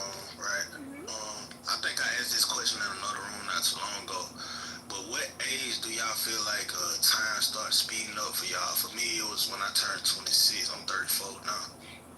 But I feel like when I turned 26, time just started tripling on my ass. Like, man, I'm 26. My thoughts are I don't even remember I that. feel like when it sped up on me, when I graduated high school, and I had to go to school every day, and when I got grown, I feel like after 18, 19, 20, I'll be like, damn, these years going by fast. Like, Wait, how old? I don't even remember Wait, how old are you, man? I'm 31. So look, the crazy shit is, right? I think we all experienced the time speed up at the same time. I think we all just was like different ages. So it's like I'm 35. You feel me? So I feel like Marco though. I feel like when I turned like 26, this shit was just gone. This shit was just going. Like shit, so much shit I happened. feel like when I turned 10, my shit just. How old you was? Wait. No, she's right. Let me throw some science in there. Damn. Okay, so between infancy and 2 is when we develop sensory and motor exploration. So, for example, before you are 11 months old, you have no sense of gravity. I'll explain. So, you know how babies always fall off the bed, right? You guys know that, right? Yes, everybody's following. Okay. It's because they don't have a sense of like the shifts in gravity. Nothing. They don't. No. Stay where I'm at. Don't move too fast. So they can't sense the change in gravity. So like they don't see that, like if they're sitting on the bed, they don't see the fact that like It's the baby's depth perception. That's why they are fast. You just wake up out of nowhere talking to us. Shut up. and I love that. Thank you, doctor. He's right. Depth perception, right? So You just and wake then up from 3 to talking. 5. And I love that. At least he's talking about something like he's waking up to some sense of intellect. So between the ages 3 and 5 is where your prefrontal cortex develops. So this is like where you'll start to have an imagination and basic logic emerges. Between the ages of 6 and 12 is where you can apply logic, you have a longer attention span, and you have problem solving skills. They start to develop. Between the age 12 and 18 is when where you have like your emotions emerge and is hyperactive, but judgment isn't fully matured yet. And then between the ages of 18, let me finish. Between the ages of 18 and 25, this is when your executive function solidifies. So like your reasonings, planning, self-control, right? So before the ages of 18, you're pretty sporadic. Cues in like puberty, right? Your emotions are all over the fucking place. You can't control yourself. And then 25, a miraculous things happen where our brain fully matures. So brain stabilizes but continues learning and adapting. So correlating that into like You are very intelligent. Are you a doctor or what? Now, I got a question, Bubbles. Hold on. Stay right there at that last point. Do you think that over the years we developed into that that cycle of development in which you explained? Because if you look at our grandparents, like their response to like the things that they did way before they were the age that we did it. Like for instance, some of our grandparents were married and had children way before the age of 18. You understand? Like 25 was like an old lady at in certain times. So do you think we developed into that where we develop into the cycles in which you explained? That's a good question. So I understand what you mean in a sense of like we have more responsibilities at younger ages and different time periods of life, but I don't think that deterred our developmental process. I do think that the saying of like some people mature faster than other people. I don't necessarily think they are maturing faster. I think that when you have to grow up faster, it causes you to be underdeveloped. So you ever meet an old person, like a person that's much older than you, but they seem like very underdeveloped in some ways where you are very developed? Does that make sense? Like you have a, like for example, never? Really? Well, I don't know, like, I probably did, but I probably I mean, it's like we supposed to be smarter I than wasn't listening to that a lot. That's very true. We have different opportunities and technological. No, but I'm saying, like, my elders were wise, but I did have a great aunt that was like that. She had her first child at 13. She was married at 12. You know what I mean? Like, this is my grandmother's sister that was just like that. Like, and it was normal. Her husband was like 15, and he was a full-grown ass man. My father was way older than my mother, but that's another story. He graduated high school at 15. This nigga, he graduated high school at 15, and it was like normal for the people in his fucking town. They went to this school. Well, him and his cousins, I guess they were smart or whatever, but they were just like super mature by the time they was like 15, 16, whereas I was still a kid. Like, I was a full-blown ass kid. That's what I'm saying. So it's not that the cognitive development at those different ages shifted. It's just, like I said, some things had to be suppressed, like in a sense of like if you were in survival mode, for example, you may have to suppress your emotional needs. And then when you are in a safer environment, you're able to process the trauma that you endured. You understand what I'm saying? But in that time, it wasn't an appropriate time for you to process those things. So it's not that, for example, people that have children at a younger age aren't still children.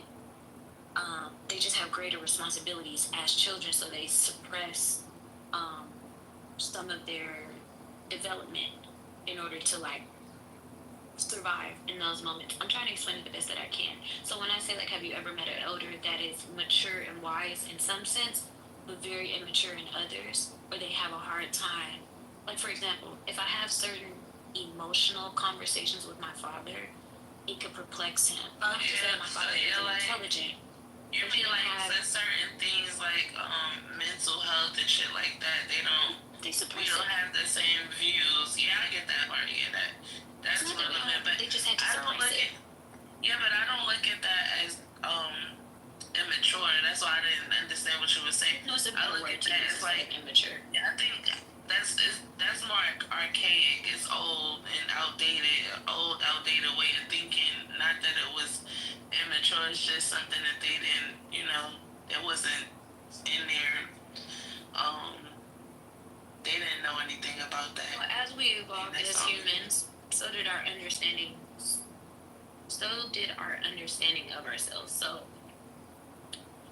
right, like how we say we have generational trauma, right? Mm-hmm. People pay attention to patterns, and it's like, okay, well, how do you shift that pattern? How do you rewire that? And so you assess, you observe, and it's like, okay, if they have more time to process, for example, between the period of 12 and 18, if they have time to adjust to the emotional and chemical and psychological shifts that are occurring in their brains and in their bodies, they will be better off between the ages of 18 and 25. Like, if you just have more time to process things before your cognitive development. So that's the difference between our generation and the generation. When the children recognize if this thing, what you say, right or wrong, when they can recognize that. When can who recognize that? If what they are doing right or wrong, what you saying, if you saying you did wrong, when they can recognize that. I don't think it's a matter of being right or wrong. I think it's just. I think right or wrong is something that they programmed into. I think the concept of right and wrong, good and evil, all of that is something that is programmed into the human psyche. Like, I think it's just like you. if you tell your children, for example, something wrong, he cannot organize like some ages, what you saying, if you mean to him, like if you personally, or if you're just saying what he did is wrong, when he can recognize that, I mean. Wait, sorry, you lost me a little bit. Not gonna lie.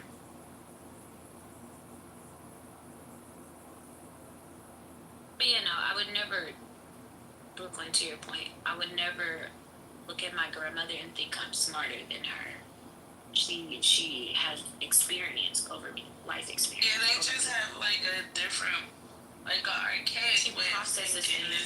Yeah, she just processes and compartmentalizes things in a way that I didn't have to. Does that make sense? But there were certain time to process things. But to your point, there were certain life concepts that didn't exist when they were coming up. For instance, me and my cousins was just talking about this yesterday when we had our little gathering.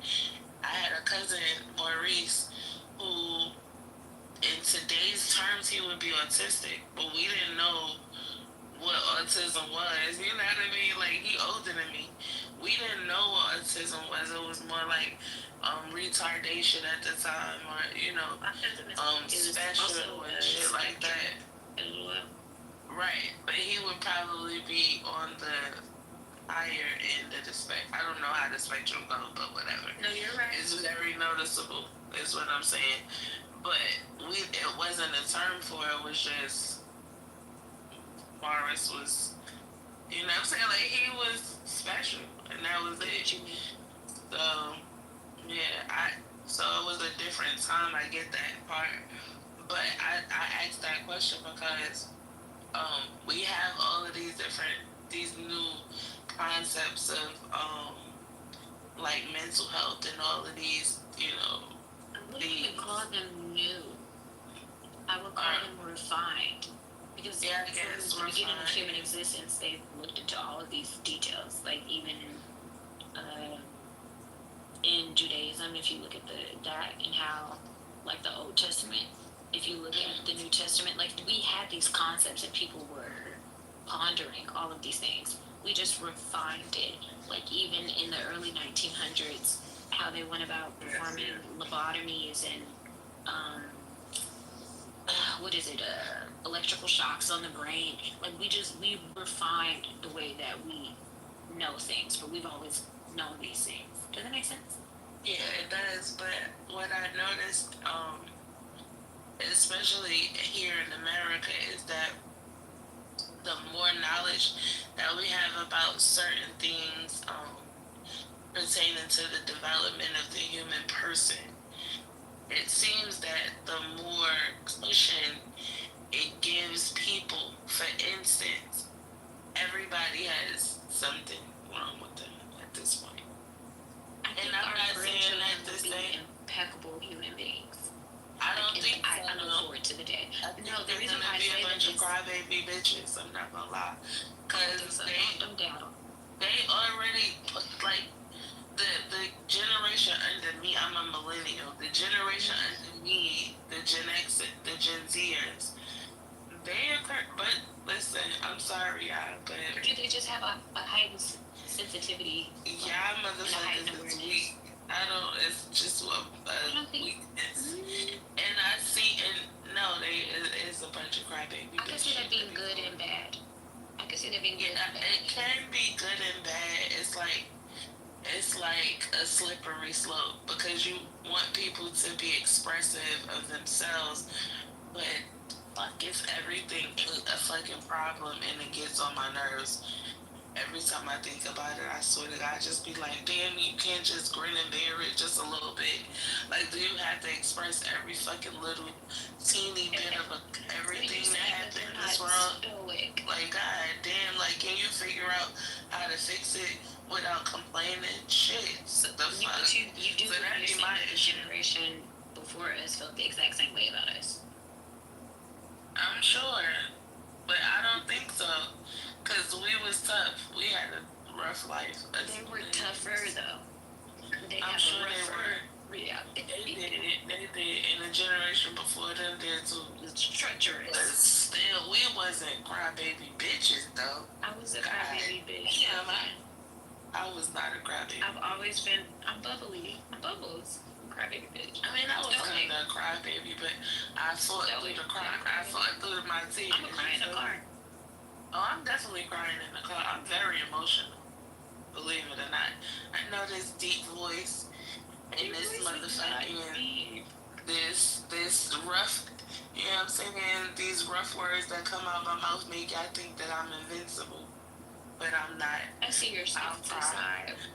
But I'll cry and I'll fuck you up at the same time. Like I'll literally be fucking you up. I feel like Dr. and Vic are talking stuff right now. I'm just saying. Yeah, we don't feel as though it's a deep voice. It's like it's an ashy, like kind of, you know. She was don't play with me. She just sound like a New Yorker.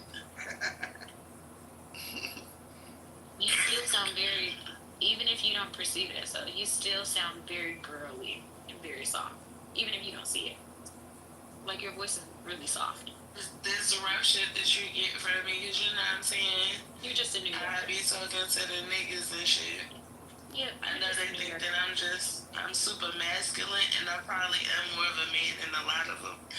But what I'm saying is that I will cry. Mind you, guys, she's 5'2". I identify as a giant, though. She was a big. I identify as a giant, and I don't know. My cousins are taller than me, and they always talking shit like, "Oh, you're short, bitch. I'm a regular woman size. I don't know, right? These so I'm not thought you were a freaking giraffe. Yeah, these Amazon hoes be trying to get at me. I don't be trying to get that shit. Yeah, 5'2". I know you didn't knock some tall. I can tell you didn't knock some tall chicks out though. I know. I knocked the tall nigga out before. They said in the chat your pronouns are 9. Your pronouns are 9'2". My pronouns is fuck around and find out. That's what my pronouns is. She's a sensitive gangster. Okay, I'm not a papaya. But I will cry. I'll cry. But I'll cry through the beat up. Okay? Don't make me cry. That's the worst thing you could do. Just warning you. So, I said, what? My brother, just I said, can you give a response? And to share, Islam, how it was. What in the Rosetta English class is going on? It's Somali. It's Somali, not too much. But Brooklyn. English not my. Okay, wait. It's not your first language. It's okay. It's okay. That sounds like it's a language he possesses at all. But hold on. What I will say to you, being a Muslima, is that our religion doesn't have like compulsion. Like, if she listens to me talk, she's around Brooklyn. We talk almost every day. She is exposed to Islam every day when she speaks to me. She sees a Muslim. If she has questions or if she's wondering things and she wants to reach out, she can. We'll talk about it. But I'm not going to force my religious beliefs on her. They are not paying attention because they didn't have Let me tell y'all something. Hold on. Real quick, Bubbles. Because you know I just came from New York, New Jersey area last week, right? So I went to the water park, and there was this. I actually have reverence for Muslims, especially because of the fashion. Because I love how y'all just give it up. I'm not gonna lie. Muslims is different with their fashion. They be so fucking fly. Like, it was this girl at the pool, and she had on the whole outfit, and it was so cute. I was actually talking to the BT about that today. We were talking about it was so cute, and then it's this Muslima girl. It's this Muslima girl she work at the grocery store that I go to, and she's fully covered face and all, but she is beautiful. You can just tell she's beautiful by her no disrespect. I just ain't one of them. You know what I'm saying? She was at the pool with Fully covered. She was fully covered, but the outfit was so cute though. It was swimsuit. What's y'all thoughts on Brittany Renner? Okay, I'm not gonna answer that. Hold on, I'm gonna answer that, but everybody step aside. Do I? Brother. I think his name is Daoud. Without slandering anybody, listen, without slandering anybody else's religion, no, there's no way for me to say this without telling the whole truth. So, my grandparents on my mom's side are Christian, right? They're, are they Pentecostal or Baptist? I think they're Baptist. There was a deacon, and when I tell you, he annoyed every crevice of my soul. If nobody were to keep me out of the church, it was that man. The way he tried to shame me into believing something infuriated me. I probably would have came to Islam a lot sooner if he didn't piss me off. Shaming does not work. Trying to beat something into people does not work. Humans by nature, as you know, humans by nature are flawed. They are defiant, right? If you believe in Allah, then you believe in Shaitan, right? Okay. So humans are malevolent. The more you push something on somebody, the more they will reject you. This is why Allah in the Quran is very clear. You should not be pushy. You ain't gonna push a Muslim into taking a shot. Okay? You're absolutely right. Nah, I'm not forever be a heathen. It's okay. These people, ain't no talking me into it. They didn't have the chance, I'm not forever be a heathen, Jesus. I'm smacking you upside the head with the gun right now. Look, what do you say? Now, listen, I'm gonna tell you this. Let me know what you're looking at. Bro, Bible. Go ahead, Lex. But that's you, Lex. I'm sorry, Lex. We not gonna touch the Bible. We up here offending other people. Quran Go is ahead, Lex. inconsistent. Can't do it. Astaghfirullah. Go ahead, Allah. Do you think that Prophet Muhammad really couldn't read? Write or read? He was illiterate. Yo, you really believe that shit too? I believe all of which is in the Quran. Yeah, 100%. Question. I don't have it. What does Ikra mean? IQRA. What does that mean, Bobo? Baby, I don't know everything. Let me look it up. What you say? Ikra. IQRA. Because this is the thing, yo, you smarter, yo, you're intelligent, you speak extremely well, by the way. Yeah, so I find it crazy how people, they kind of suspend their logic a little bit, and the Quran is written in a high level Arabic. If you watch Game of Thrones. Beautiful. Yeah, so it's like how the Valerians speak on Game of Thrones in a high level language. The Quran is written in high level Arabic. How the heck could someone illiterate remember that? Well, that's I think that in the same way. My bad. In the same. No, it's okay. So in the same way that we've discussed everything in our human ability and what we can perceive and what we can process, I don't think that anything is beyond the imagination. So there are some things that are beyond my understanding, beyond my human capability of processing.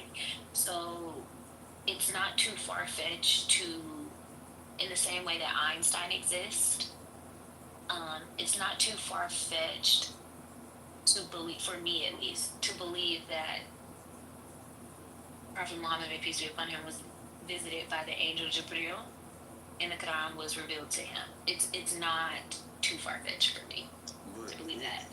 What was the first word revealed to the prophet? It was Ikra.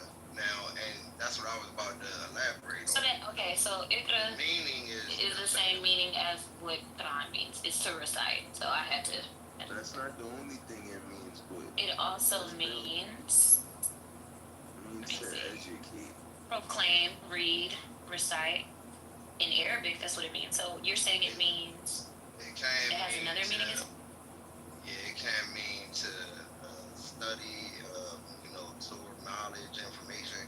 That's why, like, it depends on the transliteration, and that's my biggest beef with any of these religious texts, because they had to be transliterated, right? So they. You see why I don't like his accent, Bubbles? Go ahead. He kind of sounds like he's from Georgia. You don't appreciate the DMV dialect? Oh, my apologies. Would you like me to speak like this? Is this one? No, it doesn't matter.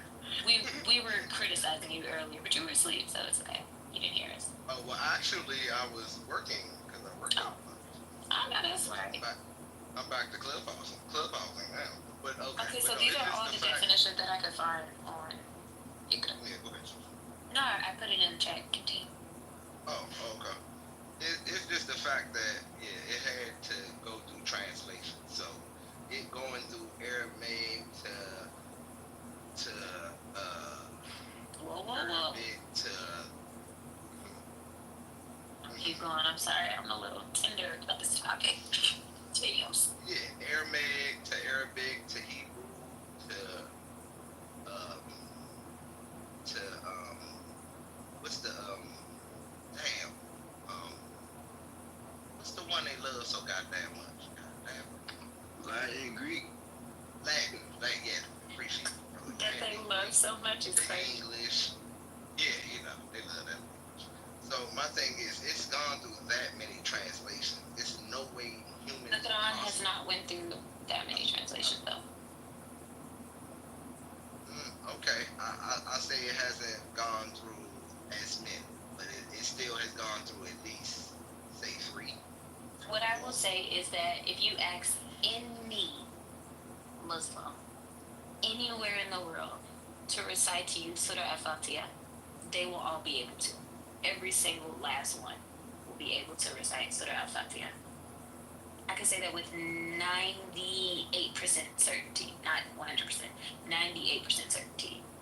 It's because we're all intended to understand Arabic and read the Quran in Arabic. So I do understand that it can be translated. For example, my prominent language is English, right? So I can recite the Quran in English, but I can also recite the Quran, certain parts of it I'm still learning, inshallah. Certain parts of it in fluent Arabic. You get what I'm saying? Because that's how it's intended for us to read it. Yeah, I got you. Like, wasama'i wa tori, mama najumu kama tori, najumu tari. You're singing. In kulu nafsil amma alayha hafil. I was born into it. I didn't. My dad made this pilgrimage. MashaAllah.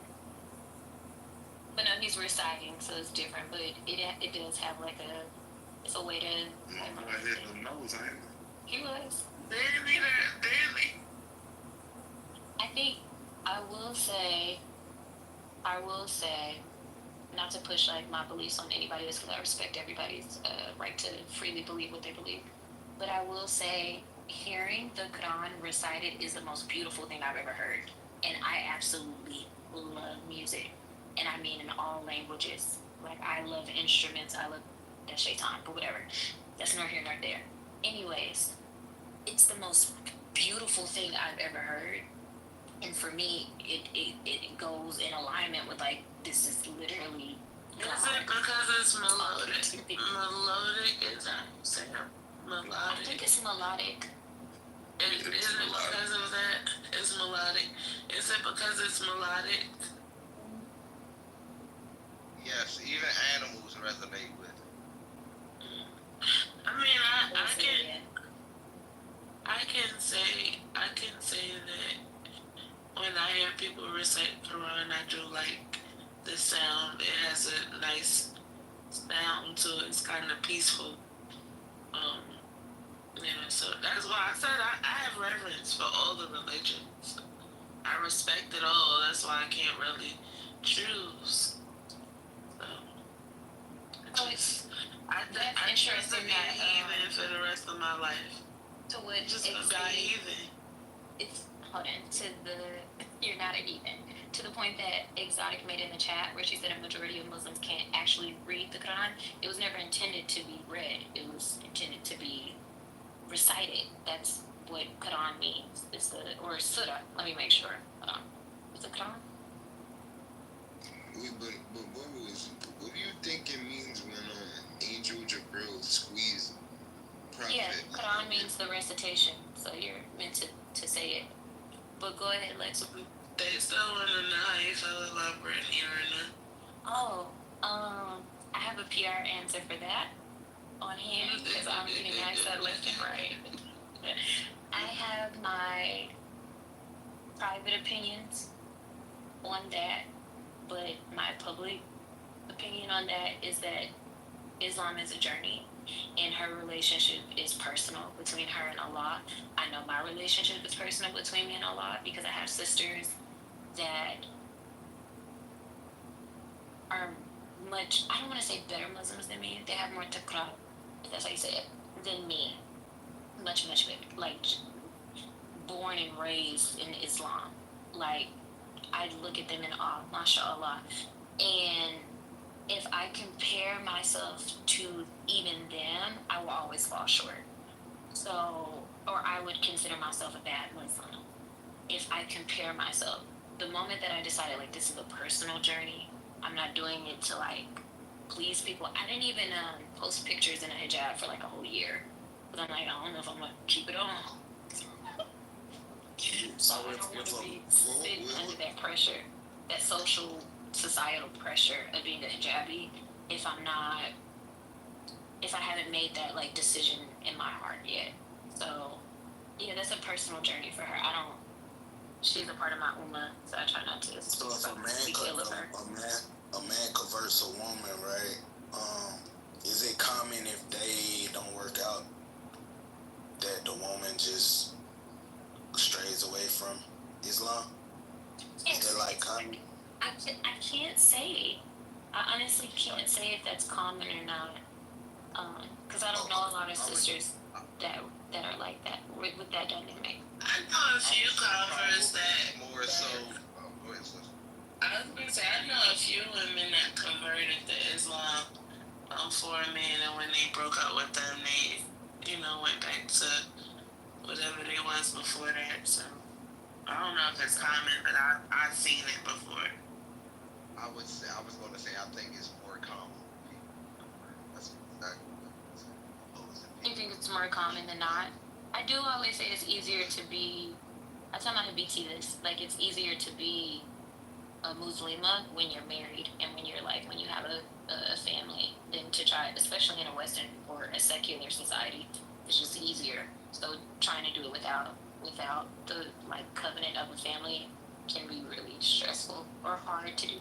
I want to ask times the male is the actual he and the guy. This is why Muslim women cannot marry non-Muslim men, because you're going to follow your husband. It's intended that way. I wanted to ask y'all with Angel Jabril, right? After he tells Lex, you want to fight? No, I'm kidding. No, like I'm just like this doesn't make sense. It's like yo, y'all, like this. Why are we suspending logic? But after Angel Jabril talks to the Prophet and he instructs him to read, it says that recite. It says that he squeezed the Prophet or choked the Prophet after he embraced him to read. Yeah, but some translations say that he was squeezed. Embraced him. You see need that word right. Translation. That's where you always want to catch it every time. brother. Yeah. Wait, so I just translation.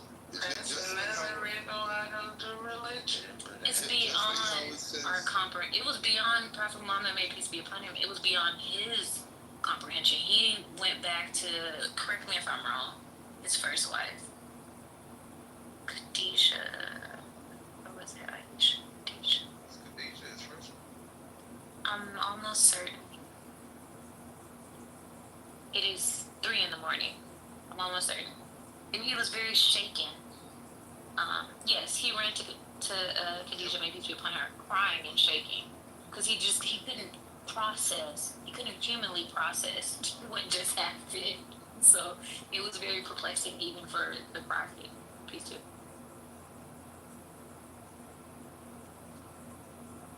but y'all so Imagine you just chilling on a mountain and an angel takes over the sky. Like, how are you going to explain that to another person or even process that yourself? why you think that doesn't happen now?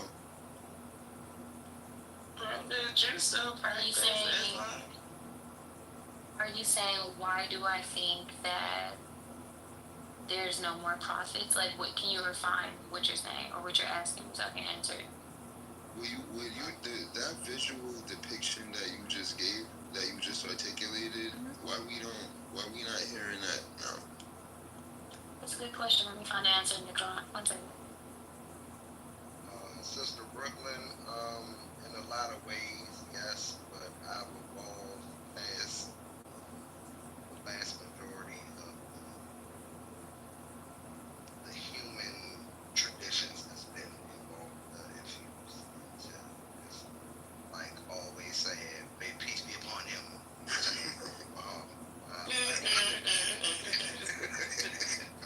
It's natural to me at this point. No, you good, but I mean, I just listen. The book itself tells you do not immortalize the men, right? So that's what a lot of Muslims and certain aspects of Islam has evolved into is worship of Muhammad. Oh yeah. So to answer your question, Lex. You know what? I'm sorry, but I want to say something real fast. Another reason why I don't do religion is because, for the most part, it's given to us through the eyes of males, and I just can't. That shit don't sit right with me, nor does it make any sense at all. So I can't. Again, that's another reason. See, our women over here, they was popping. Okay, they had businesses. They was doing their business. I'm not saying that women have stories. They have a story in religion, but it's not as important as it should be. Please. I really think that women were very influential. They are. I'm sure, but still, everything is male centered. Every Abrahamic religion is male-centered. It doesn't matter. God is a male. The prophets are males. Males. Listen to males because the male is the head and you better listen. Or, you know what I'm saying? No, I'm not. What I will say is in the last speech that I'm not a feminist. I don't want this to get convoluted. What I will say in the last speech that Prophet Muhammad gave, he wept for women, emphasizing to be kind to us, to give us dignity, to respect us. He wept for us, okay? He already knew how these men were. He didn't agree with that. So I think for me, like when I hear how people weaponize religion to oppress women, that's not how it was intended to be. It's really intended for us to be like treated as like jewels, you know what I mean, precious. But you know, humans gonna human. Humans are going to, at every point that a human can human, a human will human. Okay? I think that that's Yeah, the the Quran problem is with. fucking genius. This book is genius. Most people, the holy books, most people don't read none of these shits right at all. Like, y'all know that the word Ikra is mentioned 88 times in the Quran, y'all. Y'all, like, let's see where we at. Wait. Let's see where we're at. Why would they mention that word 88 times? Why? There's a lot of this one word like. there's a lot of numeric secrecy in Islam, even in when we pray. Well, yeah, but why would they? And you know that there's a way to mathematically calculate Qibla, right? But well, where the cube is at. But when it come to them mentioning Ikra 88 times, why do y'all think they would mention it 88 times? That's a good question. I never thought of it. Why do you think so, Lex? Because it's very important to read, to recite, and to absorb the knowledge, history, and information. And the word is Kaaba, brother. Like, I know what you meant. Let him have it. Yeah, let me have that one. Let me have that one. Brooklyn said, "What language y'all speaking?" I'm really trying to figure out why Lex is obsessed with this word, and he keep bringing it up. Like, because I know when it come to these holy books, I know most people don't be reading these shits for real. I think when it comes to, I actually like if I PTR the picture right in front of me is two Qurans. So I understand what you're saying, but it's not to be read; it's to be recited. This is the whole name of that's what Quran means. It's recitation. There was a point I was gonna make. I don't want to lose it. No, it's something that you said. my other issue that I have is that everything in religion is left up to interpretation, and so you have all of these different denominations of the same religion. That doesn't sit well with me. It wasn't intended to be that way. It's He's got a little tricky. He's got a little tricky. That's the other part. if we don't all learn to actually read Arabic, and Hebrew, we'll never really know the truth. Actually, when the learning Hebrew, so I agree with you there. I believe that, but the real scrolls, not any of these. Yo, the word day is mentioned 365 times in the Quran. Now, like, this is what I'm saying. Like, shit like that is like, it is amazing. I'm just saying. Why do you think that's to tell you how many are in the motorcycle? Yeah, that's how much days are in a year, right? 360 rotations on the Earth axis. That makes a year, right? So it's a lot of science in the Quran. Back to Brooklyn's point earlier. Yeah, but in the Quran, but when you said that it's meant to be recited, in the Quran they tell you that they made the zodiac, and when you look at most of the stars, they have Arabic names or Arabic names, whatever. But what I'm saying is that when they say it's meant to be recited in the Quran, they emphasize reasoning, they emphasize logic and science, and they emphasize figuring shit out. So is it really just all about reciting it?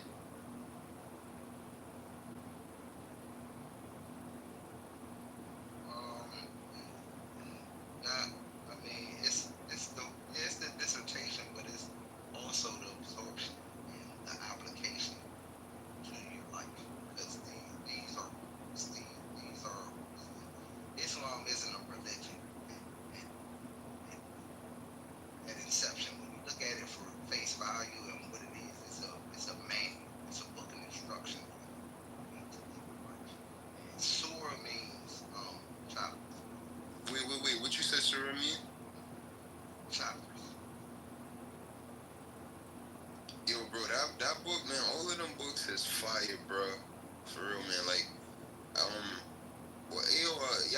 Prophet Muhammad, did he write the whole Quran, or did like one of his scribes write? He just iterated. He transferred. It's very specific and bespoke also. Wait, what you said about Boost? It's very specific and detailed about that, like very picky about that. That was the essence of the fact that it was not of human design. It's of divinity and humans brain can start to contrive the type of information, knowledge, history, and mathematics and science that is incorporated in that. It was really that hadn't even came into prophesizing things that weren't even in existence yet, or science. Let me say, science hadn't found it yet. Let me say. Yeah, but could we admit the fact that Prophet Muhammad, y'all know about the Rashidun Caliphate, right? Could we admit that after Prophet Muhammad, the Rashidun Caliphate took over like Africa, Eastern Africa, like that? There's something about that book that allowed them to generate a lot of military power. Like they dang near took over the world after that. Like what y'all? I'm sorry, what was it one more time? No, I'm agreeing with you. I said a large portion of it. Yeah, it's the unity that Islam creates, brother. It's the walking in unison with the same mindset. Like a lot of other denominations that doesn't inspire them. Like it's the convolution of a lot of Except the fastest growing religion in the world.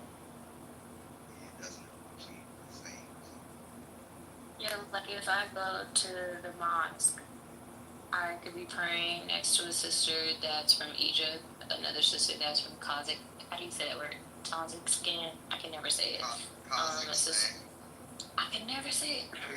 A sister, a sister that's from Iraq. You know, like a sister from Nigeria, and we pray like foot to foot, shoulder to shoulder. Like we make wudu together, we break fast together, and we may not even speak the same native tongue. I find that to be the most beautiful thing. The most beautiful thing, that we're all in submission.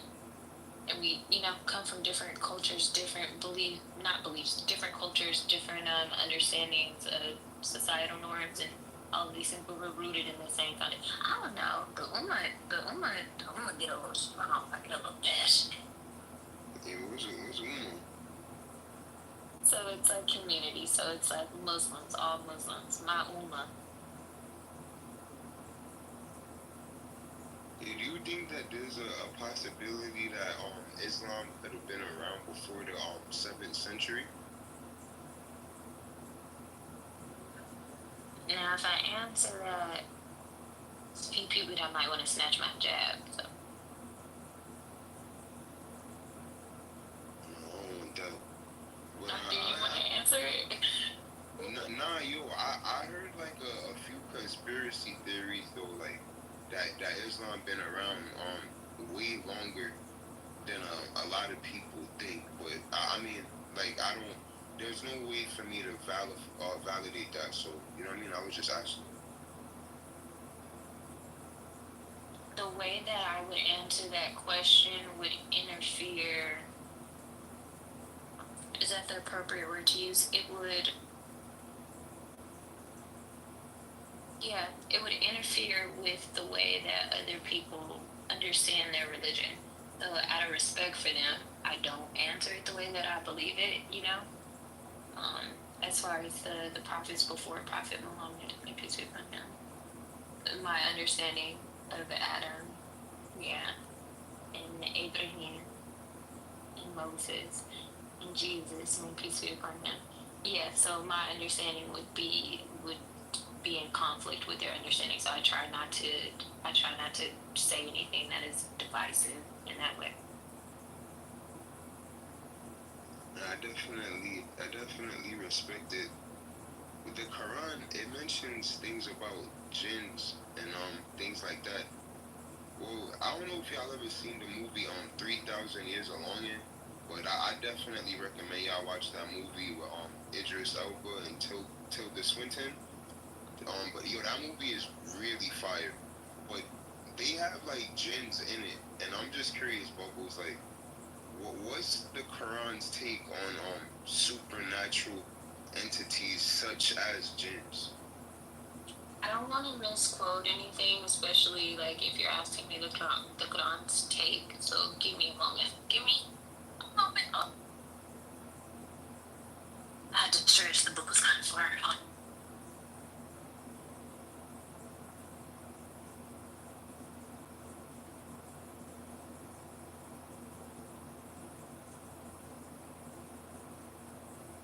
Okay, so let's see. So from my Islamic understanding, humans are created from clay, and jinns are created from smoke, fire. And in the Quran, it says, in Surah, it says, let's see, in the jinn we created before from scorching fire. So that's one. And then in another surah, it says, they are invisible to humans but can see us indeed. Each shaitan sees you, he and his tribe, from where you do not see them. And then it also says, in another surah, it says, I did not create the jinn and humans except to worship me. And it says, let me see.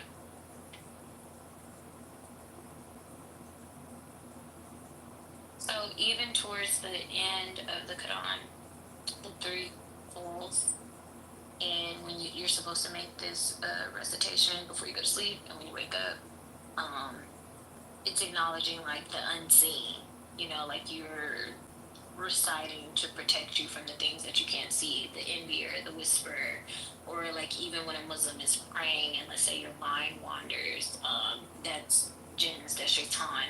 So there's an Islamic saying that you say over your left shoulder and then you spit 3 times, you know what I mean? To kind of like, so it's there, but you can't see it. And the Quran just reiterates that through multiple surahs. Who y'all speaking about? The origin of Iblis? Yeah, specifically. Yeah, specifically about jinn. Yeah, that was the first jinn. Wait, who? As you know, shaitan. I kind of heard her say he was forged from smokeless fire. Mm-hmm.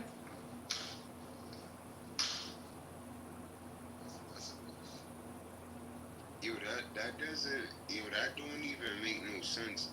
That sounds like some whole other shit. Like what the fuck is a smokeless fire? They talking about some whole other shit right there. That's what I mean when I say like beyond our comprehension. I think even, like for example, and not to offend anybody, so correct me if I'm wrong if you're a Christian, but even when Christians are being laid to rest, right, they say, what do they say? Let me actually pull it up so I don't say it wrong.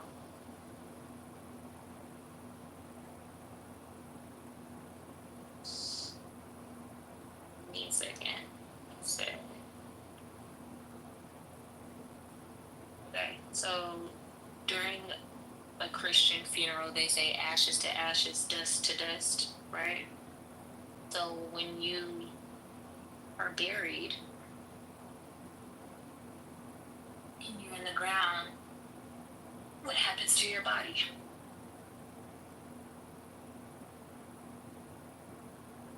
Like, that was a question for you. It get eaten by worms and turned to.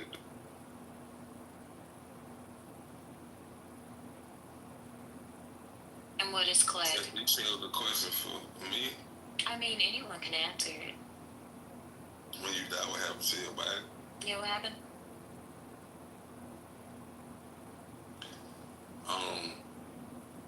You go to the morgue. When did you asked that part? You go get cleaned out. Oh, after that, you just go to the ground and, you know, I hope you don't become maggot food, but you just stand in the ground. I don't know, at least from what I know. No, okay, once your body is decomposing and it's breaking down, what does it turn into? Dust. What is the composition of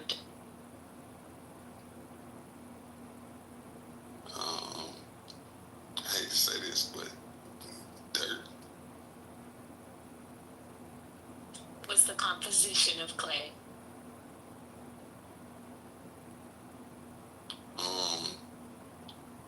I'm not a scientist, but clay, I don't know, clay, I don't know, I'm gonna tell you, like, they say your body turning into dust, ashes, clay, I don't know, it's somewhat, you know how they say in where I grew up, in Christian religion mostly, like you come from the earth, you return to the earth, and so I say earth particles, I don't know.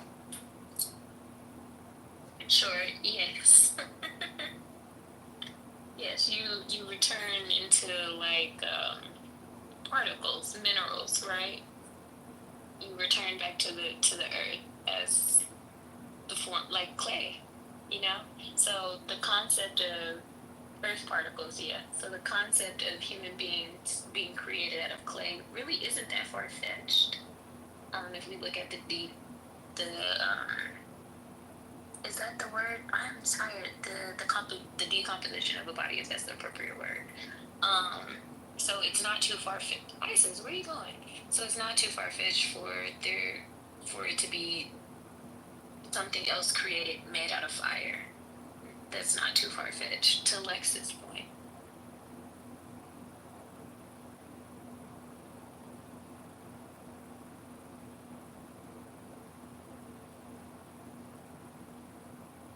Do you think there's any part of the Quran where they talk about electromagnetism? I would have to look. I ain't gonna lie to you, in the Quran, I don't think, when you look at these religious Bible, or whatever books, they don't get into the science of it, you know what I'm saying? So, I beg to differ. Bro, they be on mad science in these books, bro. In a sense, but I don't think, like, you talking about this and that, like, so, Vic, to your point, a few surahs. So one says, in the heaven we constructed with strength, and indeed we are expanding it. That was confirmed by modern cosmology. What surah is that? I can't pronounce it. Surah Edith. I can't pronounce it. I'll put it in the chat. Wow. I'll put it in the chat for you though. And then that was confirmed by Edwin Hubble in 1929. The Quran was revealed way before 1929, as I understand, but this is the Surah. And then another one is, let me see. So it says, he has let loose the two seas, converging together between them is a barrier they do not transgress. So this is confirmed, by ocean. How do you even say that? Oceanography, that saltwater and freshwater meet but don't mix due to density, temperature differences, etc. Another is about embryo development, which is my favorite. It says, we created man from an extract of clay, then we made him a drop in a secure place and created the clot and then the lump. And this was confirmed by stages of embryonic development described centuries before modern embryology. So yeah, there's Vic, to answer your question about science and prophecies, different things. From my understanding, I could probably find similarities in I believe the Torah in the Bible as well, where things were prophesied way before we discovered them through science. I've been listening to music and listening to what y'all saying, but from what you're saying, it sounds accurate. Even growing up in the church, that somewhat like science, like we was talking about earlier, like science and religion can go hand in hand. I think it's an explanation for it. So yeah. Look, even in my religion, which I always laugh when I read it, it's several times where Allah is like, look, I give them everything. They still ain't gonna believe it. There's some of them will just be blind, deaf, and dumb. Like, it don't matter what I do. Well, It don't matter how much I prove myself to them, they still will deny me. They still, so I exactly. need to understand that, and I'm just happy that I don't, you know what I mean? Like, I'm happy that I can see it and yeah. Everybody got their belief, but yeah, it is like, I think, like you said, I feel like in the Christian Bible, like when God said, well, like you said, I'm here and had explanation, they still ain't gonna believe it. I think this is the thing about what I prove, like you're still going to deny it. That's I expect. Yeah. And that's the thing about religion is that it's belief based. Like I just don't like when people they coming from a religious viewpoint and they want to talk about it as if it's facts when some of it may be facts, but at the same time, the beauty of religion is what you believe and what you don't believe. So the believers, you know what I mean? They get this. Follow what you're saying. You said what? I said I follow what you're saying. Like yeah, I don't. To me, if it's science, I wouldn't even want. Like if it's science, I wouldn't want to be in a religion where everything is science and like you just gotta believe what you believe in. Whatever you believe in, that's what you believe in. And I think because it's not science, because if I go throw a ball in the air and it's gonna come down, we all know it's gravity. I think that's what I like about religion is like it's your own belief, and not like you was just saying quite a few times. Yeah, I'm not about to. We should respect. Yeah, I don't believe people to think how I think or believe what I believe. My family's a little too blended for that. So I have a brother that's Mormon. Like, I have a cousin she's not, I said earlier she was Buddhist, she's actually Hindu. But yeah, really? cousin that's, yeah. Because I was just about to say that I think like it's interesting over here in the Western world, we believe a lot of things like whether you're Muslim or Christian, you kind of believe in, not to say the Bible, but you believe in First Testament, things like that. And I don't know, we kind of follow that faith versus like a lot of people in Asia, India, they just kind of got somewhat maybe similar, but it's like a whole nother ball game that we talking about, I agree. And I understand that. So yeah, I don't know. Like I said, my family is super blended. I don't think anyone's atheist, but I know some Israelites somewhere in there if I look close enough.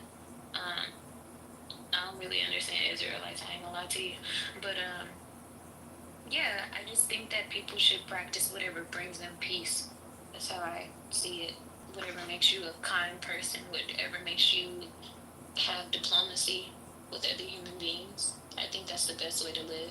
Like, there's not one culture that I could experience and just be completely, well, I ain't gonna say that because there's some crazy people out there in the world.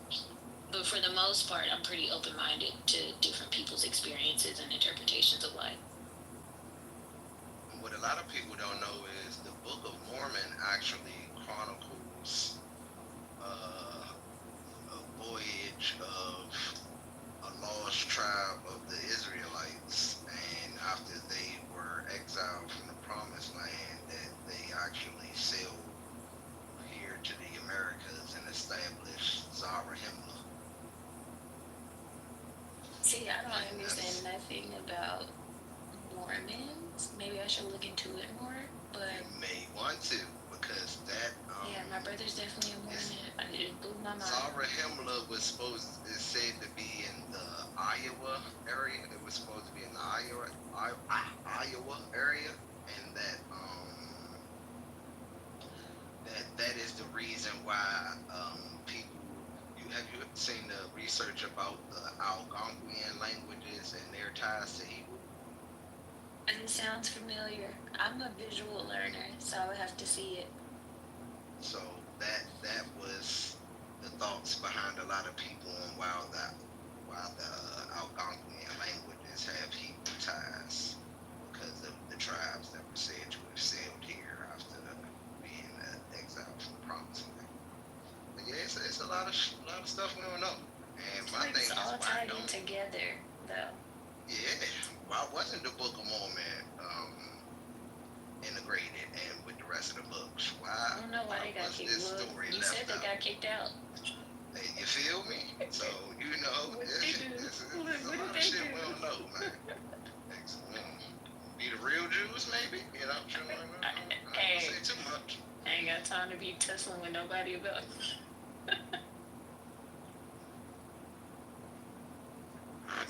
Your Bibles, a lot of Muslims are somewhat critical of astrology. What y'all call it? What y'all call stuff like that? Shirk?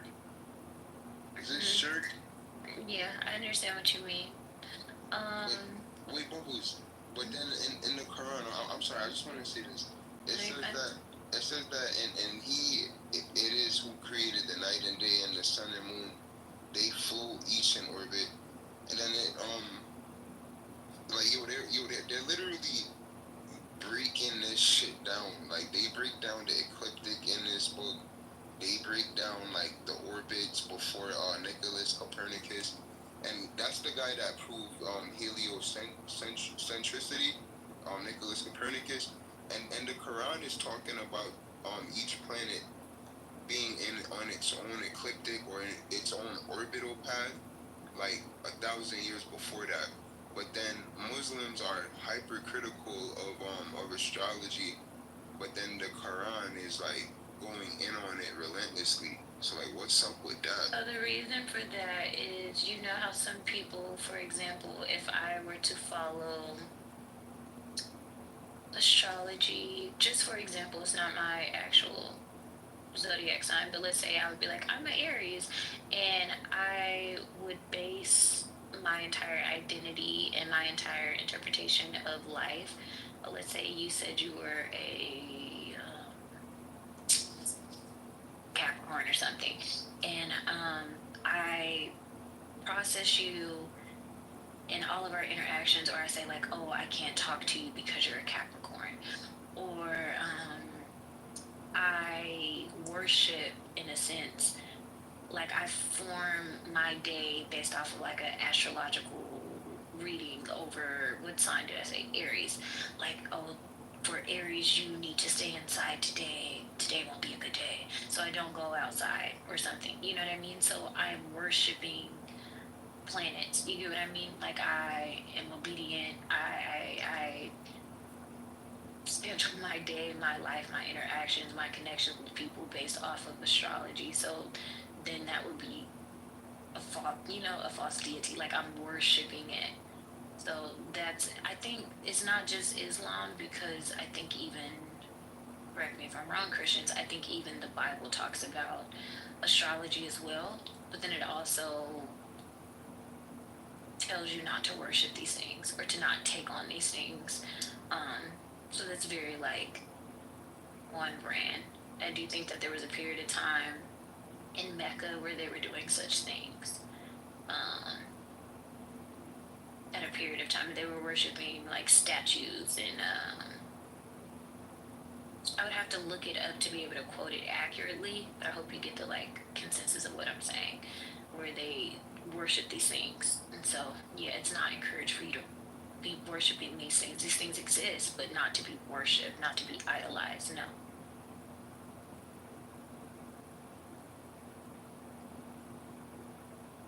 So no, Bubbles, I definitely agree with you. But like I tell people all the time that you can't do astrology without mathematics. So for y'all on Clubhouse, like when y'all hear like astrologers, like most of them is just it's trash. But the Quran says that the sun and moon move by precise calculation. So it's like when you see things like that, it's like for them to know that, right? Like they would have to study these things, but in the sun and the moon, the Earth's relationship with the sun and moon creates like our seasons and our days and nights. So they obviously were studying these things, and they had a great understanding of it. But then I'm just like, do they separate putting up idols and statues? But it's like they're kind of doing astrology in this, right? If they're telling you about using the sun and moon for the reckoning of time and being precise, but then like I don't know, it's a bit conflicting because they are according to the Quran, who is they? When you say they, who are you referring to?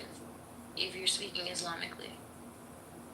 Well, I mean, I know that most of the stars, like even NASA today, like they have Arabic names. So like without a doubt, I would say like these. I mean, I don't know if it describes that whoever wrote this, but I mean, they were definitely studying that thing all the way. That's what I'm saying. The point is, the Quran, the word Quran means recitation, right? It's reciting it. Who revealed it? Whose words are these? If we're speaking Islamically, like whose words? Are they a man's words? Are they the prophet's words? Who's they? Who discussed these things? Not saying like this has to be your belief, but like from an Islamic perspective. Who revealed these things? It was the angel, right? Ain't the angel revealed it to Prophet Muhammad? Whose words are these? God's. Right. So it's not a human's words, it's not a man's words, it's not a man's predictions or studies, right? These are the words of God. So that's why I said across the Abrahamic religions, God says like, hey, I've given you so many signs. I reveal so many things that you've asked of me. And if you believe, you believe. But like those who don't, they just won't, So it doesn't matter how much I reveal to you, to the point where you are recognizing, even from your reading, that things are prophesized or revealed way before humans discovered these things, right? Way before humans even had the technology to look into these things. So yeah, that's through all the Abrahamic religions at different points in time. But like most astrologers, like when you got Vedic astrology or like tropical astrology that they do in India, but like the tropical astrology is actually Christian astrology. Like the Catholic Church put billions of dollars into understanding astronomical cycles. So I'm just like, even if you look at the Islamic Renaissance, like our calendar today is a solar lunar calendar that is a mix of like it doesn't make any sense. Like I don't get it. It's like even the Quran talks about mathematics, right? And a lot of, even like when you're using your GPS and you're triangulating distances, that mathematics was used for astronomy first. So like the math that you use for that? What you mean? What about before that? Before no, astronomy is the reason why a lot of the math that we do today was even created. Not necessarily, no. No, that is a fact. That is a serious fact. To your understanding, but I think I was explaining to, what is his name, Vic earlier, that, how do I say this? Math is a part of being a woman. as you know it to be like astrology, there's synchronicity in womanhood and astrology and math, just naturally through the nature of being a woman. So like our bodies are in synchronicity with the moon.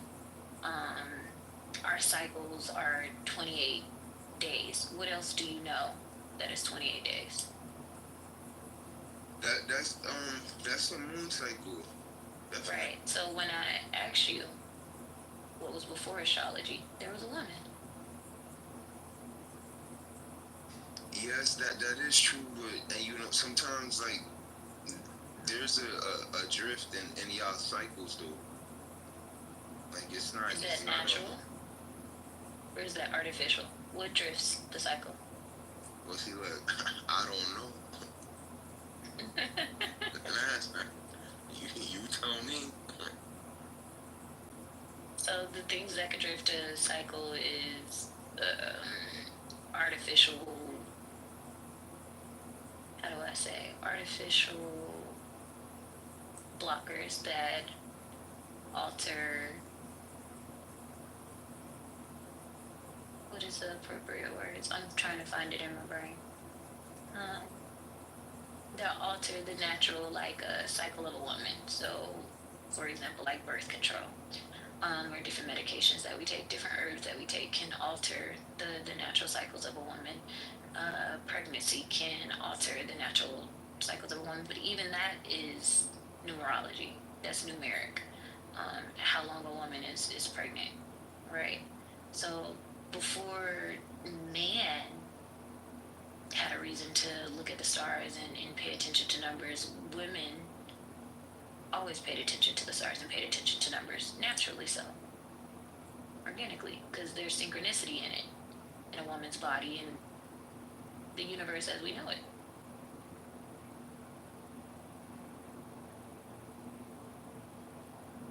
Man, some people in the chat, wow. Yeah, I stopped reading. Yo, Bubbles, what you think about this? This says Allah it is who made the sun radiate a brilliant light and the moon reflect the luster, and ordained for its stages, that you might know the number of years, reckoning of time in mathematics. Allah has not created this, but in truth, He details the signs for a people who have knowledge. Good morning, beautiful. Good morning. I thought you were sleeping. Okay. Yeah, we've been vibing. Period. Shout the out chat's to swelling, but we vibing. Wait, yo, Bubbles. I mean, what is that? What does that sound like to you right there? What you read, I don't want to be facetious because I was going to say something funny, but this is a serious topic. I'm representing my whole religion. Everything we know it to be, our understanding of time. You know what I mean? So it's like, look, I gave you the sun, I gave you the moon. So to help you as a guide, you know what I mean? Like I did you a favor. So it's just another prophecy. That's how I would personally see it, but I don't.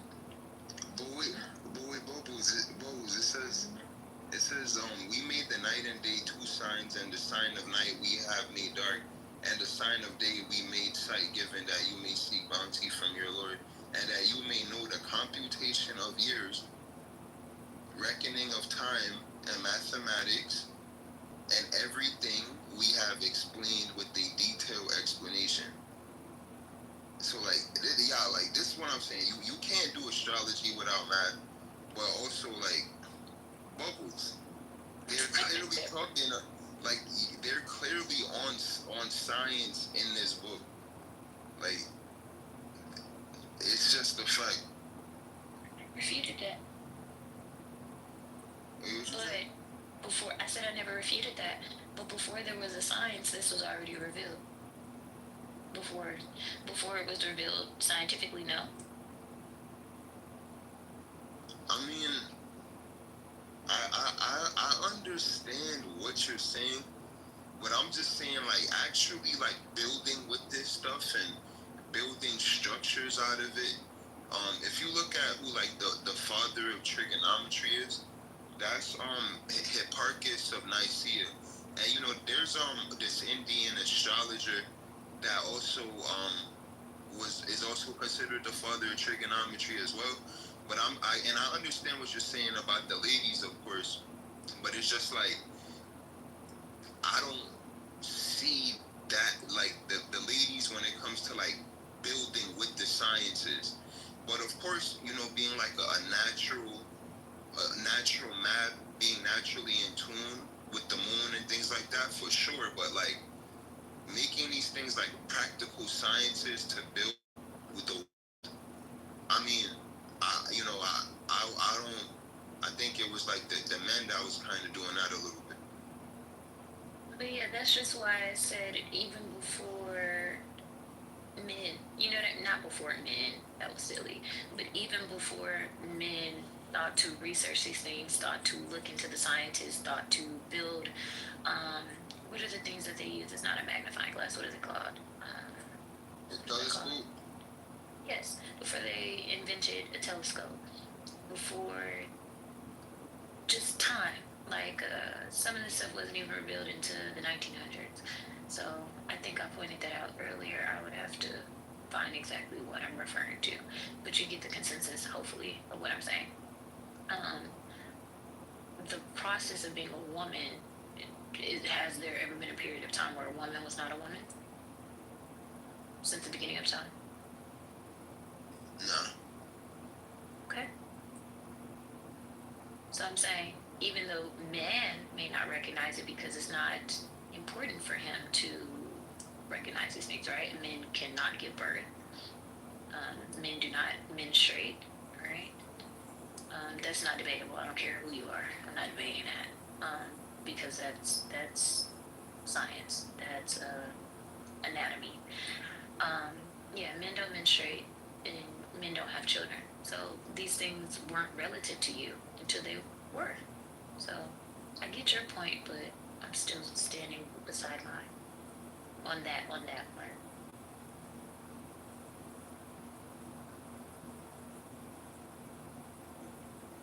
Yeah, no, I'm not convinced. I'm never gonna tussle with anybody about what a woman is. It's XX chromosome. Man, it's YX chromosome. Like I'm not doing it.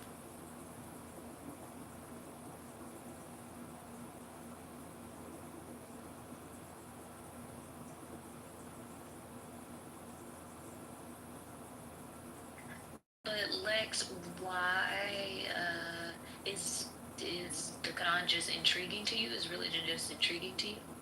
Oh yeah, like I ain't get to read them yet the way I want to, but like I definitely know exactly how to read these books. But with the Quran, like just researching it amazes me every single time. It's very fascinating. And I study, yo, it's so straightforward. Like the Bible, the way those scribes wrote it, they were so much parables. Like, but the Quran is so direct and to the point, and it's just it's amazing, yo. It's real. They're all genius books for real. They really are, and honestly, to be Muslims, like we don't argue this. Everybody else be tussling. Everybody else gets to tussling over this about I don't know, like their beliefs and how they interpret other people's beliefs. But I'd rather not. Like I don't see the point, honestly, to be like your belief is wrong. You're going to hell. Like I find that to be odd when people do that. But yeah, they are very unique and interesting to read more than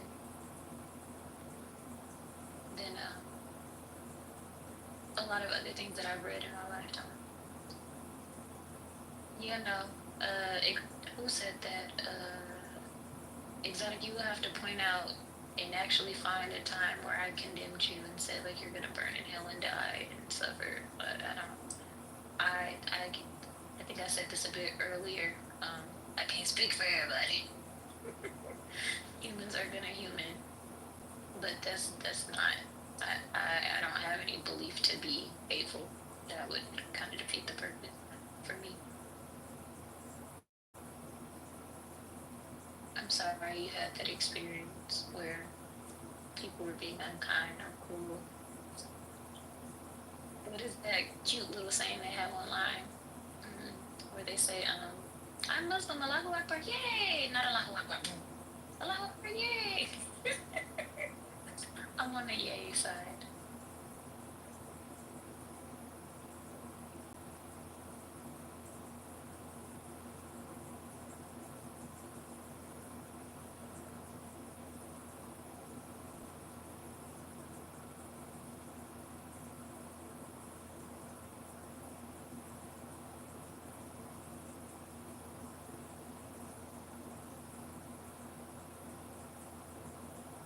Okay, I don't know if we're concluding. It feels that way, but what I will say is I enjoyed the conversation. I like that everyone was very respectful.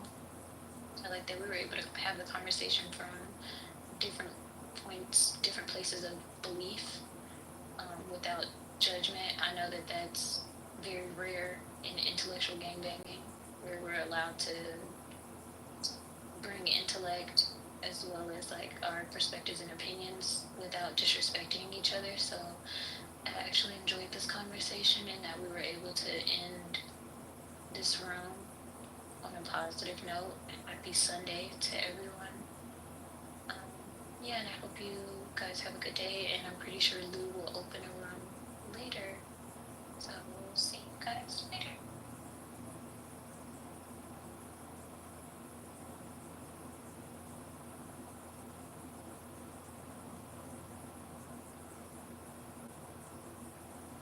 Yeah, but honestly, Black Rabbi, you like if the universe has more of a chance of birthing out like I don't know Kanye West in his like Jesus form before you became president.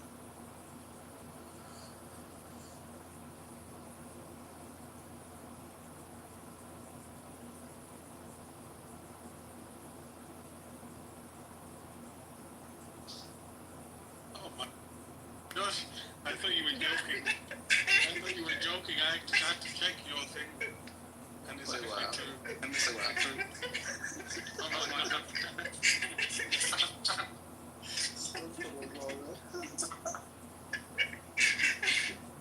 He even said it's 18 plus. Oh, I'm dead. Oh god. But yeah, no, Black Rabbi, you're probably not going to even get close to being president. Most of America has become anti-Israeli, anti-Zionist, so that's again a huge mark against you. And let's be very honest, no one wants to have a baby killer for a president. That too, a fat obese fuck.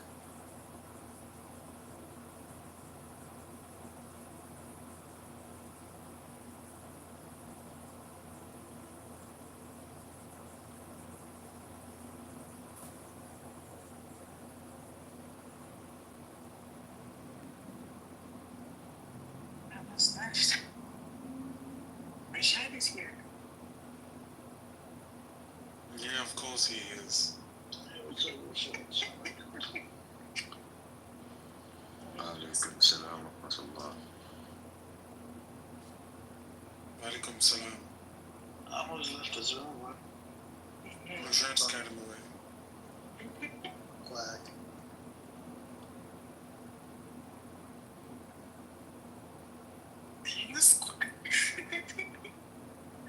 What is that meant to be? Why isn't Black Rabbi speaking?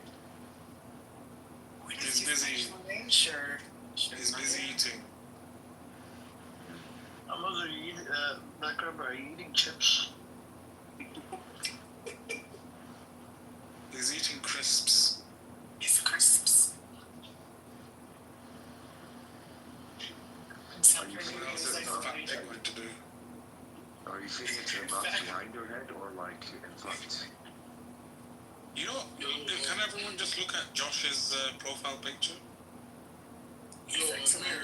I actually thought it was like mountains. Or better yet, General, let me ask you this question, man. Go on. For $5 million, would you take a shower in the Ganges? Absolutely not. What about 100,000? Oh, why are you going down in price? Huh? You said 5 million and now you got to 100,000. Yeah, you're going down. What about for it's American math. You guys won't understand. what about $1? US math. American math is better than US math. Okay. Yeah, but apparently the Ganges is full of like agree. it's like. But I completely agree. Dead American math bodies. is definitely better than UK. Yeah, we use centimeters. Chucky, if you ask Rashad, he likes drinking from that. They usually, I don't think we measured math in centimeters. It's just crystal. No, he likes drinking from the Ganges. The Ganges. Oh, that's crazy. Yeah, That Rashad. explains a lot. Yeah, we from where we're from, it's called Jamba Juice. Oh my god. They're disgusting. I get the heebie-jeebies just hearing that name, the Ganges. Just sounds dirty. If you think that's bad, the Ganga River is probably the worst one. I think that's Why that's is it in the worst Singapore? one? Yeah, because there's so much E. coli that if you take a sip of it, you're, I think it's You die of 90% dysentery? chance of look it up. Are you Yeah, serious? exactly. Yes. The Ganga That's just River more flavor. is so I think you probably become You can Aquaman. die just You by probably become Aquaman after having the water from there. Did you try that, like, Rabbi? Is there? Oh, I think you'd end up going mountains at the back of your head. So can I just ask June? Can I make a statement to June because he says he's like a legal guy? So I want to just make a small point. So in the United States, we have our Constitution, and That's out the And window. you think I care about anything you say? Shut yeah, the I fuck think up. That's out the window. The only thing illegal, Constitution. is for a fact that you have 4 mouths, 1 in the front and 2 in the back. And I think one, yeah, it's crazy, bro. Like It's you have almost a camel. the It's amounts all- of, yeah, like yeah, you have. but wouldn't a good American president have to have like a mouse on both sides of his face? No, they would probably have a good education. I think that's what they actually need. Wait. If you're talking about like presidents in the, or like just politicians in the U.S., they don't have that great education, so it goes with it. No, but like, let's look at this like analytic, and I even said this before. At least in America, a majority of Americans have now taken an anti-Israeli stance and anti-Zionist stance. Now, with that being said, you're probably going to run on a pro-Israeli, pro-Zionist stance or whatever. They're also going to look at the fact that you're a rabbi. They're going to look at your entire back history and everything. Things about you saying how you want to kill little babies, you want to hurt innocent people. Yeah, there's a lot of audio there. And then That's serious. and they're gonna be like, why would we vote for you of all people when they're probably way better candidates, even if they are sick, deplorable people? They'd rather choose that than you. You know, most of my cabinet is going to be streamers. So they can live stream your own failure? Okay, good job. Good morning, Wednesday. Good morning, everyone. Wednesday, look at my profile picture. You're gonna give her nightmares. She's just woken up. Wait, Josh. hold on a second. Sorry, my phone, I just turned it on, so I'm getting all these notifications. Chucky, your baby oil's back. Look at Josh's VFP. Okay. It says 18 plus. Yeah, look at it. Yeah, look at it. Okay. Oh my. That's the back of his neck, right? Yeah. I said it looks like hot dogs.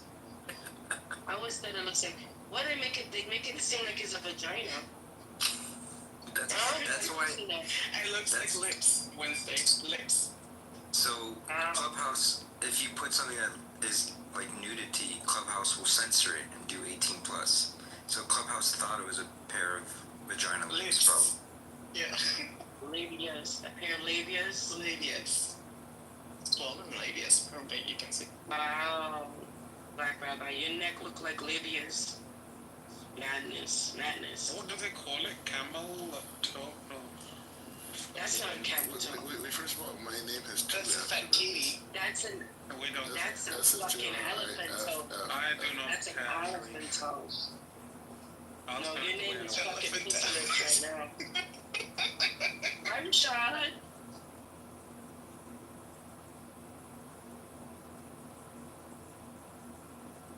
Is Rashad sleeping? No, he's just being rude to you. That's not nice. Are you mad at me, Rashad? Everybody but me, that's crazy. Oh, I'm sorry. Chucky. Rashid. Hi, Chucky. How you doing Wednesday? How could you miss Chucky Wednesday? I'm sorry? How could you miss Chucky out? Oh, I know. Yo, even though I don't He's do... attentive to you. Yo, even though, like, I normally don't do second-hand good mornings, you know, I'll take it from Wednesday. Oh, thank you. Appreciate that. You'll take Good it. morning, Wednesday. Good morning. I like how you said that, Kat. You guys are weird, bro. Like, this is weird. Listen, What's weird? Well, what's that Wednesday? What's his name? Or just saying hello? Yeah, this is social culture. That's weird. So, pussy is a social concept? You know, his whole identity is a social concept. You haven't been in one very long. You haven't been in one for a while, huh? She literally woke up. You have not been in one for a while, huh? I even checked her phone. Wednesday has energy. This is crazy. What did I have? I'm sorry? Energy, you're recharged. Oh, yeah, but it's like, It's 120 Wednesday. So it's not 7:30. Oh wait, you're an hour ahead of me? yeah. Oh no. 6:50. It's gonna be 7. Yeah. Yeah, So we're the same time. General, Mm-hmm. who's shitty? Hassan. I'm about to get You don't know who a Rick bagel, everything bagel. Oh, I googled him. And maybe a latte. You won't find much. Who is he? I just got some What did coffee he at need? another gym. Something bad. Oh, he left? Sharif left? The Sharif Hassan is born rabbi. Mordecai. Mordecai. Is that his original name? Yeah, that's his No, original Sharif is his name. real name. And then he became Mordecai, then Abraham. Mordecai did. Chucky, what's your Jewish name? I almost Patricia. Oh, Amos? This. Chucky Shabazz. Shut the hell up. No, you don't His name is Patricia. You guys all know what my Jewish name was gonna We be. don't care. George, shut the fuck up. No one's talking to you. You know, George is like that Stop person. asking for attention. Yeah, he's like, no one cares about him, but he tries to fit in. Oh my god. God. I'm gonna have to change my Stop profile forcing yourself picture. on us. Being so smart, unbelievable. What is George? Like, he just coming out the woodwork. Exactly. Oh my god. No one wants him, and he's like pushing himself into the This is, guys, Stay the fuck out. that's the longest story in the Torah.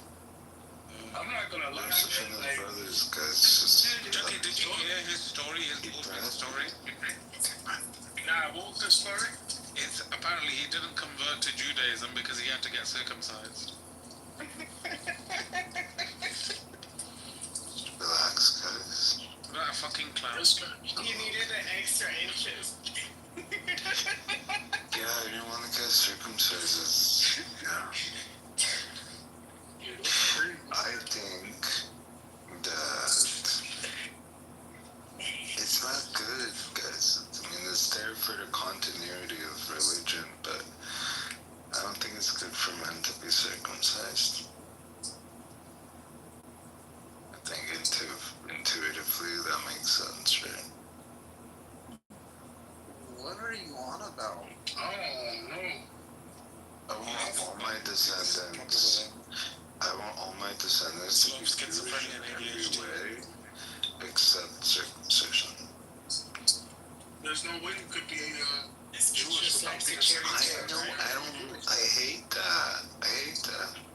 Oh, tough to watch. George, you know what, man? You sound like you need some baby oil, man. I need some milk. Need some milk. Getting the baby oil prepared, Chucks. Nah, I don't have no milk.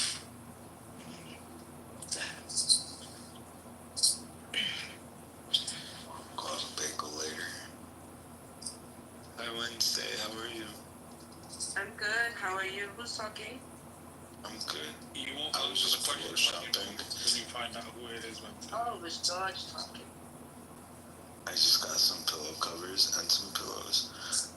You have? You got pillows? Yeah, I said it in the chat. Well, there's one great use for them. Put it over your face. Hey, you sassy homicidal man. Homicidal? On his sexual orientation, I will no longer speculate respectfully. You don't know what you're talking about, but you have the audacity to talk.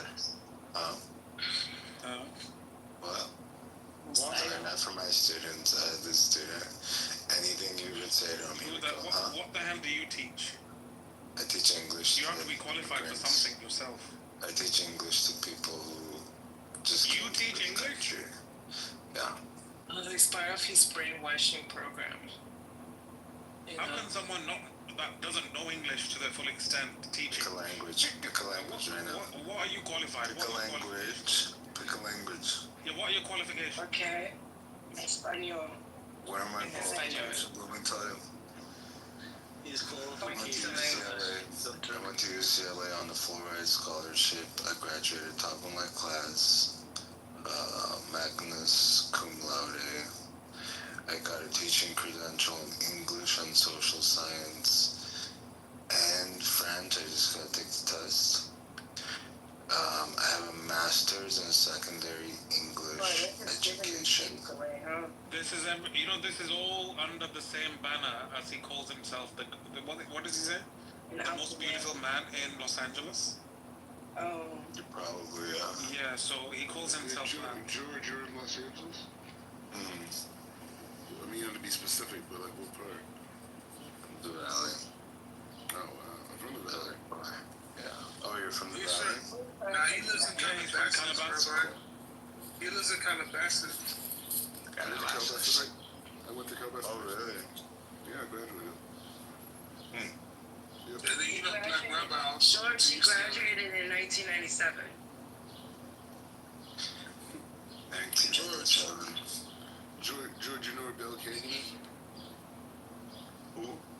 Bell Canyon. It's down Valley. Oh, Bell Canyon. Yeah. That's where I grew up. Oh, that's cool. Did you know that Black Rabbi also went to UCLA? For a short period. Yeah, like Black Rabbi was so smart, man. He graduated early.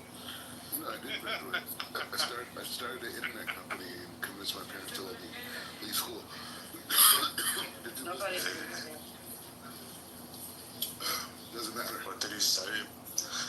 I studied economics in Missouri. Cool. Yeah. I did history and Middle Eastern studies. Yeah. You went to UCLA? Yeah. Wow. What years were you there? You're gonna be so specific. That's it. I'm 31 now, so. Okay. So you're probably there, I think the fact that you gotta remember, you don't remember when you graduate is kind of telling. I think you were there, like 2010 or something like that? 2016. The fuck? I graduated in. We don't care. I came to Israel in 2016. Oh, I graduated in 2008. And I went to learning institutions over here and got a bachelor's. Which one? With a glow. I don't want to say. Can we not talk about these two? Yeah, Yeah, take over the conversation. Pastors and Talmudic law. Wednesday, tell us about you, Wednesday. Yeah.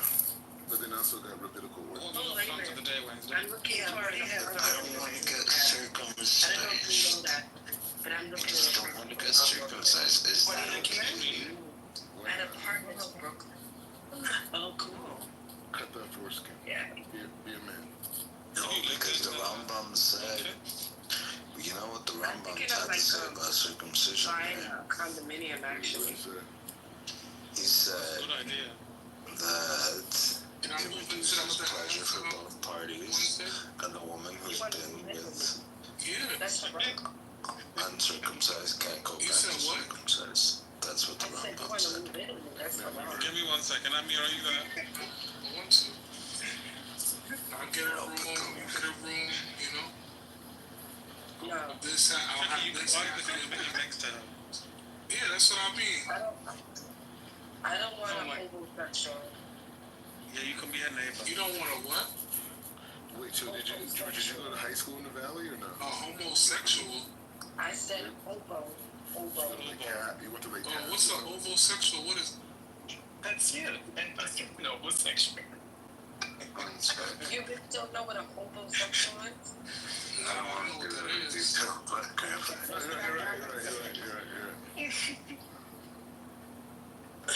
Homosexual.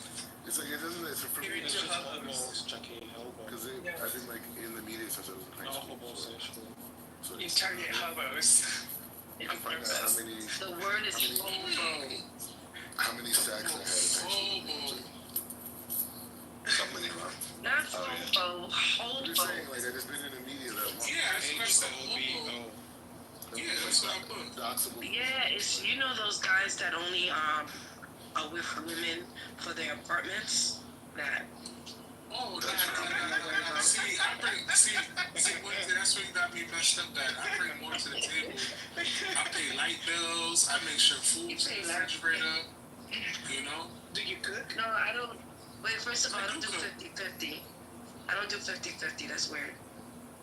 No, I'm just saying, like, you know, I pay bills, you know what I mean? I'm more of a blessing than a headache, you know? I like arguments sometimes, you know? I know you like to keep it spicy. I love coexisting. I think we can coexist together. What? I think you end up bloody. Bloody? You think I end up bloody? Yeah. Yeah. Like that. I think you'd say something wrong and Wednesday would be on your throat. I love that. I think Wednesday will keep me honest. So I love that. I love that. Mm-hmm. That's a real woman right there.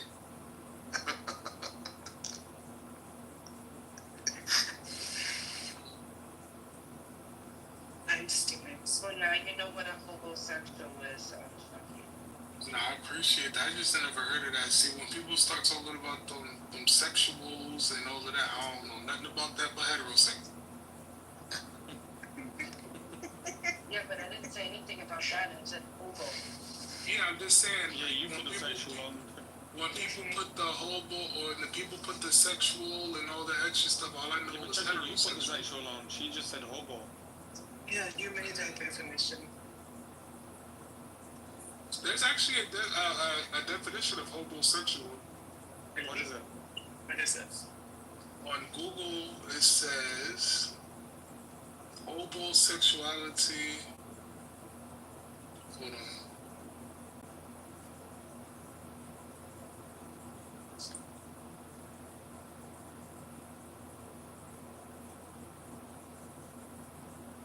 Y'all gotta Google it, man. I don't feel like reading that.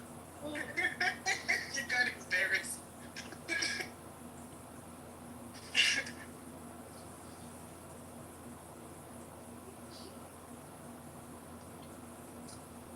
So yeah, homosexual is a person, so pretty much a... Sorry, I can't mind. No, go ahead, man. No, it wasn't a boring guy.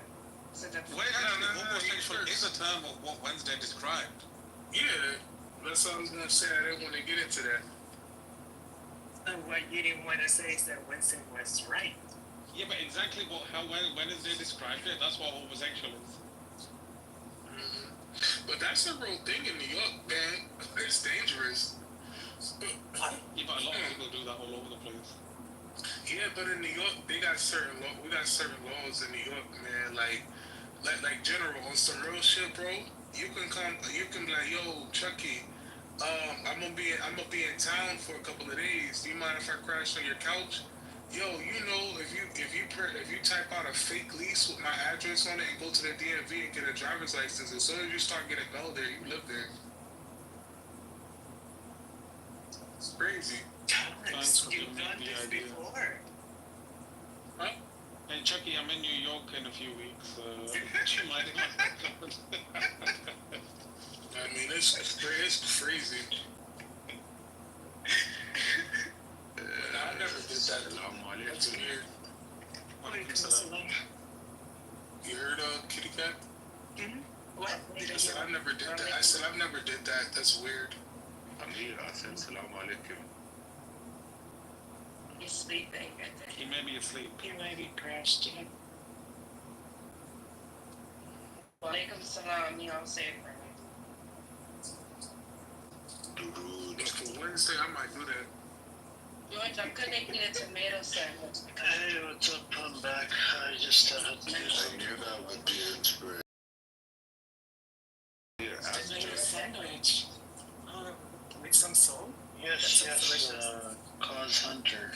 What do you want? Salam alaikum. Okay, Wally. No, this guy, man. Wallah, you're a kafar, man. You're a kafir. You're the biggest mushrik fucking on this app. Yeah, You didn't know what your racial identity above Islam. You're a Muslim before, you're whatever the fuck you are. Yeah, Muslim before nationality. Wait, who's this? Yeah. Why is it attacking you? Tell us about this comeback. Look at my picture of my Sayyid. You know what Sayyid is? Well, we don't know what Sayyid is. Come on, tell us, educate us. How do we know you're Sayyid? How do we know that? You don't have to know. Just call me Lord or Master. I do have to know. I don't believe you. You don't have to believe me, man. I don't believe you for nothing. You're just a stupid character on this fucking free app. You have so much hatred in you, bro. I don't know. Okay. Do you support the Palestinian cause? Of course. Okay. Do you support Israel? No. Then why did you say you support? Why are you trying to? No. On day one, you said you don't support. You don't give two fucks about the Palestinians. That's not true. Yeah, you did. Really? You said that? No, he's lying. What I said was, I cannot put much effort into Palestinian cause because I'm a Kurdish myself and I have my own problems. That's what I said. I never said I didn't care about the Palestinians. Stop. What kind of Muslim are you? Shut the fuck up, man. No, what kind of Muslim are you? I'm a Muslim. What does it matter? No, you're supposed to put Islam before everything. Okay. How about you put my people before everything? No, your people is not my religion.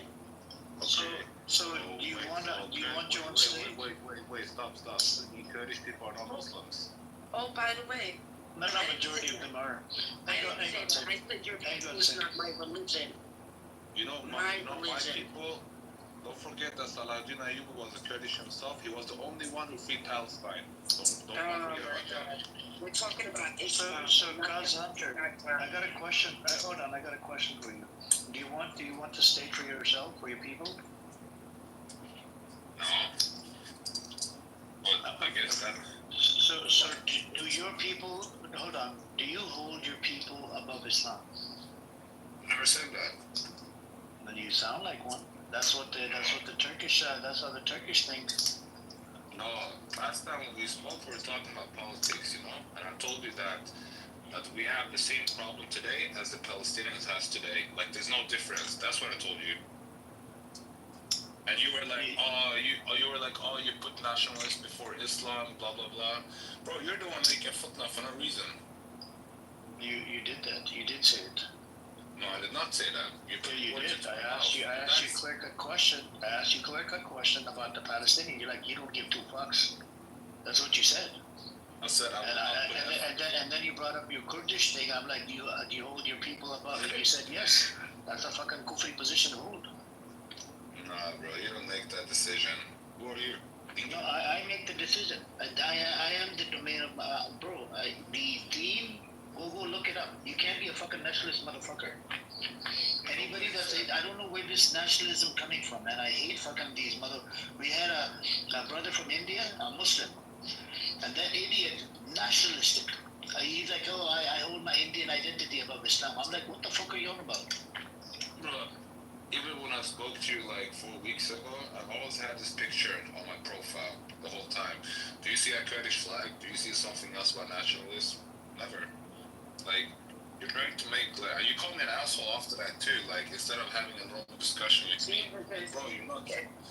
I mean, it's your his feelings. You're not mature, bro. That's the thing. When I don't agree with when I don't agree with your opinions, you just attack people, and you do that with everyone else too. You know, that's wrong. I asked you a clear-cut question. I said, do you support the Palestinians? You say you don't give two fucks. And I told and no, and I said. No, yeah, you did. You said you don't give two fucks about them. No, I did not say that. Bro, stop, man. Can anyone anyone who was here in this room, can they convince you that can they convince that it happened? No. Bro, it happened with me. I was there. Alright, bro. But I just told you I did not say that. Okay. How do we know? So, okay. So, listen, brother. Bro, listen, you're from Clubhouse. I don't know you in real life. Like, what? I have no reasons to lie for you. Okay. So you support the Palestinians, and look, I support the Kurdish people as well. They're Muslims. For the first time. The majority of them are Muslims. Yeah, but I want you to be clear in your position next time you come in. That yes, you support Palestinians because they're Muslims. I support the Kurdish people because they're Muslims. They're all Muslims. They're all same. They're not. There's no difference amongst the Kurdish or the Palestinians or the fucking Syrians or anybody out there as long as they're Muslims. You're right. Brother, listen, man. I'm a Muslim. No. If you're gonna divide the community, this is where we have a problem. There's even a fatwa on this. Bro, I never divide anything, bro. Okay. If you're not gonna divide, then you're gonna have to look at all of them equally, not just your own people. I do. But at one time when we were speaking, we were not speaking about religion. We were speaking about politics because you had one friend who was acting like an asshole and saying that Kurdish people they have to fight. I remember this as it was yesterday, you know, and you didn't even say anything. And then you were like, oh, not all Kurdish people are assholes, you know? Like, that's not fair, bro. If Kurdish people were Arabs today, you guys would kiss our hands. Nope, I won't. No, I don't. I lived in Saudi Arabia. I know how racist motherfuckers, some of the Arabs are racist motherfuckers. Okay, I lived in Saudi Arabia. And I call them out. Do you know? Hold on. Do you know in the dollar room that I used to be part of, I actually get takfir on MBS. I don't give two fucks. You know what I'm saying? Right. My position is very clear. If you fucking take these mofos as an ally, especially anybody from the Zionist entity, you're one of them. You know this Adam guy who was in your room a couple of days ago? You know him, right? Yeah. This guy, when he was not in your room, I was in a private room with him last week, and he's like, oh, I like ISIS, you know, I support them, they killed Kurdish people and stuff like this, you know? And I was attacking him for that. You know, most of the people in your rooms, they support ISIS. I'm just saying. Adam Inlazi. I don't support ISIS. I look at them as terrorists. Yeah. How this is brother, listen. My people sacrifice their own lives for Islam and for people's safety, you know? And you know this happened in both Iraq and Syria, too. It happened all over the world, man. Not just in there, you know? Even in Saudi Arabia. I mean, in Saudi Arabia, they got help from British Empire to get rid of the Ottoman Empire. They killed a whole bunch of Muslims. And these were, you know, aka Wahhabis or whatever you would call them. Well, let me just say something. You think the Arab countries give a two fuck about Palestine? They don't give a fuck, bro. So, MBS did say he came out after such a long time. He condemns it, and he wants he wants the Palestinian state on the table before he'll normalize the deal with Israel. You see what I'm saying? So, yeah. He said it openly, and he has changed his position. Look, for example, like yesterday, 2 days ago, Israel bombed Syria, right? And Joe didn't do anything about it, and he's like, just stand down, don't do anything, you know? And he's trying to make a peace contract with Israel, and meanwhile, when they're bombing his own country and his own people, these people, bro, are the like the biggest enemies of Islam. You know? They are. I mean, these leaders, and then the problem is they can't really go against the ruler. They keep bringing up that hadith, and the hadith doesn't work if you don't know if the leader is a Muslim. There's a lot of these problems, man. And I don't know. And pretty much America plants them. They want to plant a puppet. Even in Iran, what they just did, they wanted to plant, a different puppet in there. Somebody that's one of their own. And it turned out they backfired on them because some of those Raza Pahlavi supporters, guess what? They started siding with IRGC. No, I like Khomeini. Bro, the thing is, like, I don't like the wars happening in the Middle East. I know that Iran, sooner or later, is going to turn into a puppet state. It's just a matter of time, Like, that's what the Israelis and the Americans are trying to do right now. And after they do that with Iran, Turkey will be next. And then there's like no sovereign state. Turkey's a NATO member. It's already in bed with America, but they don't agree on a lot of things. It doesn't matter, bro. Saddam Hussein was also a big friend of George Bush. Why did they hang him at the end of the day? You don't think they will hang Erdogan? Yeah, but so it's a long game. That Syrian guy Al-Jalani, he's a terrorist, but he's playing a long game. Jalani was an Al-Qaeda. Jalani was an ISIS member, and before that Al-Qaeda. I know ISIS, Al-Qaeda, all of that, right? I think he's playing a long game, just like Turkey is. You see what I'm saying? So all of these nations are playing a long game. I mean, Pakistan has a nuclear weapon, right? Iran will have a nuclear weapon as well because now Iran is a better position, even though they lost a bunch of people, about I think close to 800 or 900 people. Do you know how much billions of dollars that the Saudi Arabian government is paying America just to protect their airspace from Israel? Billions of dollars. Once that money runs out, bro, Saudi Arabia is gone too. Which bro? What money? What? Saudi Arabia is paying America for the defense, like the airspace defense and everything like that. They're paying billions just for protection, and they don't even have to do anything, They're just there. But like at the same time, they're not there. You know what I mean? Like they're just paying money to the Americans. Yeah, military base, right? Military base, that's what you're talking about?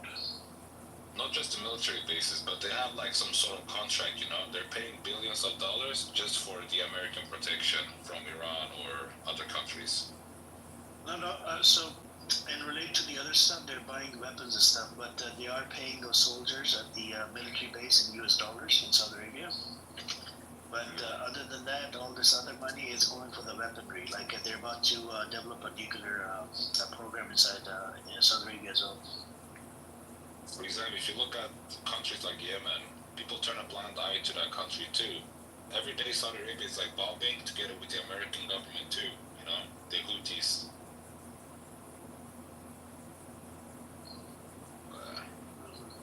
I don't think they've been bombed in a while.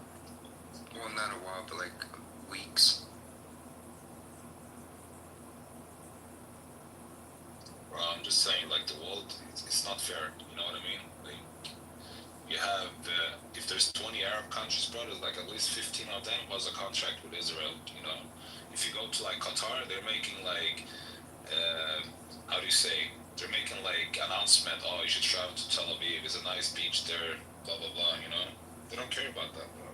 Like, Palestine has been abandoned like at least 60 years ago.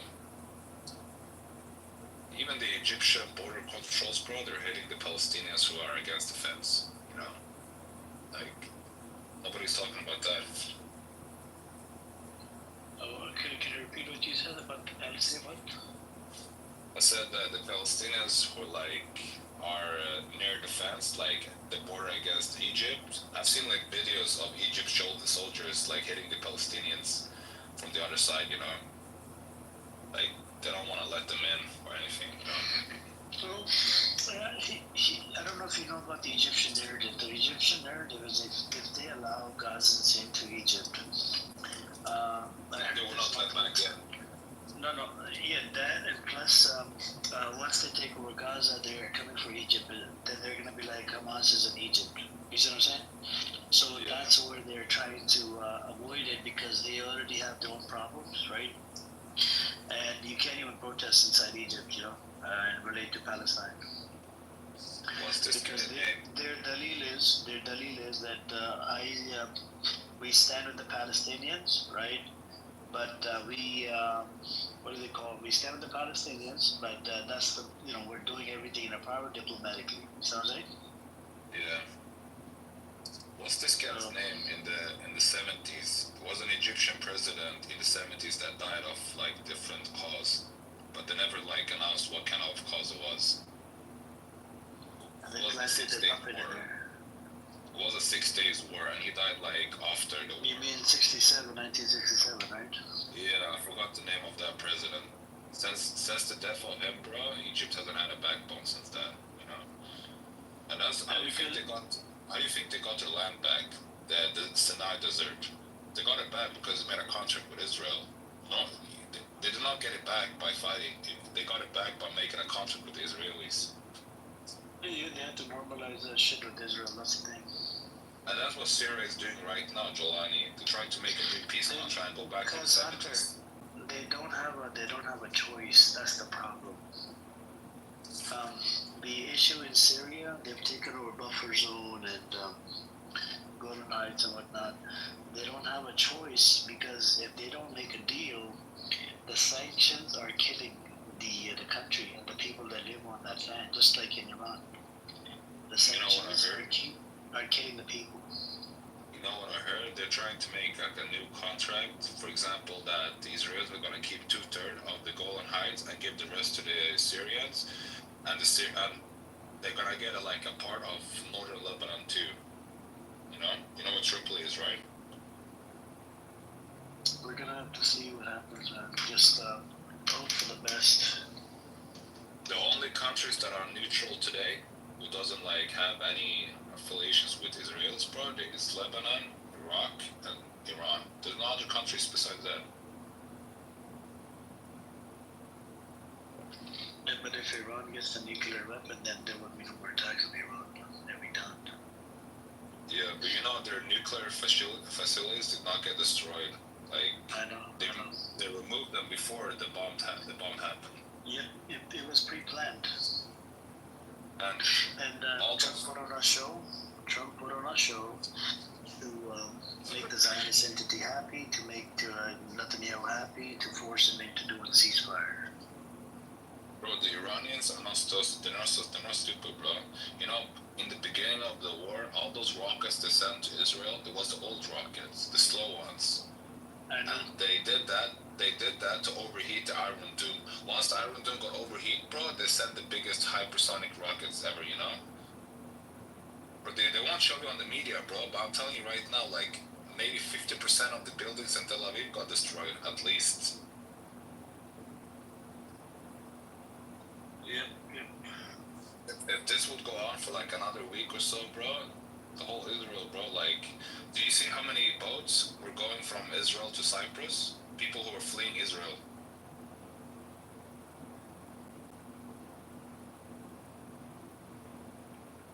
Yep.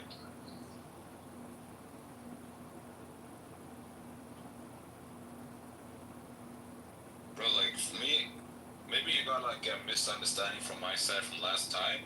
Bro, if I don't like Israel, I don't support the Israelis, bro. And I'm a Kurdish myself, bro. If I would support something that is happening the same thing to my people, bro, that would make me two-faced or hypocrite, Yeah.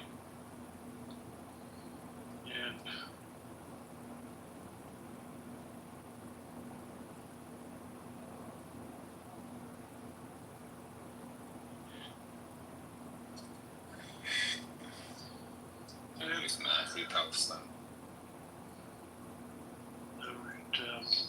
I think I'm probably gonna end the room, open another one later. But I want to hear from you. What's your solution?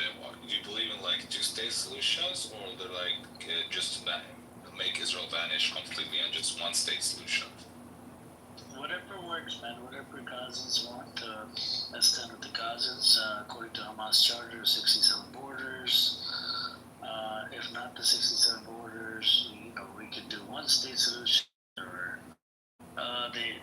idea that's going around. It could be two-state with no borders in the middle. You see what I'm saying? What I've heard is that in the Gaza area, I don't know if it was uranium or the oil, but that's one of the reasons why the Trump administration and the Israelis wants to take over Gaza, because there's something there that we don't know, you know, that they want to keep from themselves. There's oil underneath the land. Yeah. So, you know, that, and then they want to build a train or something, I don't know, a silver line. I think some sort of a route, and Gaza is in the middle, and if they do that without the permission of Gaza, they'll just blow that shit up. Yeah. So that's why, and then Netanyahu, apparently Trump is telling them that, look, he's telling the Israelis to, drop all of his charges. Otherwise, I'm gonna hold $3.6 billion of military aid that we give every year. I'm gonna hold it. No, if the Americans had no in return, what will happen is they're gonna have a election, and he needs to go. I mean, this criminal needs to go, another criminal needs to come in, and hopefully the other criminal might not do enough, extra damage, might do permanent ceasefire. Bro, I'll be honest with you. I hope Turkey is next, to be honest, bro, because they've been getting away with so many criminal activities, bro. Like buying oil from ISIS terrorists. Erdogan even has an Israeli embassy in Istanbul, you know. This is all like bullshit, bro. Whenever he goes on and speak in the parliament and says that he's gonna punish Israel and all that, bro, it's just talk. Bullshit. Yeah, it's just, more than 10,000 of Turkey citizens have served in the IDF after 7th October. Really? Yeah, good. There's a report from Al Jazeera. It's messed up. More than 10,000 of the citizens. And then Turkey came out, they said they're going to pass a law to, take away their citizenship or whatever. But that law hasn't been passed. I don't know what's going on. Bro, the people in Turkey, they are not real Muslims. I'm being honest with you, bro. Like, if you go to a mosque, if you go to Istanbul and you go to a mosque, I guarantee you, bro, 99% of the people in the mosque are either Kurdish or Arabs.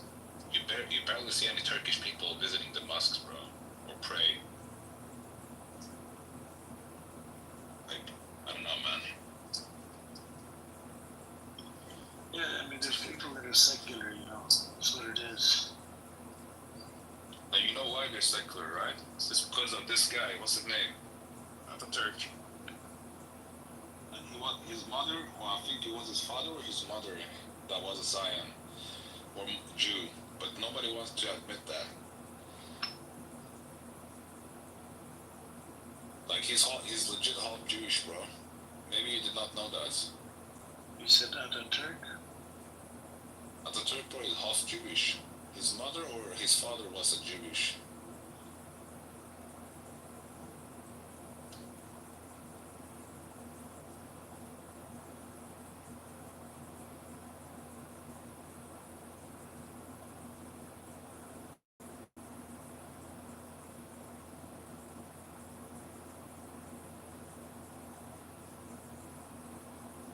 Wednesday. So there's no evidence on this. I don't know. He made a claim about they were Jewish. Anyways, you were saying something? So I was gonna ask Wednesday if she was gonna open a room when you close your room. Or you know. Yeah, I'm probably going to end the room, but hit the bed.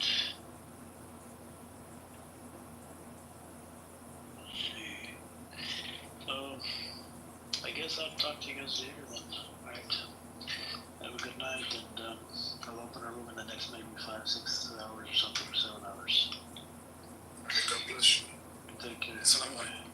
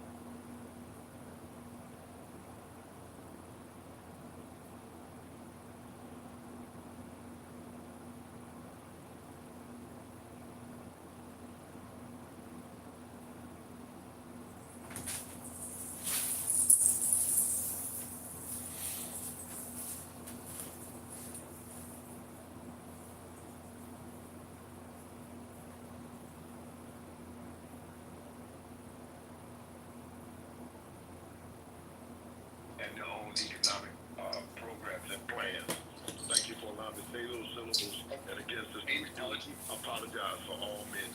That was very disrespectful. I know him, I've been around you. I never heard him act like that, so maybe something over the weekend. No, he acts like that on a daily. He's like every day. Thank you. But hey, OG though, you're right about making money and stuff like that. But one of the things I'm saying is like, and I'm also going based off my personal experience. I don't know if anybody else that went to school or anything else like that to get what they're trying to get.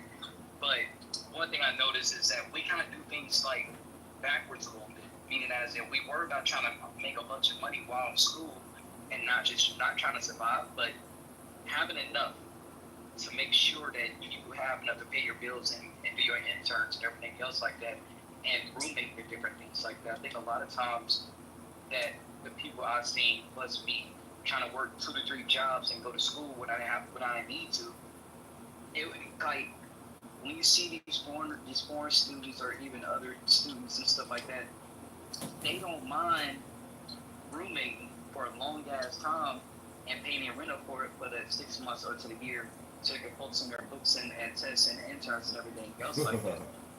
And I just remember if anybody else had the same mindset, correct me if I'm wrong, but my mindset was, I'm not trying to look broke. I'm not trying to be broke. I'm trying to work as much as possible and have this and that. And Robert, what you're saying, like having the savings now and different things like that, when people go to school, if they can have like a stable $5,000 to $10,000 in their bank account, and for $700 to $800 a month, depending on whatever city they're in, might be a little bit cheaper. And for the next 3 or 4 years, or even having a property as in like a multiplex and putting down for something like that, and they renting up or having a house and renting rooms out to other students and different things like that. I was like a lot of things, and I used to always wonder like, why there's always a rush or something always a rush on me that own the house and bring out the students and shit like that. Jerry loves the show. Yeah, but black people own. I was laying right here. I was laying. I was good.